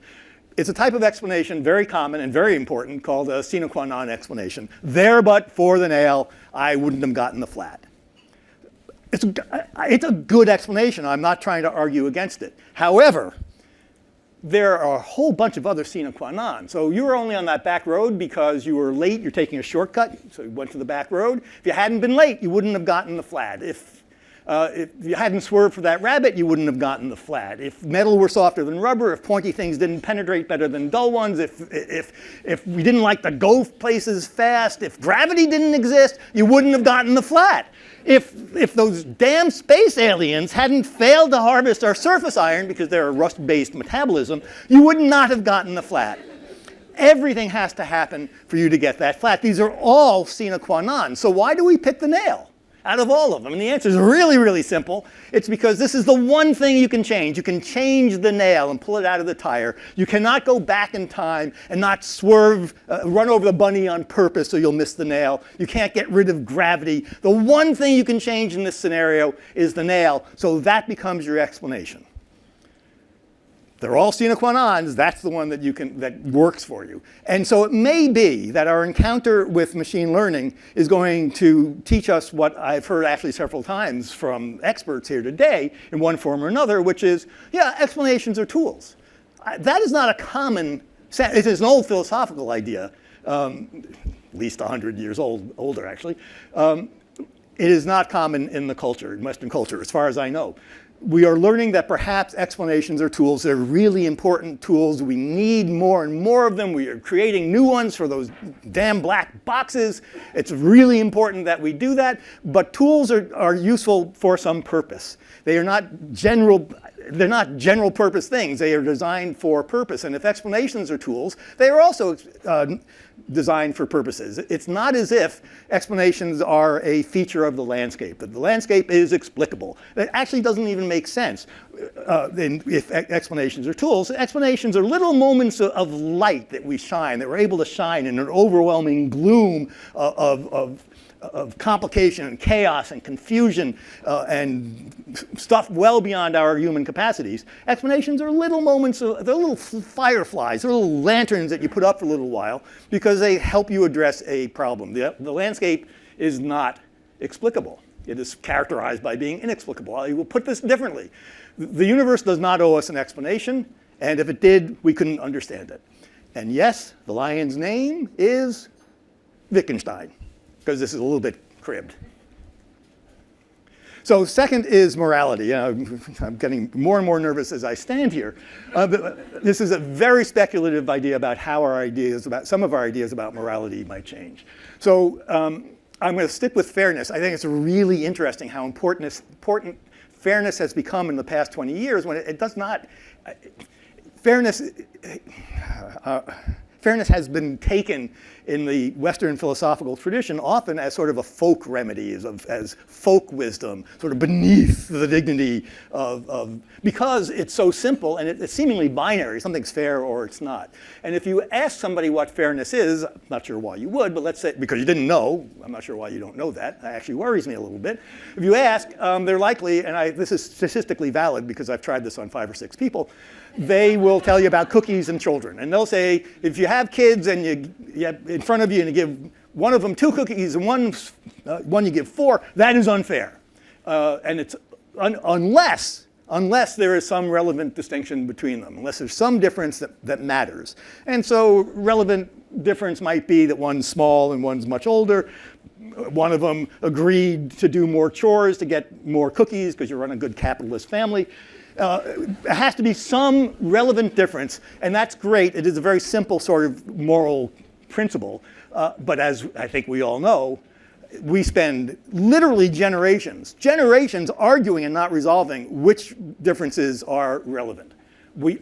It's so hard to go forward from that simple definition.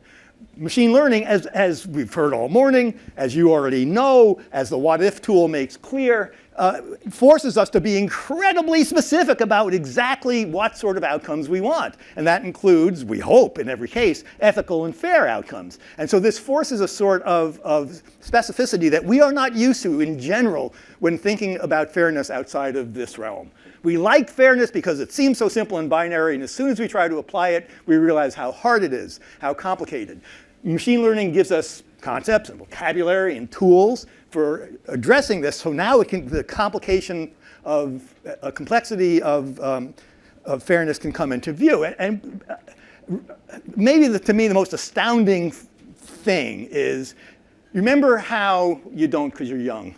I'll tell you. Back in the old days, before there were PCs, the killer app for the PC was a spreadsheet. And the killer feature of the spreadsheet was you can play what if with your business. You can say, well, suppose we hire another 10 salespeople. What'll that do?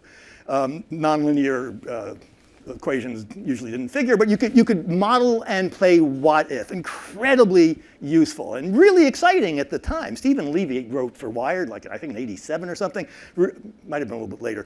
Really great article capturing all of this, all of the sort of magic importance of spreadsheets as hypothetical engines. So great, really important. And now you just saw a demonstration of a tool that not only lets you play what if with fairness, it's named the what if tool. I'm not trying to tout the tool. I think we'll see, although I really like it, I think we'll see this sort of thing incorporated in lots of places. And as we, in our businesses, are using machine learning in order to try to figure out to do stuff, and we have to figure out the ethical side of it, what sort of outcomes we want, and which ones we're going to look at and say, whoa, that's unfair.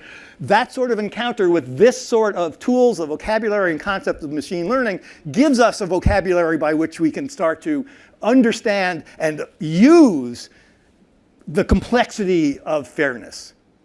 We can see it, we can play with it, it becomes something that we can manage and understand. And so I think not only is fairness about to get appropriately more complex, it's also going to be something that we will play with in a what-if sort of way, as a normal part of business, of using the machine learning systems.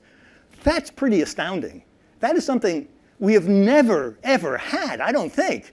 I don't think we've ever had a tool that lets us use sliders or wooden pegs or whatever in order to play with fairness the way that these tools do and the way that machine learning, our encounter with machine learning, requires us to. Gives us the tools, lets us use them, and so it becomes fairness becomes complex. It's always been complex, right? We are able to recognize that it requires trade-offs, which is sort of anathema to the idea of fairness. You trade off fairness, you are being unfair, is what it comes down to. And that, in fact, fair solutions often, I'm going to say like almost always, they're imperfect. But that's okay, because that's how life is. And now we're able to address this more directly. Now, this is actually an important change in how we think about morality. I also think it's sort of it's a good step for the species to be able to acknowledge the degree to which compromise and imperfection is part even of morality, which for a long time was assumed to be a realm of perfection. Nah, not so much. So the third thing, and I'm getting even more speculative, is how we think about meaning. So in 2015, some Google researchers did a deep learning project in which they fed in images. Boy, that doesn't, you're going to have to buy the book to read that one. It's just a small image blown up big. And I'll tell you what it shows. So they asked the system, can you generate an image from what you've seen of the other images in the data set, an image of a barbell? And it did. And if you could, if you see this, that's a barbell. There are a bunch of barbells around here, and that's a two-handed human arm with no body in between holding onto the barbells. And so the press greeted this as either as a failure, the system screwed up, or actually the stuff I saw and remember is it's sort of an amusing foible. Oh, that funny AI is the best it could do. And I'm not convinced this is a failure or a foible. I will tell you why. So in Western tradition, since the Greeks, we have thought about the meaning of things, what they are, as being their essence, where the essence is a way of encapsulating what's distinct and unique about a thing, unique from everything else. Since Aristotle, all the way up through and past Linnaeus's Genus Species, we've assumed that the essence of something is the class that it's in and how it is uniquely distinct from the other members of that class. So in the case of a barbell, if you really don't know what it is, it's something like, its essence would be something like its exercise equipment, because that's the class that it's in. And what makes it distinct is it's got those two plates and it's short and it's used for hand lifting. So that's an essence. And our task in the West has been, surprisingly, to try to fill out the plenum, the chart of all possible essences of each thing, because we assumed that it's a rational universe or God created a perfectly orderly universe, and so everything will have an essence and they'll all come together really nicely. It's only about 100 years ago that we started to think, well, that may be not how things work. So this is Martin Heidegger, familiar to many of you, German philosopher. About the personal details about this guy are so repugnant that it's like a parody of somebody you don't want to reference. But he says something, and I don't want to go into him. We can argue afterwards. It's not going to be an argument. But he said a bunch of things that I think are really important and countered much of our Western metaphysical tradition. So when he thinks about meaning, he does not think about essence, explicitly doesn't think about the essence of something, which makes the thing distinct from everything else, but rather about relationships by which things are connected. So to take the canonical Heideggerian example, if you want to know what a hammer is, and we're not talking in the abstract, if you're a Martian, but in our lives, what a hammer is, you really have to know about nails. But to know about nails, you really have to know how wood holds nails, accepts and holds nails, and what we use wood for our purposes, for our houses and so forth. And wood comes from trees, and trees come from forests, and forests need rain, and they need sun, and the sun shares the sky with the moon on a, you have to know everything, because each of these things also has meaning extending outward into a universe of relationships, a coherent, sometimes inconsistent, but coherent, I'm not sure what I mean by that, world in which everything is connected one way or another. And the meaning of something is its place in that universe. So this goes against a lot of our Western tradition. We do still have a tendency to try to understand things by defining them and saying, which sometimes works, but usually isn't satisfying. So let's say you do a text embedding and you feed in some, I don't know, 40 million Wikipedia pages or whatever, and the machine does its statistical analyses and it builds a 1,024-dimensional space. Does that sound about right? We'll say, okay, a big high-dimensional space in which each of the words is connected at some distance from basically every other word. It's a coherent representation of a complex, complicated set of things that have their meaning in their relationships. This type of analysis is way closer to a Heideggerian sense of meaning, which I think is, for me, is the better sense of meaning than the essential one. This is close to that. This is like an architecture for it. I'm not saying that this captures the meaning of everything, but the form of its model is close to the form of meaning in this other sense. So if, in Heidegger's sense, Heidegger thinks he's expressing an everyday sense of meaning as well, which he hopes you will recognize in your own experience. So if our encounter with machine learning includes coming into contact with models like this, whether it's for text or other things, that may help change our idea of what constitutes meaning. From snipping things apart to seeing how they're related. It's giving a model of meaning as messy, complex, fluid, and most of all, connected. So which captures the meaning better? This fuzzy arm thingy on the right, or the very crisp and clear one? Well, so this is great if you're looking in you know what a barbell is, you're looking in a catalog to buy one. This gives you important information, right? It certainly has its place about how it connects or what color it is and other things. But it seems to me that if you really didn't know what a barbell was, and if this were a little bit more legible, which is my fault, this would actually give you a better sense of the meaning of a barbell. It's not, barbell isn't this thing in isolation, it's something that you use to do your curls. This makes that much, much clearer, even though it is a little bit of a foible because the arms are weird. But it's just machine learning. So this is the panic, right? We don't know how it works, but it works. And we can help we can do a lot of stuff to try to understand how it works. But that's, fundamentally, it's a black box. And what I want to say is, embrace the black box. For one good reason, that it's actually, I think when you boil it down, it's the world that's the black box. I mean, machine learning black box is nothing compared to the world we live in, where we have little flickers of light. We've got great techniques developed over many thousands of years in every culture for understanding the world, sufficient that we can operate in it, we can learn from it. But it is fundamentally a black box, and one that is so far beyond our capacity.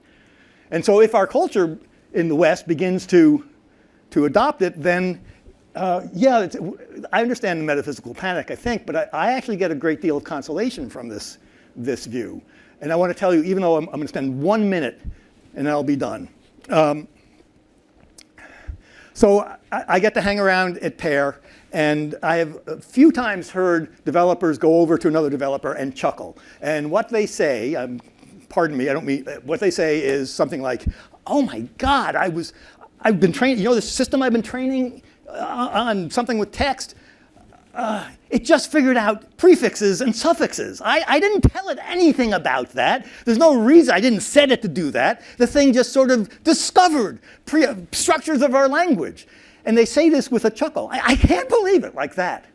Because I think it's not just the light and the technology that they've created, the model that they've trained, but it's the fact that in these black boxes in which we don't know how they're working, the system discovers or rediscovers signs and symbols and significances that work, that come to the surface. And we say, yeah, there are prefixes. How did it know that? There is meaning. Here's the point. There is meaning embedded in our world that shows up in unexpected ways in our models. And that chuckle of delight is one of happiness about the particular model, but more importantly, I think, is an expression of joy at the meaning that is in the world that these systems can uncover, and awe at the fact that we can't uncover all of it. That chuckle makes me very, very happy. Thank you.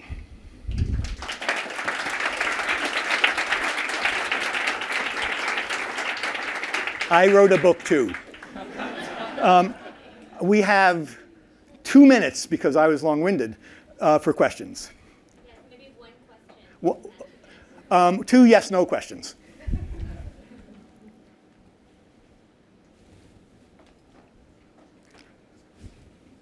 We could. I did. This was. We met at the dinner thing, and you introduced yourself by saying you don't know anything about machine learning, and you then blew away the crowd of people around you with how deep and substantial and interesting your knowledge of machine learning was. So go ahead, ask me a question. That was a setup. No, I mean, super stimulating. My question is kind of, okay, if you have the black box, but the inputs to the black box are not direct sensory inputs, but are constructs from our existing way of knowing and describing the world. And the outputs that we ask for are not direct manipulations of the physical universe, but are also constructs that come from our existing way of thinking about and knowing the world. That seems to me like there's at the interface of the black box, there's a conflict between 2 ways of knowing. So one of the snapshots you had of the what if was distinguishing smiling from not smiling, right? But smiling and not smiling do not exist in the real world, right? As defined objects. So I'm not sure, I'm sorry, I don't mean to interrupt, I'm not sure exactly what you mean. Do you mean that there isn't a precise definition of smiling and not smiling, or do you mean that it's an emergent phenomenon that can be reduced to? Everybody's definition of smiling and not smiling is subjective and cultural. Right? Certainly, okay. And then lots of other snapshots that we had showed models where inputs were things like race, for example, right? And other subjective and cultural and indefinite construct. So it's like that the model, and maybe it's unsurprising that vision is one of the more successful places, because then you are working with a direct sensory input. But in so many other places, I'm scared that because we're putting bogus constructs at the front end and the back end of the model, we'll just create a bogus model that replicates our bogus constructs. So the shortest answer I can give, and probably the only answer I give, because it's a fantastic question, is I think that where maybe we are differing is that I am not assuming at any point in this that there's objective transcultural information at either end of this process, nor at either end of our lives. I assume that we live in a world, in a culture, this is why I had it, happily said at the beginning about the West, that matters, because that consists of some semi-coherent set of ways of understanding, interpreting the world conceptually, and lower levels of the stack as well. That, of course, makes itself present in our technology. Without that, we wouldn't be able to, we wouldn't know where to place sensors or which data to put in. The whole project doesn't work unless it occurs within a culture that has some roughly shared sense of concepts, words, et cetera, including what smiles are. Because you're right about smiles. On the other hand, we all know what a smile is, and there are edge cases where we're not sure. I'm terrible at smiling, so I gave you an example of an edge case, okay? We know what smiles are. It's a meaningful concept, even though it's imprecise. these systems are, one of the things I think I've learned from being at Pair for a year and a half, I shouldn't have had to, I should have known, but I didn't, and it's really vivid to me, that the extent to which these systems are imbued with human judgments, human values, human concepts, even though the concepts may get stripped out when it goes into the box, the amount of, and I've learned this from Yannick, who is a fantastic and patient teacher, the extent to which the training of the system depends upon all the stuff that you know about, ideas about which sort of data you want it to learn it from and how you're going to adjust it and what constitutes success. These are very human black boxes, and even so, we put them together, and we, as a starting point, we can't understand them without additional work and additional tools. So we may differ, and I'm not giving you a chance to reply, over, but we'll talk, over the basic context, whether it's needs to be or could be an objective sort of context, or whether these are essentially socially and culturally determined systems, which I think they are. They occur within socio-technical environments. A really profound remark from earlier. So thank you very much.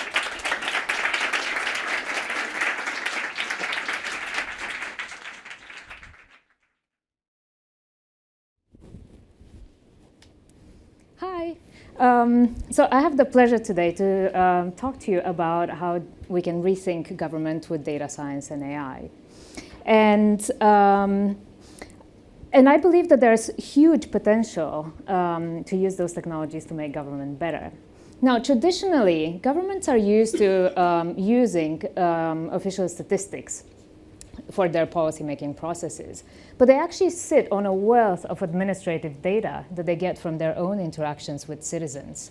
And if we allow ourselves to dream, what can a government do if it uses this transactional data, you can imagine a future in which education is tailored to the needs of each child, or street crime is reduced, or health care is fit to each patient, or the cost of financial crisis or floods are alleviated, traffic deaths are prevented, and we can intervene early for children at risks.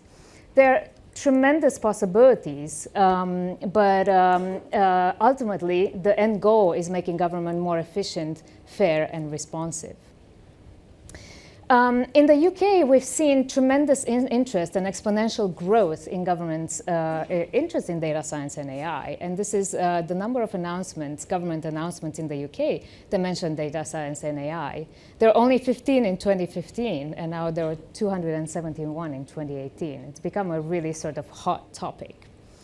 And also, we're seeing strong recognition from ministers of the potential of those technologies for the public sector. So what you're looking at is a quote from the ministerial foreword to a guide for using artificial intelligence in the public sector, which the UK government put out earlier this year. But despite the interest, governments around the world have a history of struggling with technological innovation. Flagship government policies that rely on information technologies regularly flounder. Now, I'll give you a few examples. The Affordable Care Act nearly crumbled in 2017 when healthcare.gov, the website that Americans were supposed to use to register for their healthcare plans, kept crashing. Universal credit, which in the UK is the biggest reform to the welfare system since 1940s, is widely considered to be a disaster for its failure to pay claimants properly. It also wasted £837 million on one component of a digital system that was very swiftly decommissioned. In Australia, My Health Records, a way to put medical records, to digitize medical records, saw 2.5 million people opt out by the end of January 2019 over privacy, security, and efficiency concerns. That's about 1 in 10 people, 1 in 10 eligible people. And we also know that governments will struggle with data science and AI for much of the same reasons that they struggled with earlier technologies. The first is a lack of in-house expertise. And in the UK, independent government departments are building their own in-house expertise in data science, but it's very limited. Those are sort of the numbers that we got from LinkedIn. But a lot of the government departments who could really use this expertise have only a handful of data scientists around. One of the causes behind the lack of in-house expertise is the fact that the public sector is incapable of attracting talent. It cannot pay the salaries that match the private sector. And one of the effects of not having this in-house expertise is the fact that it relies on private sector players to deliver the work. But if you don't have any data scientists, or you only have a handful of data scientists, it becomes very difficult to evaluate the work contracted out. And you can imagine how difficult this would be with machine learning systems if you don't actually know much about them. Now, the other thing that I want to mention is that IT disasters do leave consequences. There are cultural barriers, and there is a fear of innovation due to failures like the ones that I just mentioned. Now, I'm not saying all of those things to get you down or to discourage you. On the contrary, I think where government struggles, there's an opportunity for each one of us to jump in and help. And as a researcher, I firmly believe that we have a duty as independent academic researchers to help governments maximize the potential of these technologies. I'm going to be spending the rest of the talk telling you a little bit about the work that we're doing at the Alan Turing Institute. But I should note that we're not the only ones doing this work, and it's great that we're not the only ones doing this work. And for example, Stanford's Human-Centered Artificial Intelligence Center is looking at many of the things that we're planning to look at as well. Now, the Turing is the UK's National Institute for Data Science and AI. It partners with 13 universities across the country. And what's wonderful about that is that it gives us access to unequaled access to expertise in these domains. So if we have about 400 senior fellows seconded to the Institute. We have about 70 researchers full-time at the Turing. We have PhD students, over 100 visiting researchers, and about 25 research engineers. Now, we set up in May 2018 a research program in public policy, which I helped lead alongside someone named Helen Margit, who is a professor at the University of Oxford. What is the program? Well, the Turing is putting in about $1 million a year to link the government to the Institute's community of AI researchers. We're in a way a one-stop shop for the government whenever they have any questions about these technologies. Thus far, we've helped about 70 public sector organizations who've reached out to us for help, from government departments to regulators to local authorities and police forces. What does the Turing's investment pay for? Well, it pays for a team of 7 researchers. We're all from sort of social sciences or ethics background. And our job really is to link, to set up and oversee 25 research projects involving more than 65 academic researchers from 10 universities. So we've done tens of thousands of hours of work to date for the public sector, and we've raised about $9 million entirely of public funds to support the research that we're doing. Now, if you step back and think about it, how would you set up a research program in this area? Well, you need to think about what are the ways in which data science and AI can make government better. So, and I would say that those are the primary ways in which they can help. Measurement and detection. So, for example, you might want to know how many trucks are coming into the country through the port of Dover. That's a measurement problem. And you might want to know which one of them are bringing in illegal goods. That's an identification problem. Prediction and forecasting. You might also want to know, you might want to forecast the demand for energy in this country. You might also want to predict which individuals are at risk of ending up in fuel poverty. Simulation and evaluation allows you to run scenarios that will see the effects of your policies without actually experimenting in the real world. Personalization would allow you to offer services that are targeted to the individual needs. And ethics and governments are putting the limits of your use of these technologies. What are the ethical uses of these technologies, and how should they be regulated? Now, the nice thing about these 5 ways is that they actually cut across all policy areas. So by focusing on one, you have read across various policies. And our aim in the program is to cover as much of this civilian matrix as possible. We don't do any work in defense and security. So I want to give you a few examples of the work that we're doing. We have a project that looks at hate speech online, for example, and the project lives at the intersection of social science and machine learning. We're not just interested in identifying hateful content online, we're interested in knowing who puts it out. Are there variations in hate? And really, what we care most about is how can we intervene so that there is less hateful content online. Now, just because there's an election year, I'm going to show you one result that we have from this. So one of the things that we've done as part of this project is look at a year's worth of data of tweets put out by followers of various parties. Now, the y-axis is the probability of sending out an Islamophobic tweet, and that's a log scale, and those are the followers of the various parties. We can see very clearly in this graph is an escalation of hate from the sort of more mainstream parties, the Labour and the Conservatives, and the parties with more sort of nationalistic content. And this tells you a little bit about how important it is to understand, to look at the ideology and the political orientation, for example, of the people who are putting out hate online. Another project that we have in the area of simulation and evaluation is a project that tries to help developing countries reach the Sustainable Development Goals. Now, there are 17 goals and 169 policy targets that are measured by 232 indicators. Now, try to imagine being a government in a developing country and trying to decide, what policies do you need to prioritize in order to sort of hit all of those targets and to make sure that you're meeting all of the indicators that you're measured against. That's an incredibly difficult problem. And what makes it difficult is interdependencies between policy areas. So if you're the central government and you decide to invest in education, for example, what you can see is the outcomes. So you can sort of see, has the literacy rate increased or has educational attainment increased?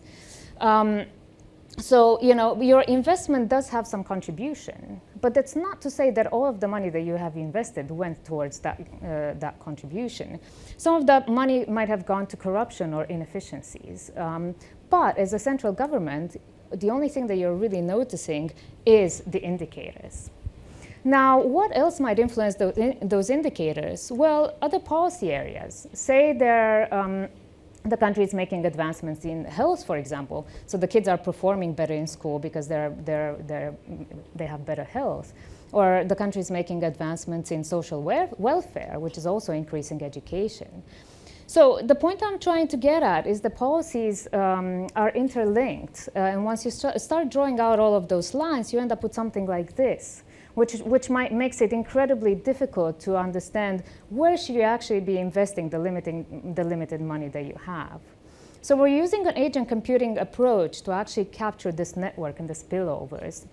And the output that we're getting is a very clear roadmap for the countries as to what policies do they need to prioritize in order to reach the targets that they want to reach. One last thing that I want to tell you about, which is in the area of ethics and governance. Local authorities in the UK, at the end of many years of austerity, are struggling with children's social care. They cannot hire as many social workers that they used to hire. So they've come to us to ask us for help if we can write machine learning systems that would identify children at risk. Now, the question there isn't so much of, can you write this, but should you write this? And the problem, at least within the UK, is that local authorities don't have the expertise needed to evaluate those systems.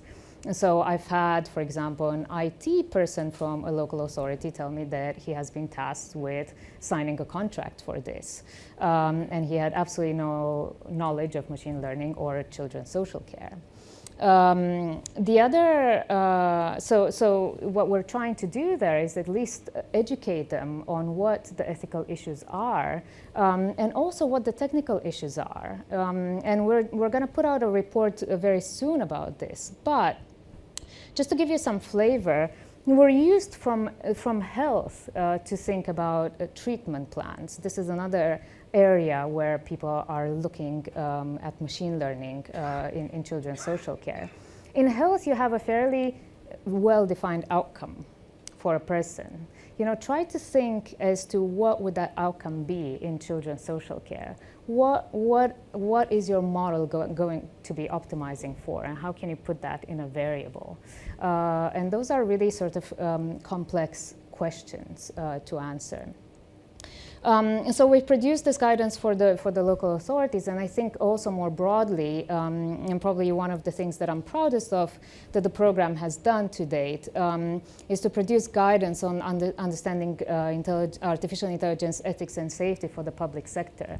So we've published this guidance in June of this year together with the UK government's Office for AI and the Government Digital Service, and it's the world's most comprehensive guide to the safe and ethical use of those technologies in the public sector. If you have time, I would highly encourage you to look at it and to tell us what you think about it. We're sort of pioneers in this field. We've done our best. It's a living document. We're planning on changing it and updating it each year just to make sure that the technical tools that we're recommending stay up to date. But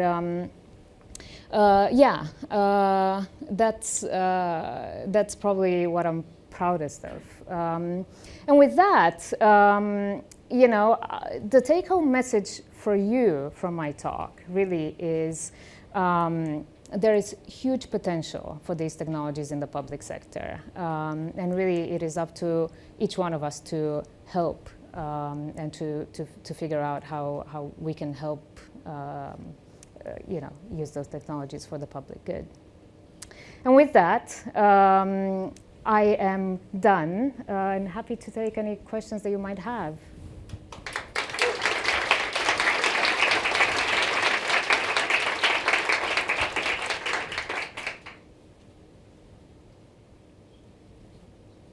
Hi, hello, Ludovic, working at Google.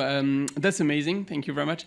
I have a question on your optimization for resource allocation within government. I found it super interesting, but my question is, you basically, when you try to find the best combination of resources allocated to each ministry, you need to optimize regarding certain indicators, or you need to optimize on something, and this something needs to be defined depending on what you think is worth developing in society. And at the end, this objective is highly political. So, and it's country dependent. And so I wondered, how do you define those objectives? Because you cannot just optimize for optimizing. You optimize with a goal. And this goal is about politics at the end. And so maybe in the framework of participatory ML, how do you define those goals together and with different countries so that you make sure you're not standardizing policies across all countries, which might have cultural differences, etc.? Yeah, so I mean, we're looking at the Sustainable Development Goals, which are setting the targets themselves, right? So it's not really, what we're putting into the model is the initial conditions, which is the current state of the indicators. We're putting in the network spillovers, and then we're putting the targets, which is just the Sustainable Development Goal targets. That produces a set of policy priorities that we can feed to governments, and they can decide what to do with them. We don't set the policies. It's ultimately the elected governments of those countries that decide what the policies are. But this way, at least they have an idea of what are the policy priorities that they would need to set in order to reach the Sustainable Development Goals, if that is what they want to do. Tim O'Shea from Edinburgh. Does it make sense to talk about government as unitary entity? Are you talking about the current politicians, or central government, or local government, or agencies like the NHS? And within central government, we know that, for example, the Treasury has an entirely different culture to the Cabinet Office, and those two in turn, and the FCO has third culture. So when you're talking about government, what do you think you're talking about? We've worked all across the public sector. So we've worked with individual government departments, we've worked with local authorities. I'm referring mostly to the public sector in terms of whom we're working with and whom we're trying to help. But of course, each government department is different and they have their own priorities. And we work to them to various degrees. And we also work with them to the extent that their values are sort of aligned with the values that we have. So I would be much more inclined, for example, to work on a project that looks at demand for teachers, for example, than I would be to work on a project that writes an algorithm to identify people who might be here staying in the country illegally, and I think that's a value judgment that, we're making.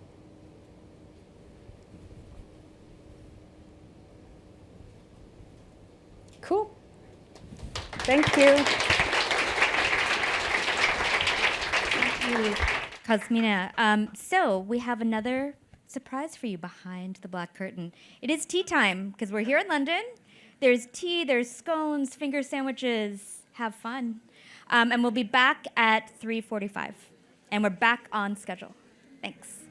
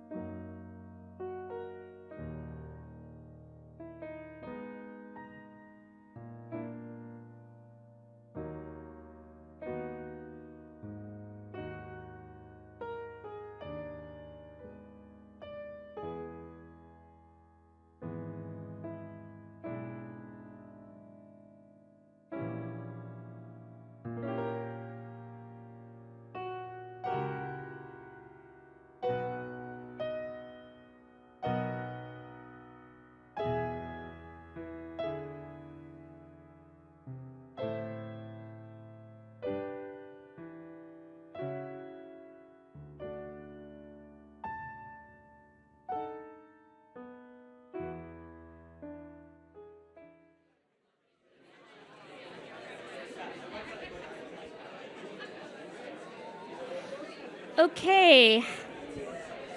Good afternoon, everyone.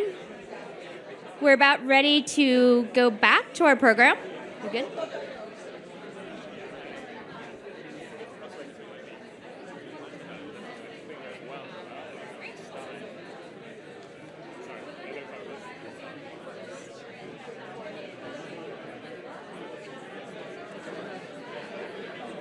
There's spaces still left?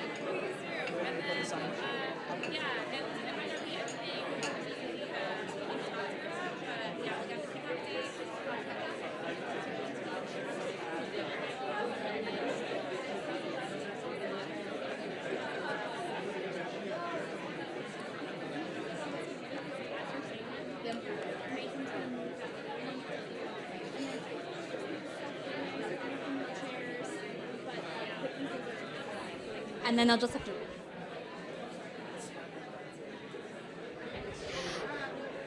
Okay, we're about ready to get back with our program. I hope you're really energized by your tea and scones and stimulating conversation. And speaking of stimulating conversation, there's more on stage. With even more ideas for your breakout sessions that are coming up. I hope you enjoyed those scones with clotted cream and fig jam. Those are amazing. Some lovely tea. Excellent conversation. That's going to continue. Not only here, but on stage.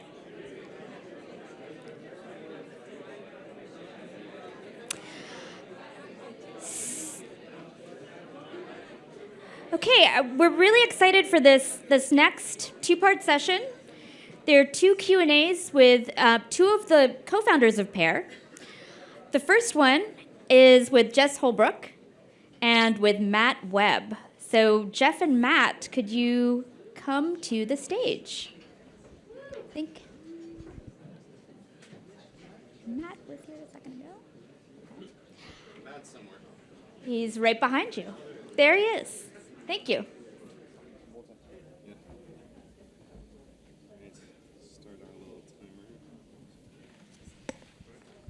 Thank you, Rena. Welcome back from tea, everyone. My name is Jess Holbrook. You might remember me from introducing booklets earlier. And I'm very happy to welcome Matt Webb here. So let me do the little rundown and embarrass him a bit. So Matt is an accomplished designer, company founder and leader, and large company and startup advisor. He founded and was CEO of the design agency Berg from 2009 to 2015. After that, he was the managing director of RGA's Ventures Accelerator program in London, establishing their presence in the UK. In this role, he did everything from lead the group strategy to startup sourcing to building investment cases for funding to coordinating deals and negotiations, all while coaching and advising a number of startups in the area. In this capacity, he really got a unique and wide view into the UK's startup scene, especially with IoT or Internet of Things startups. Most recently, he founded Job Garden, connecting top talent in the UK with startups who need it. And he also runs the strategy and innovation consultancy MWIE Limited. So please help me in welcoming Matt to the stage.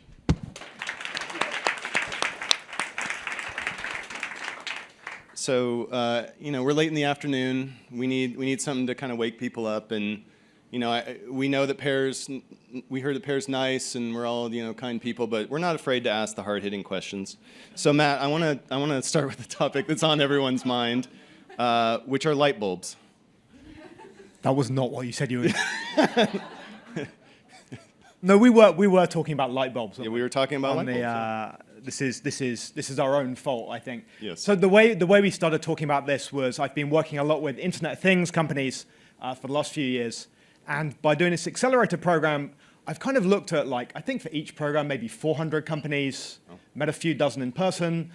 And my assumption was I was going to see loads of kind of smart home companies. That's kind of what we think of as Internet of Things, right? And I did not, right? Business IoT, I saw loads of. So it's a really interesting thing, business IoT, bringing the you know, the physical world into the domain of the internet, you know, I met companies like, was a great one called Winnow, which deals with commercial food waste. So they use computer vision to identify meals that are sent back from restaurants in the kitchens to identify where the waste is coming from and what to be done about it. They reduce waste by about 50%. They're rolling out at IKEA. Great company. Consumer IoT, smart home, the Star Trek future, right? Like, that hasn't happened, which is where we get to light bulbs. Right. And the question is, like, why not? Right? It's a bit of a damp squib. When I kind of think about my smart home thing at home, it's all the centralized voice assistant. There's a device somewhere, and you have to kind of go, you know, living room, corner lamp, turn on, right? Right. Which is a terrible user experience. It's kind of like voice interface command line, right? It's exactly like that. It's perfect specification of the thing I want. And it's like really, it's like hostile to like kids and to like people who visit your house and to like people who don't share the same language. But like, you know, it's bad, right? Yep. So I saw these companies and I started complaining about like the state of light bulbs. And people were like, well, what would be an alternative, right? Like, how else would we do it? Right. And this is kind of where it connects with the AI thing, because I started going like, well, what about an AI-powered light bulb which doesn't need any kind of network connection at all? Because what would be the best user experience, right?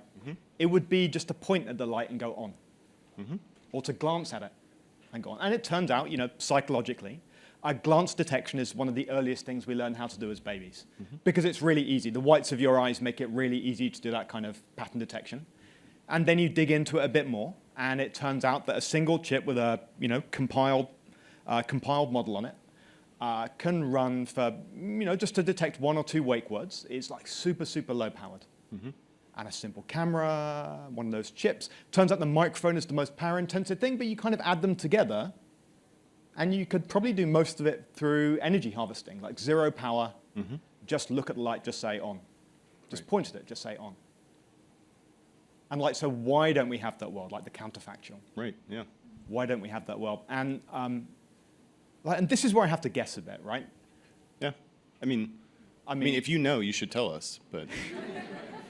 my guess is that like everyone kind of saw the internet and network effects, and they saw IoT, and they were like, we can do that again. Yeah. Right? Like they wanted to go for they wanted to grab the entire ecosystem.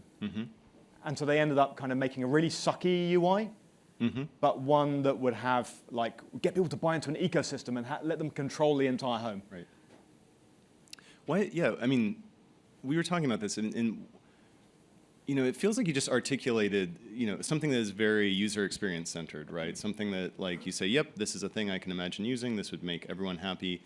And so, in your experience interacting with all these different companies, you know, why not make that choice? What is this, you know, adherence or this drive for the platform, or the, you know, we kind of talked about things like strategy taxes and this, you know, why not make that decision? There's a lot of user experience people in the crowd too that would, you know, we're often baffled by this. Why not just make this, this great experience versus going for applying, I guess, that previous paradigm's model to this one?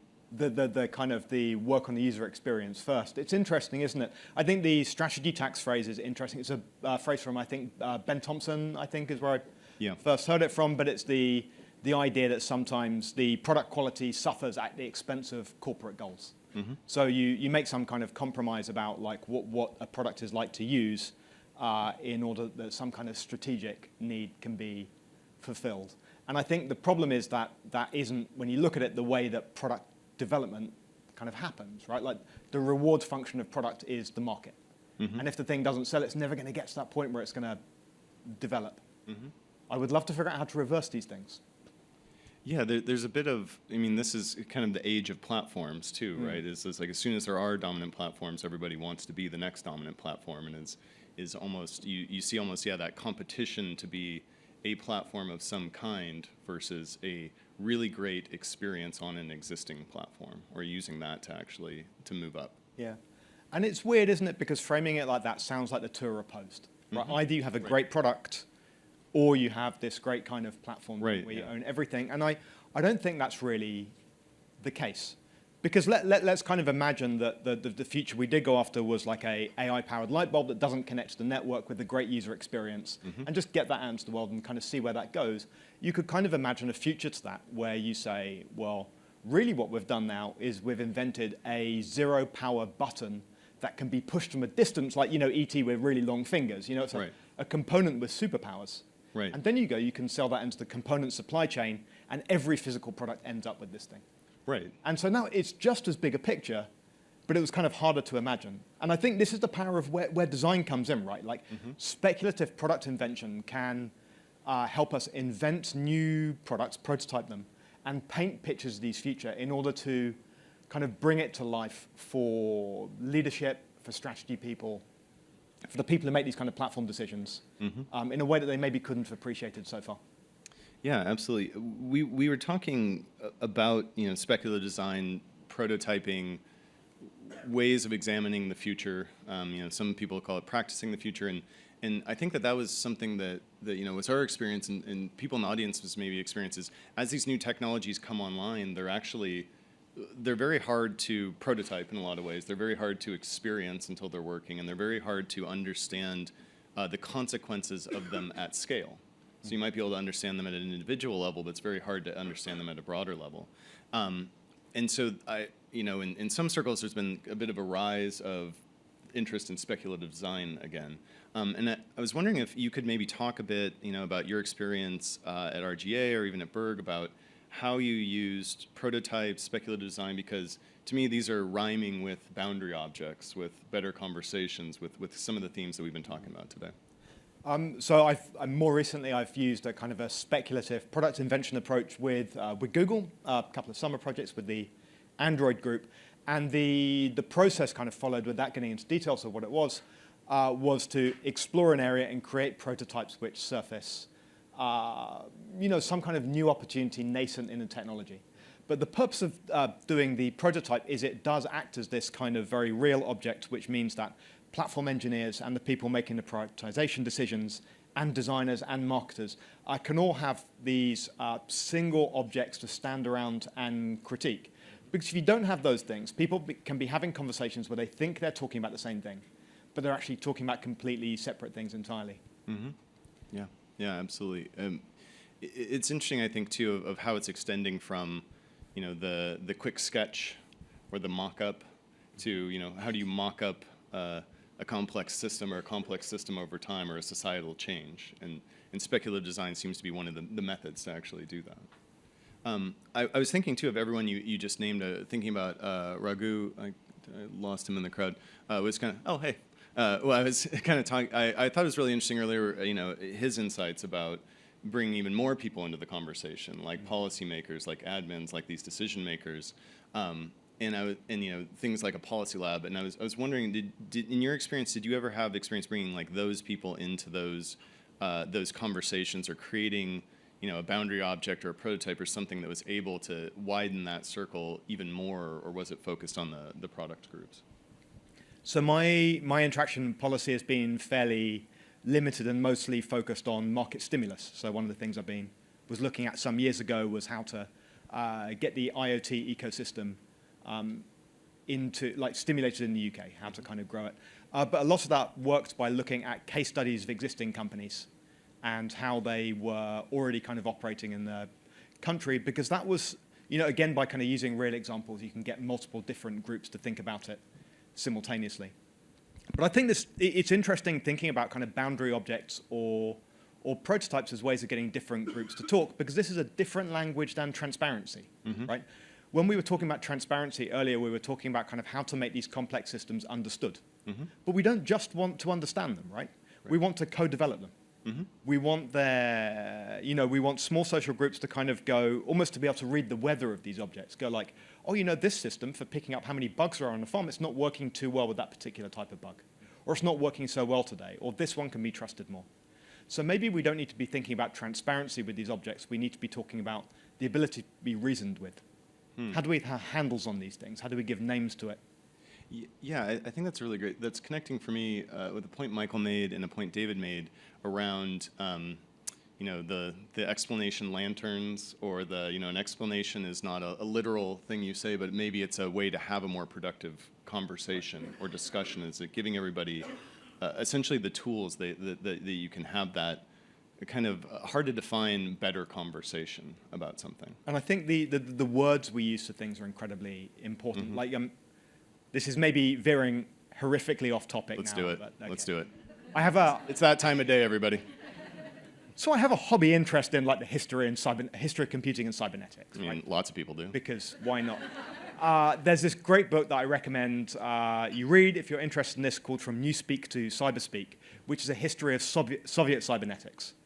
Because the vision of cybernetics, a kind of a holistic society, a planned economy, obviously very appealing to the Soviets at that time. So they were translating a lot of the papers coming out of the US into Russian. But because of a focus on materialism, a lot of the words in these papers to do with early computing, words like learning, words like memory, adapting, were edited out because those weren't material. Those were words that belonged to humans, or at best biology, and not to machines. The argument in From Newspeak to Cyberspeak is this limited the way Soviets imagined computers. So while the Americans came up, and Engelbart came up with augmenting human intellect, computers for creativity, the PC, the Soviets were stuck in imagining computers just as fast as calculators. They could only imagine using them for ballistics calculations. Right. So I think that's another role for design, right? Is to have the right words for things. Yeah, I think that's, we were talking a little bit about that. I've been trying to kind of process this because then you kind of get into almost this loop of, well, are the terms that we're using limiting how we're seeing the application of it? I kind of connect this with some of the ideas of bringing more people in, because sometimes you'll bring somebody in. I was talking earlier talking about in linguistics, and you might have a separation between semantics and pragmatics around the meaning of a word in linguistics. And for me, for a social science background, I'm like, oh yeah, we have words for that too, of whether something can kind of stand alone or depends on its context, but we just use slightly different terminology.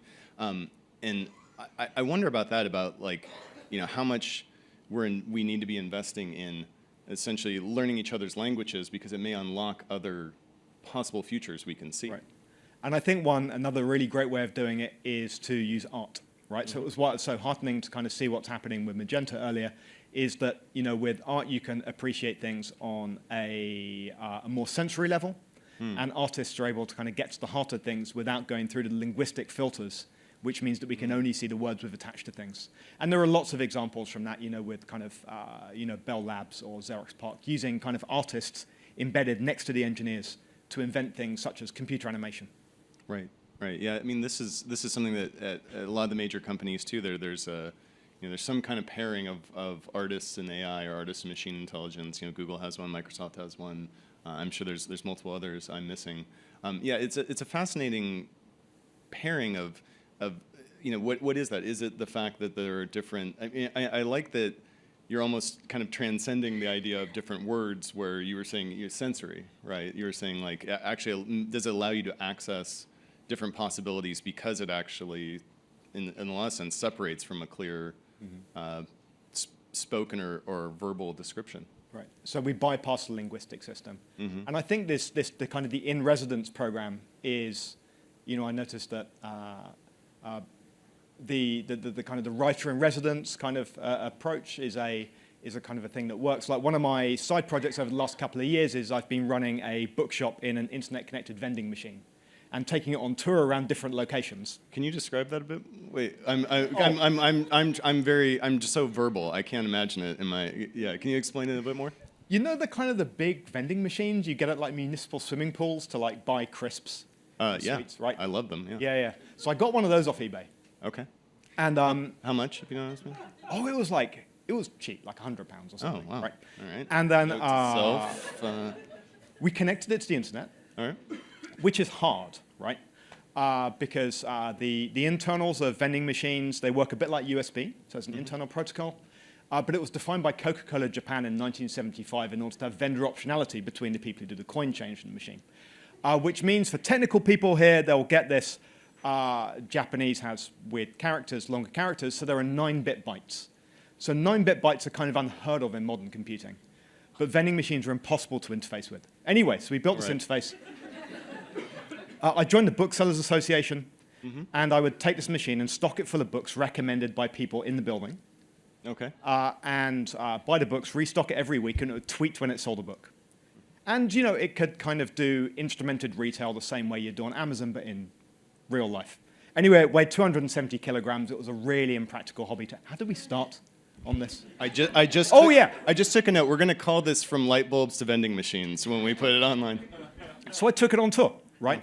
It was in actually Google's campus location in Shoreditch for a few months, and we called it a machine in residence. So its job was to go around different locations to be a machine in residence, and it would get people thinking that we didn't need this division between online, e-com, and real-life retail, that we could have feedback loops and recommendations in this human aspect and this physical aspect, but connected to the internet. There didn't need to be this kind of division. So it had this kind of non-verbal, in-residence thing too. Also, I love books. Yeah, they're, I mean, mostly about cybernetics in the Soviet Union, but what were some of the, this is just way more fascinating than the other question I had. What were some of the reactions to this? To maybe tie it back a bit, like, what do you think, what did you learn from doing this, other than the weight and cost of vending machines online? I mean, I learned that vending machines get really hot inside when you turn the fridge off, because they're basically refrigeration units, which means that all the adhesive smell and the shelf talkers, the recommendation cards fall off. So that's a very unpractical thing. Yes. I learned. The more practical thing is I learned that this was done before. So the origin of paperback books is not just they were small and paperback. It's that they were made to be sold along magazine supply chains in railway stations, in wire racks. So the real revolution of paperback books in the 1930s, I think, both in the UK and the US, was to use different distribution models to take interesting books to where people were instead of dusty bookshops. And I think about that a lot, right?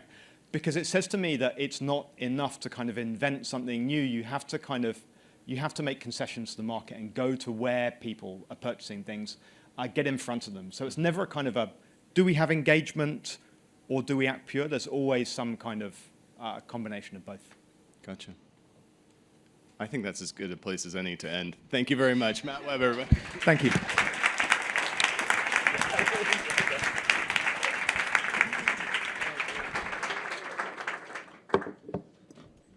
And now we have our other co-founder and lead of PAIR, Martin Wattenberg, and Simone Stumpf. All right. Great, thank you. So it is my honor to be interviewing Simone Stumpf, who is a senior lecturer at City University of London. She has an illustrious career studying things ranging from biometric security to end-user programming to intelligent user interfaces. But most especially important for us today, we're going to be talking about her work in explanations in ML, a subject which has barely come up. So I want to start out and ask you this. I feel like you were fairly early to this field, and I'm curious, what was your motivation for studying explanations in the context of ML? Thanks, Martin. Great question. I was actually asked that same question last week while driving to Frankfurt Airport and being trapped in a car. It was back, I think, in 2005. I was working in the States on a small project called Kalo, out of which Siri came. Unfortunately, I was not in that team. So I was working in a team that looked at task recognition on desktop computers and resource prediction of what you might need for a particular task. And the accuracy was atrocious. We sort of started out kind of going, well, why is this, right? Why is it so bad? And wouldn't it be great if we could explain to the computer what was actually going wrong, right? So actually, we cast this as a debugging problem, right? So how can we correct the systems, the machine learning mistakes? And then we quickly realized that actually the explanation from the machine learning was just a means to an end to get people to articulate how machine learning could be approved. So there's sort of a two-way loop there. Yeah, Two-way so communication. explain from the machine and explaining back. And so do you see now, do you think debugging is the only purpose for an explanation, or do you see other purposes? Oh, I think there's many different purposes, and I think that is so important to bear in mind, because I think many people just cast it in a sort of term of we need explanation for any system all the time so people can understand what's going on. And clearly that is not the case. I think people, companies might just go, I want an explanation so people trust my system more, right? That has nothing to do with better understanding on part of the user. And do you think the same kinds of explanations work for everyone, or, we're guessing not, it's probably more complicated than that. Can you talk a little bit about what sort of explanations are best for what sort of user? I think that is a really interesting question, because I think up to quite recently, there was that misconception that an explanation is, a particular type of explanation is good for everyone.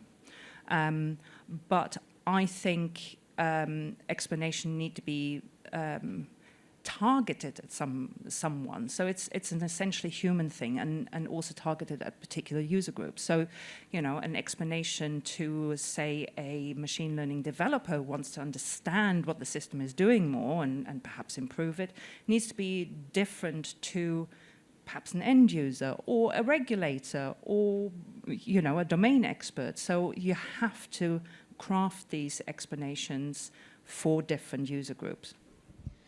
One of the things that struck me in reading some of your papers is the idea that, machines are, of course, fallible, but so are humans. And I think there was a paper of yours that had a title something along the lines of "Stop Fiddling" with this thing. Can you tell us a little bit about overconfident humans?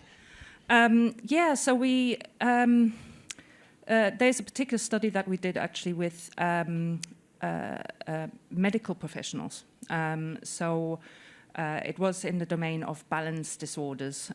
So we had domain experts that were developing these models, and then the idea was to roll this clinical decision support systems out to perhaps GPs or people who were not expert in balance disorders.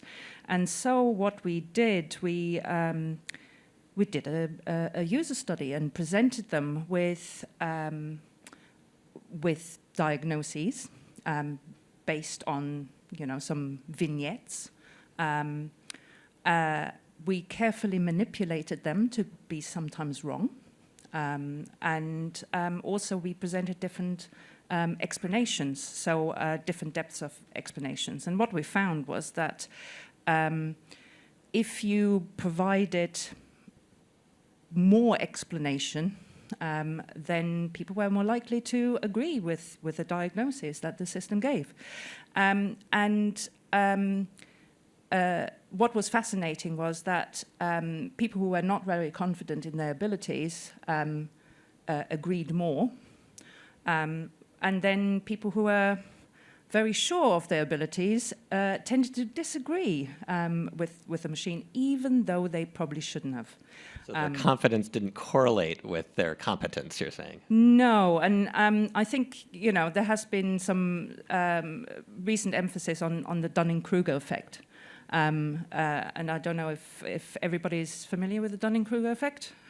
Show your hands if you are not.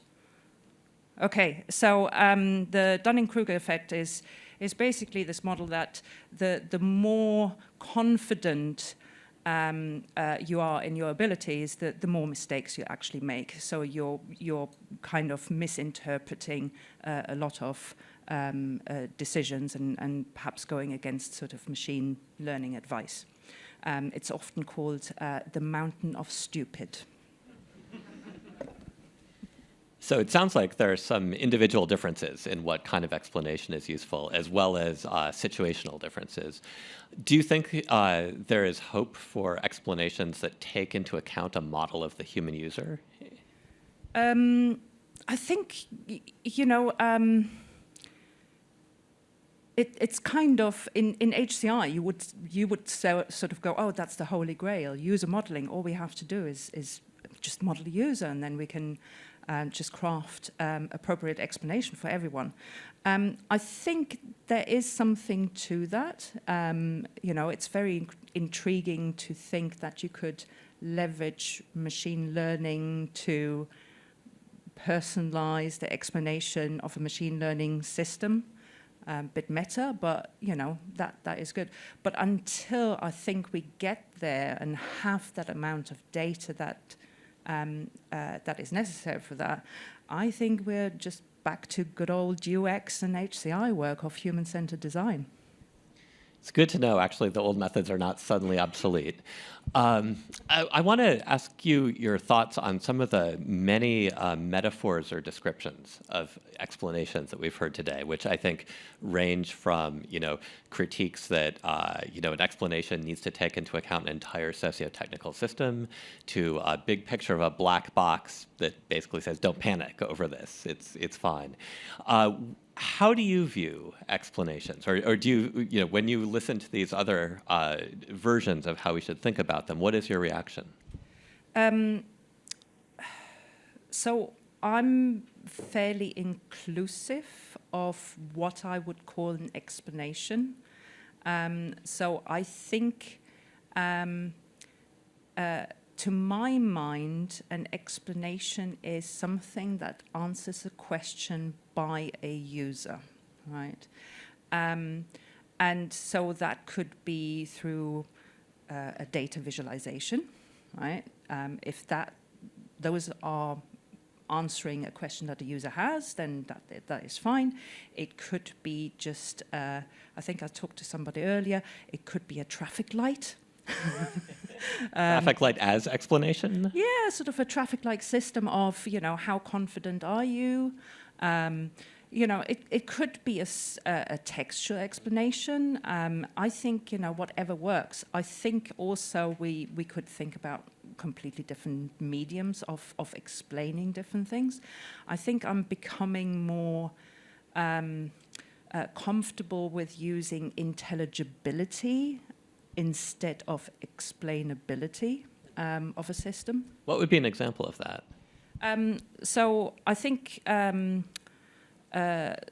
some of actually it's in your guidebook and the mental models. So if you're in the domain of mental models, you know that humans build mental models all the time, right? They improve it, they refine it, they might get it wrong,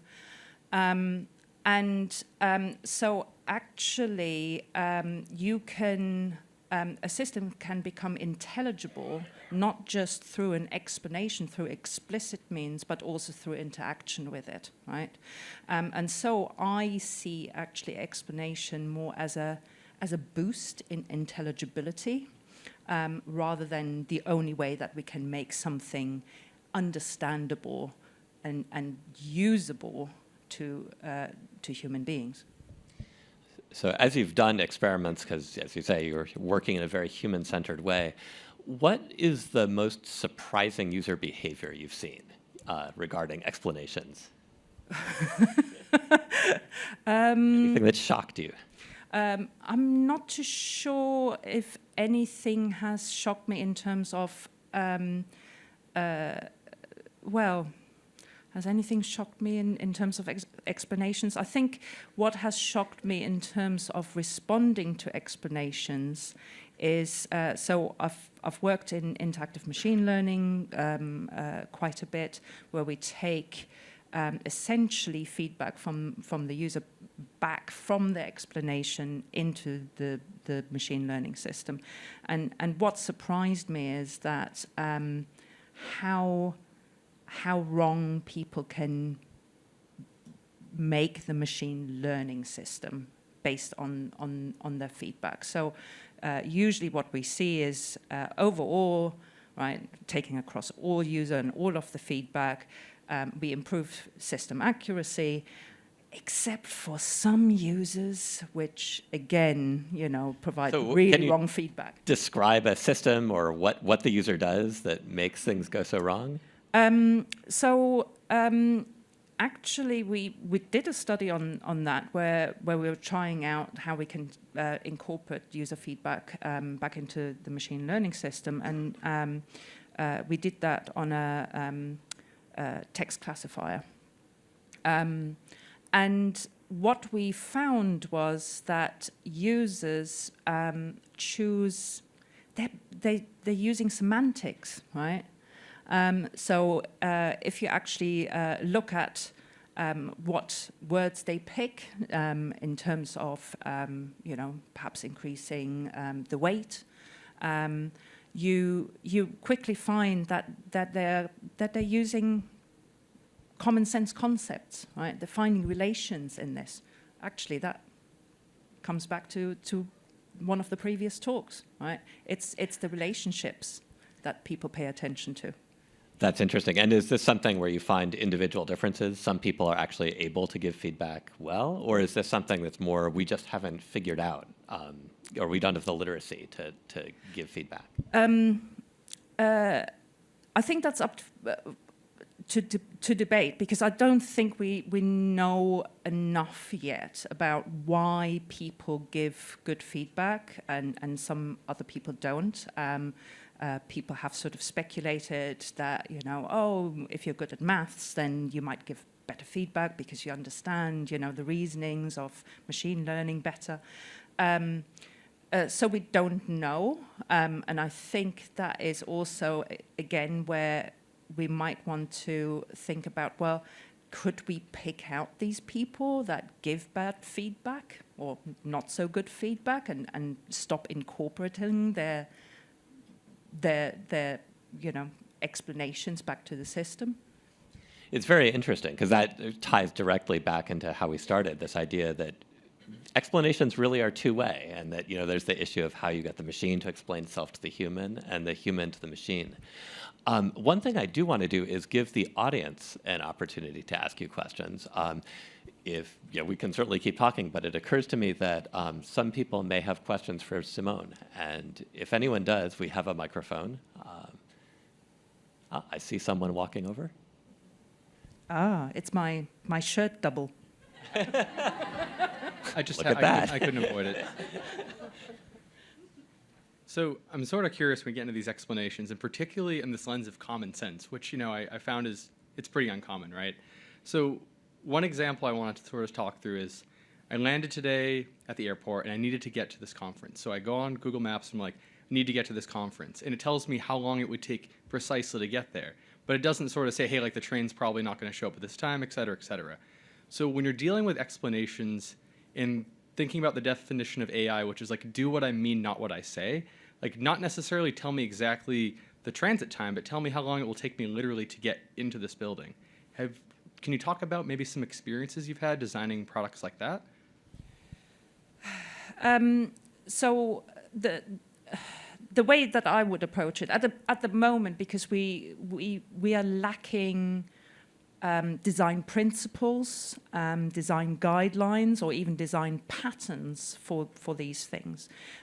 It's really back to handcrafting a lot of them, which I find incredibly frustrating, right? Because you want to work at scale, right? You want to go, this worked for this problem. Let's just use the same thing over here.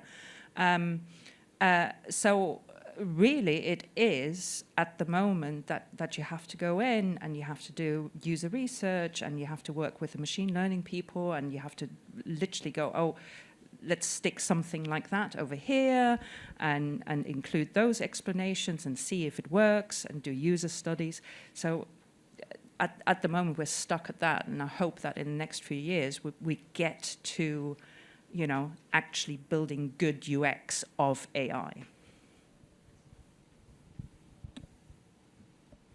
Oh, yeah, thanks for that. So, question that might sort of link you and Matt, the previous panel. Something about you were talking about intelligibility instead of explanation. in some way. And I feel like there's a whole sort of missed opportunity here somewhere for much more embodied sorts of interfaces that kind of maybe require less explanation and just deliver more of that intelligibility, and the kind of, you know, point at the light bulb thing seems to be in that ballpark, and also the vending machine with its sheer physicality. So I wonder if you could say a bit more about what you had in mind by intelligibility and see if they hook up somehow. Yes, in a way, you're exactly right. I think using intelligibility opens the way to other mediums of communicating with the user. That is not just cast in terms of an explanation of what people might understand with it. So, you know, you could say, well, it could be embodied, it could be haptic, it could be just through continued exposure to a process of prediction that makes it understandable, intelligible. It also means that I think we are then talking about different metrics and measurements of what it means to be intelligible. So explanation, usually you go, okay, has it in, you know, what's the mental model like now? Have you increased understanding? Whereas intelligibility also includes, well, are you using it appropriately, right? So yeah. Thank you. Actually, I guess just quick follow-up on that. So there's a sense in which maybe we end up being more intimate with these intelligible technologies, but that pushes explanation away again a bit, doesn't it? It's sort of like, so do you think there's a cost of going in that direction, a cost where you're cozy with it, and so it's not, maybe there's a degree of coziness we don't want. I just suddenly started to worry about that now. Yeah, so I feel a little bit like I'm biting the hand that feeds me, because I'm kind of going, explanations don't matter. But I always think that explanations are means to an end. And it's always important to think about, well, what's the end? What do you want to achieve with it? And that can be different in different circumstances.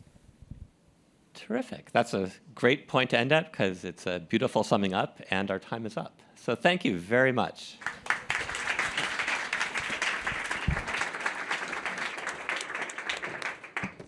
So many great questions, so many answers, so many ideas today. So now we are ready for our breakout sessions. And we'd like to have those of you that signed up for model cards, you're going to go with a Googler, with Andrew, right here. He's going to take you to the workshop room for model cards. So if you signed up for model cards, please go with Andrew. And if you signed up for Teachable Machine, over here with Jeff, he's going to bring you to the workout room. Surprise! The workshop room. You're going to have a mental workout at the Teachable Machine breakout session. So over here on this side. We also have our 6 sessions on each chapter of the guidebook. Look around the room and see where they're gathered. So user needs and defining success is right. No.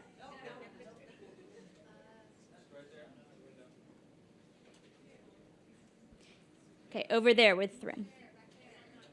Oh, okay. Okay. I think we're gathered. Pardon?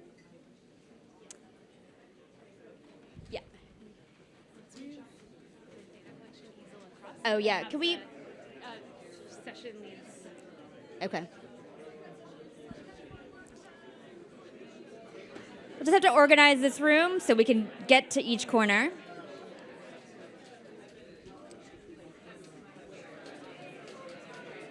Okay.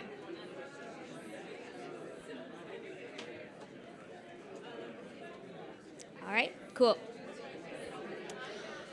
All right, session leads, if you could get to your easel, that will be really helpful now that we've reconfigured.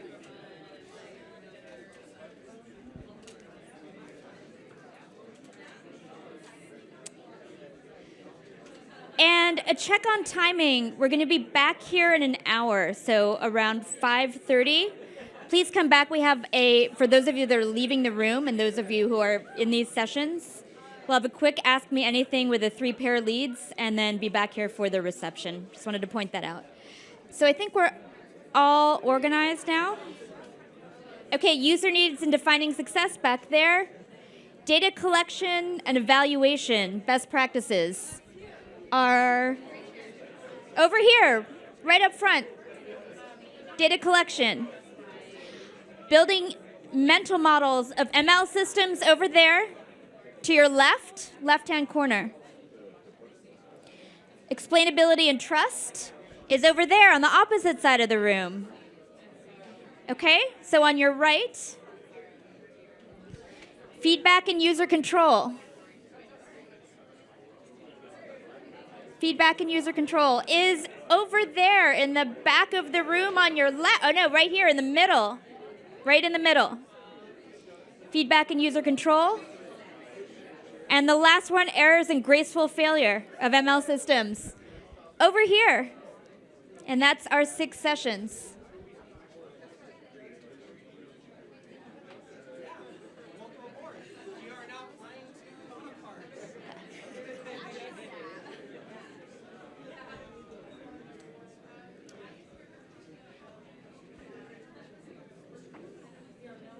You did a great job there. That's so Oh, thick.